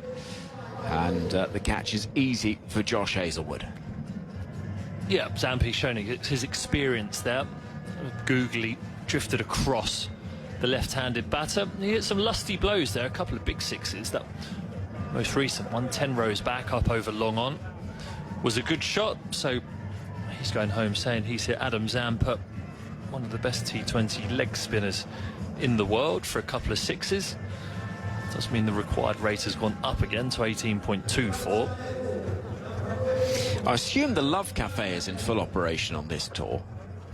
The Adam Zampa, Marcus Stoinis coffee machine in the hotel room. Yeah, because fancy coffee like that isn't that readily available here in Barbados. Yeah. It's instant coffee, which when you love it as much as those guys say that they do. Well, you have to say, and you have to hold your hands up and say Australia nails coffee. They do, yeah. I think you're spot on. They only have 1 shot at. I think it's customary to have 2 shots in it in England, in the UK. So we must all be miserable. We need cheering up though, don't we? It's grey. Wake up and it's cold. You think, right, I need 2 shots of coffee. But yeah, there's, unless you ask for an extra shot, only has 1 in. Which I fell foul of. I'd have a couple of coffees and be like, this isn't even touching the sides. Shaquille, left-hander on strike. There's a slip in place. Oh, it's a beauty. Beats the outside edge and goes whistling on through. And Zampa finishes his spell with a wicket and then a really fine delivery. The googly that beats the outside edge. 4 overs, 2 for 24. Adam Zampa passes 300 in T20s and is heading ever closer towards his 100th in T20 internationals, and that was very close to the top of middle stump. So the score at the end of the 16th, chasing a target of 165. Oman, in theory, 76 and 24 balls with 3 in hand, but the required rate 19 feels, I think that we can safely say, unlikely. I feel like I owe Travis Head a debt of apology. What I mean is it's such a marvellously bushy moustache. It looks like one that's almost been drawn on. Like I know what you mean. It's like you're playing with filters. Yeah. And it's like you can have the perfect tash and you just port it across onto someone's face. You got it. Yeah. Or like a joke, like those glasses that you get with the nose and the tash and the eyes. Exactly. He just took the nose and the eyes off, he's kept the tash. Here comes Josh Hazlewood. This is pulled away. Into the leg side it goes. That's nicely struck, and it's going to be 4. Behind square, and Moran, who was impressive with the ball, gets a shot to remember this game by as well, with a pull behind square for a boundary to the left of Zampa. 93 for 7. Well, he fancies Hazlewood, Moran. He's hit him over his head for 6, underneath us, and now he's pulled Hazlewood for 6. The cover drive to complete the lot. He's a good cricketer. Waits now, right-handed.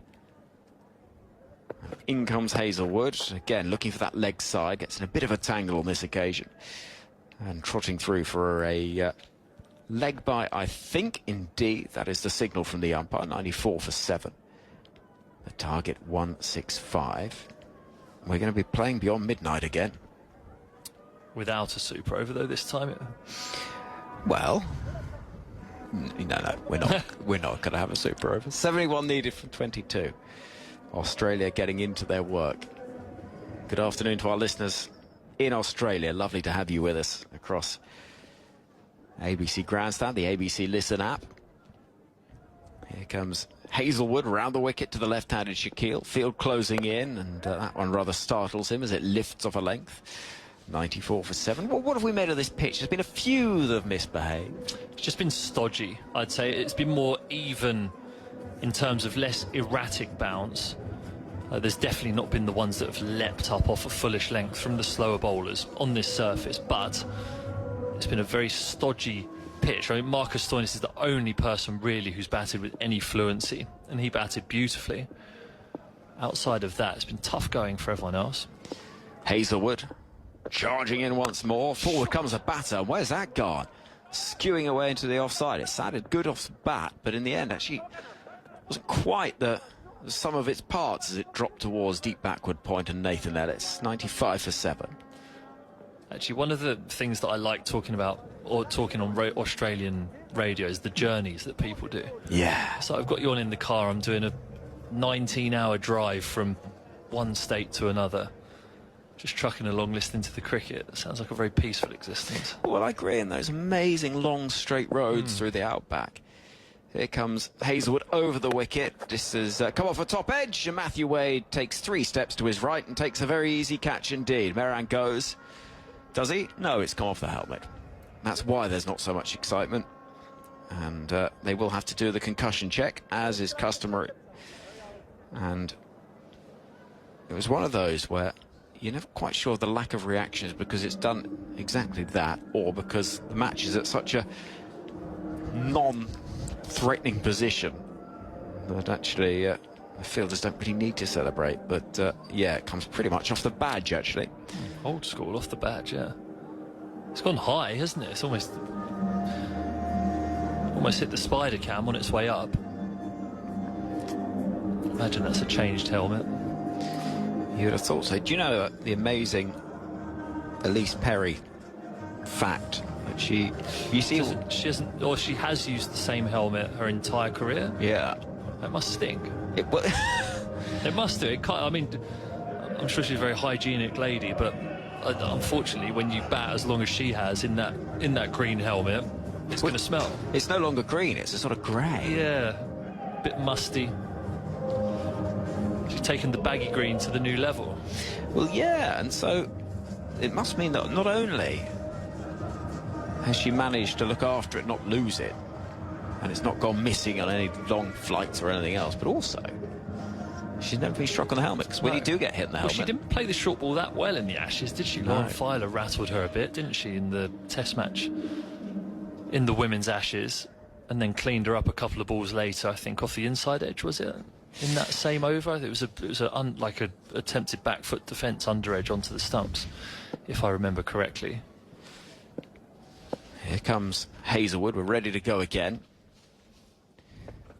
And this is jammed out into the offside by Moran Khan, who has played an enterprising innings so far. Moves to 17 from 11. 17 overs gone. 96 for 7, chasing 165. I should say the Women's Ashes return is next winter, the winter coming up. So not in line with the men's Ashes? Not in line with the men's Ashes, so it's early in 2025. Same format, same point system? Same format. Test will be played at the MCG over 4 days rather than the 5 that they had in the series in England. But is the test worth the same number? Like, yes. Is it going to be an odd number so that someone actually can win the series? Well, that's a good question. I don't think so. I think it should be. It should be, yeah. It was a brilliant series last year, really thrilling, but it ended with the points level Australia retaining. Then because Australia won the Test match, it almost like devalues the other cricket a bit. Because over the whole Women's Ashes, England played the better cricket. The Moral Ashes. Here comes Nathan Ellis. This is slapped into the onside, out towards wide long on, and fielded by Cameron Green, who's on in place of Mitchell Starc, by the way, because Starc limped off, stretching a calf muscle. We're not getting into Moral Ashes because if Glenn McGrath is listening up in rural Queensland... Well, you might wake him up out of his afternoon stupor to... He's talking about the Moral Ashes again. Don't, honestly. Glenn and Jim Maxwell did not like that. I mean, well, it's even more reason to keep saying it. No, honestly. Here comes... You're a kinder man than me. Here comes Nathan Ellis. Over the wicket, and this is full, driven away by the left-handed Shaquille, up again towards Cameron Green, who crouches down from that lofty height below us, 98 for 7. But as a fast bowler, you know, with the trained eye and the nuances of injury to fast bowlers, what's your assessment without us knowing exactly what's happening? In trouble, I'd say. Would you? It didn't look like cramp to me. You don't pull up like that if it's not cramp. No, you don't pull up like that if it is cramp. It looked to me, and the thing that concerned me is I saw him stretching like that after he bowled his first ball in the warm-up before the game. In comes Nathan Ellis, and hit back down the ground. That's nicely played, but will be cut off by a combination of, Tim David and Cameron Green, who actually rather got in each other's way, but they only do get a single. 99 for 7. But I saw him bowl a ball, and then he winced a bit, stretched his calf as if he was like a yoga pose, stretching calf with your hands on the floor, doing a downward dog style. And then and just the way that he pulled up after one particular stride, that's the sign of a calf tear.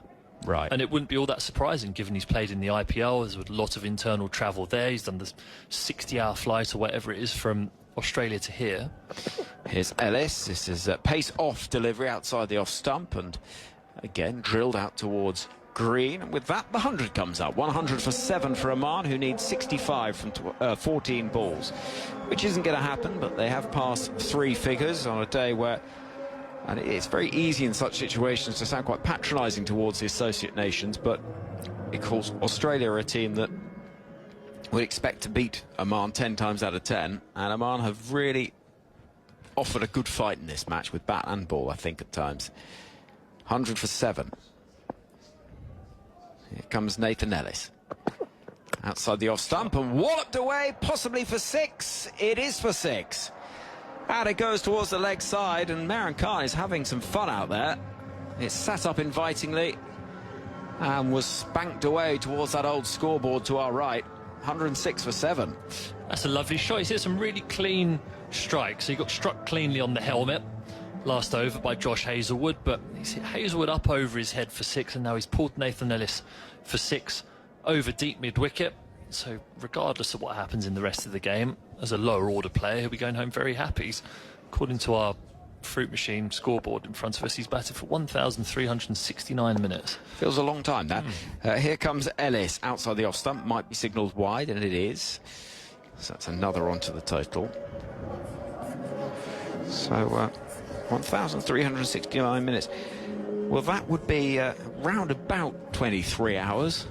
Nice. That's timeless test sort of stuff. It is. That game the other night between Namibia and Oman felt like it went on for about that amount. Yeah. It is. I wonder if that's got confused the machine, because we've just ticked past midnight. That'll be what it is. So the machine isn't designed to go across 2 days, and so it's having a panic, I think. Someone needs to sort that algorithm out. It must be. Here comes Ellis, full outside the off stump, and hit away firmly out towards deep cover. And running round, losing his cap, is Glenn Maxwell. They'll turn for a second, get it quite comfortably, and an expensive over comes to an end. 13 from it. 109 for 7, with 2 overs left in the innings. Target 165. A bit like the Millennium Bug. Do you remember that as a thing? I've heard that. What is that? That was when, in the late 90s, there was a complete sense of panic that computers would freak out when it ticked from 99 to 2000. And that it would cause all sorts of problems. And so you'd have computers all across offices exploding. Yeah, there was a sort of feeling. But you'd have, you know, software that said Millennium Bug Ready or whatever. There was a real sense of jeopardy. Sounds like opportunism for me. Well, the thing that I didn't really understand about it was computers can do amazing things. You just thought ticking over from 99 to 1,000 would be all right. Although I agree, but that was a seismic moment, wasn't it? I was making paper lanterns, putting candles inside them and walking through Castlebury Park in Watford to celebrate the millennium. Well, that sounds very wholesome. Well, I was 11. I didn't have... Well, yes, we spent months making these paper lanterns, big things. In comes at the start of a new over Stoinis, firmly hit away. Out towards the deep by the left-handed Shaquille. It'll be fielded. They'll turn for a second. Good running as well, as Ellis throws in 111 for 7. Carried them round on big wooden sticks. I mean, not that sticks would be made out of anything else, but carried them around on big sticks. Did I share with my sister? She'd have been 7. Maybe I had my own. I wouldn't have been willing to share, but yeah, paper lanterns. To like glue and stick it all over a course of weeks and weeks, and then, yeah. Where they went? Were they the ones that you released in the air? No. Oh. 111 for 7. Shaquille is on 5 from 6 deliveries. Round the wicket comes Stoinis. That's nicely played. Clears the fielder at backward point and goes whistling away for 4 runs. It sat up quite invitingly, it has to be said. But he does put it away, and Stoinis turns on his heel and looks rather frustrated. 115 for 7. Played some nice shots here. Oman, Shaquille, it's always fun when you go in with just an absolute licence as a tail ender. If you whack one up in the air, then so be it, but you get to ruin someone's bowling figures. Well, Stoinis has had a really good day, let's make no mistake. He was the standout batter for Australia, and his half-century came in double quick time, unbeaten as well. That's going to be signalled wide. His figures so far, 2 for 14 with that, 116 for 7. So it's not really a ruining of the figures, is it? A 4? No. Take it to 14 off 2.2. You'd take that still. So go on. Well, these lanterns, you didn't release them in the air? No, you didn't release them in the air. They'd have been too heavy to do that. But they were made up of a big stick that you carried it on. It was made out of like paper mache style, but translucent paper mache, supported by sticks. In comes Stoinis, driven away towards deep cover for a single. Wooden sticks. Yeah, the wooden ones, the wooden versions, but more like lollipop sticks, I think. Okay. But it was a vast structure. Yeah. And it took weeks to make. I remember we went to like the town hall or something in Watford to make them over the period of a few weeks. And you'd like them? Well, you put candles inside them. You sort of lifted the candle up through its bottom. A bit like putting a light bulb in. Yes, just like that. And there was a little ledge, I think, that you'd built into it that you put the candles on, and then you just walk through the park. I mean, you wouldn't get that past health and safety now in the council, would you? Can we walk 1,000 wooden and paper things with candles inside them through the park. No. This is lovely. In the air. Could be caught, though. Oh, I think it possibly is a brilliant catch, Tim Davies. All of that, every element of that bit of cricket was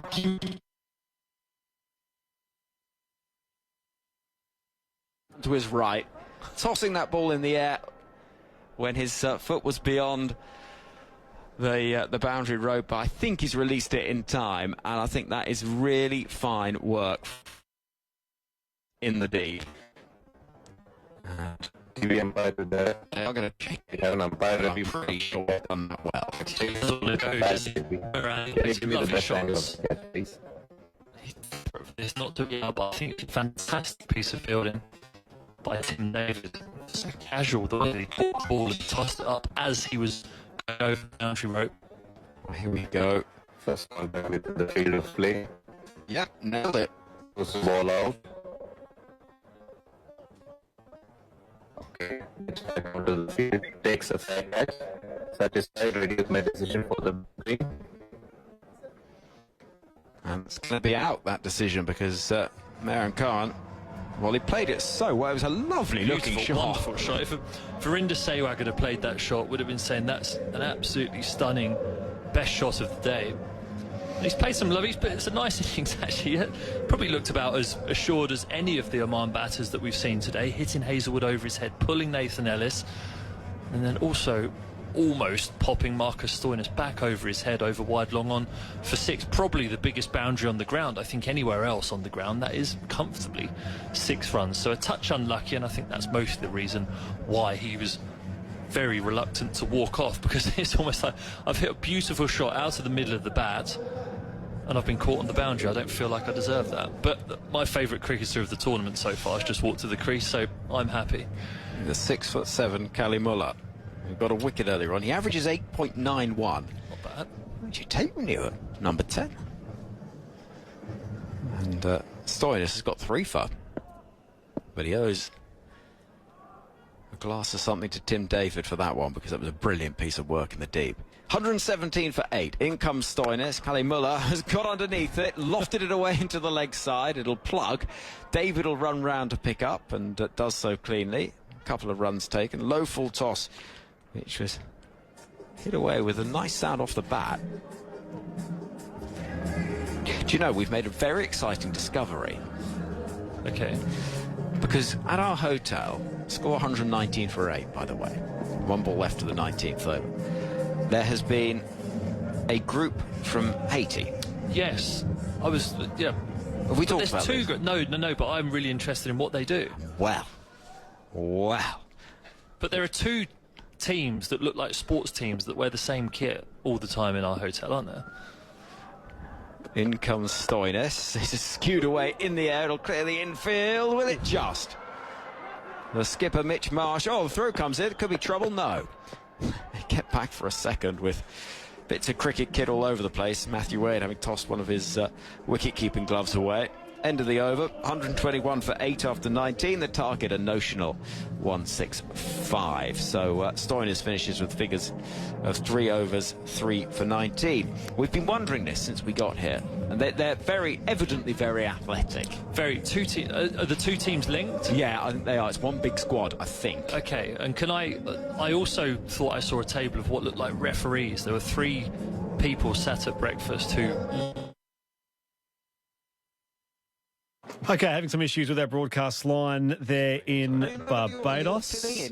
In the final over of this encounter between Australia and Oman. Australia well on top, defending that score of 5 for 164. Oman at present 8 for 119, having just lost Moran Khan for 27. At the moment, Shakil Ahmad for 10, and Kalimullah is on 2. As I say, there is just 6 balls left in the run chase, which will fall some way short. Let's rejoin Stephen Finn and Henry Moran. Match Barbados, Haiti, Sunday afternoon, on our day off, 5 p.m. Is it really? Is there there'll be a proper football stadium here, nice, like play out from the back style turf? Well, they're playing the game at Geoff Hodge's old cricket club. Okay. So we've got to... Well, we feel like we have to go, yeah. Well, we can be the ultras. I feel like we've bring got my lantern from 2000. Yeah, I feel like we've got a real link to the team now. 122 for 8. In comes Nathan Ellis. This is outside the off stump, and it's going to go in the air towards the fielder, but over Stoinis with a little parry over the bar, if we continue that football analogy. And he can't quite get there at short third. So a single is added. 1, 2, 3 for 8. So there you go. That is interesting. But what's it for? I don't... Is it a World Cup qualifier? It's a World Cup really? qualifier. Oh, yes. Well, I hope they don't get waken up at 6:30 a.m. by some tarmac truck coming down the road beeping. Yeah, who'd have thought it? I mean, come on, give me an H. Go on. Here we go. Here comes Ellis. This is worked away into the offside. I say worked away. It's gone aerial and eventually dropped into the hands of David Warner. He makes no remote attempt at celebration, remains standing out there on the deep cover boundary. He's taken a very good catch. Low down at Oman, 123 for 9. A second wicket for Nathan Ellis, who's got 2 for 26. The ball went sailing away, and a rather gentle parabola out towards the beach, the jet skis, and the hands of David Warner. So here we go. It is Group C of the World Cup qualifiers, and it's being played at Wildy Turf. It's Haiti against Barbados. Barbados have already played one game against Curacao. It didn't go terribly well. They lost 4-1. They were a little bit leaky at the back. It's a group, I mean, it's very much the group of death. Curacao, Aruba, Haiti, St. Lucia and Barbados. You wouldn't want to be in that one. You wouldn't want to be anywhere near it. No. But interesting, yeah, the two teams staying in the same hotel. It's quite an intimate affair, isn't it? Be living on top of each other, then you go into battle in the big World Cup qualifier a few days later. I'm so enthused by this. Here comes Ellis, looking to wrap the innings up, and indeed the game. Bilal, the number 11 left-hander, looking every bit the number 11, with an almighty swing that was a good foot away from the ball, and it goes through to the keeper. 2 balls left of the game, or potentially 1 if it all concludes. So, yes, that is what solves the mystery that has been not bothering us, but intriguing us, I think it's fair to say. We have 15 very athletic men walking around the hotel. You'd think, what on earth are they here for? Yeah.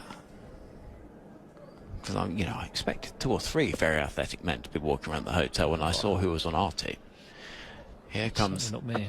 Ellis bowling to Bilal. It's a full delivery, which is well dug out down the ground for a single. So we are going to get to the full 20 overs. 1, 2, 4 for 9.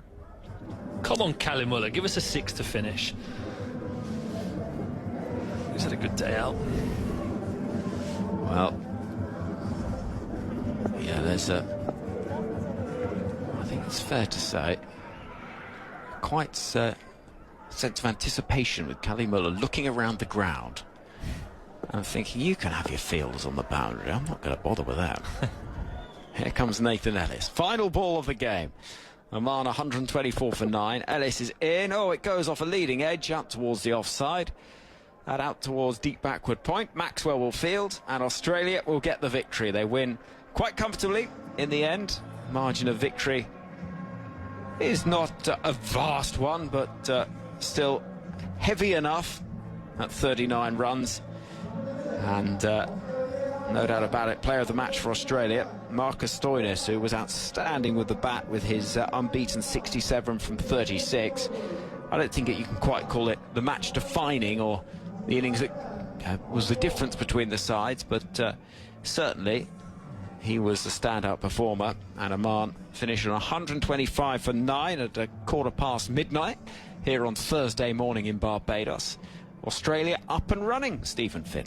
Yeah, they've looked good, haven't they? Australia, you always anticipate them coming into a world tournament and being challengers in the latter stages in the 50-over World Cup before Christmas. They gathered momentum as they went on, so I don't think they'd be too fussed to blow out a few cobwebs today.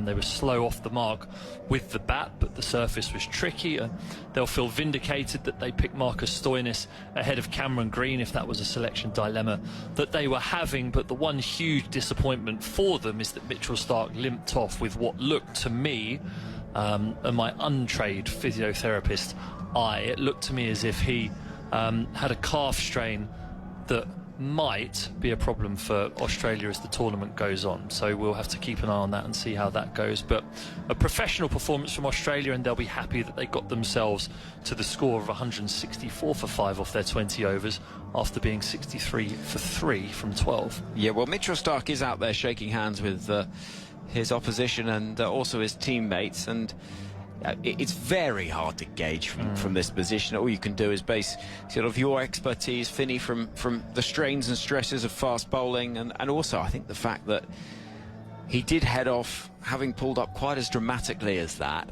You saw him pull up in the warm-up as well, and also the cameras have been trained on him looking rather less than gruntled sitting in the dugouts as well. So, yeah, you add all that together. We'll wait for official word from Australia, of course, but it feels a little worrying, that, to me. Yeah, and again, he looked like he wasn't limping or anything there as he's shaking hands, and what I can see from his tall, gangly figure in the distance, but certainly just the manner in which he pulled up and how sudden it was. Like, cramp, you feel like you can get rid of cramp, but for him to walk off and not be taking the risk with his calf for the rest of this game, then yeah, I think all eyes will be on what the Australian press officer decides to release about it later on. If they could just clarify it was cramp and everyone moves on, but yeah, it'd be a big loss for Australia, because he didn't bowl fantastically today. He is a proven match winner in world tournaments and the sort of person that you 100% want in your team as you go towards the latter stages of a tournament. Indeed. No Pat Cummins today. He will no doubt feature against England, I would have thought. Maybe not, but we will wait and see. That is the next game for Australia. Thank you very much, Steve and Finn. Australia winning this game by 39 runs. Stoinis is 67. Not out from 36. David Warner made 56 from 51 with the ball. Well, Stoinis picked up 3 for 19 from 3 overs. Starc 2 for 20, Zampa 2 for 24, and Ellis 2 for 28. Irons 36 from 30 balls. The key contribution for Oman. So, victory for Australia. They top the group with net run rate at their advantage in Group B. Next up on 5 Sports Extra from the T20 World Cup. Later on today, if you see what I mean, I know it's just gone midnight, but at 3:15, Canada against Ireland. We've also got some T20 Blast action for you, as well as the game between New Zealand and Afghanistan around about this time tomorrow, actually, followed by Scotland against Namibia. Loads of cricket to follow. Look out on the BBC Sport website and app, and indeed ABC Grandstand, to get the details of exactly what we can look out for from the T20 World Cup. My thanks to Stephen Finn, to Matt Henry, to Geoff Lemon. My name is Henry Moran. Thank you so much for joining us. Victory for Australia against Oman. We'll speak to you again soon.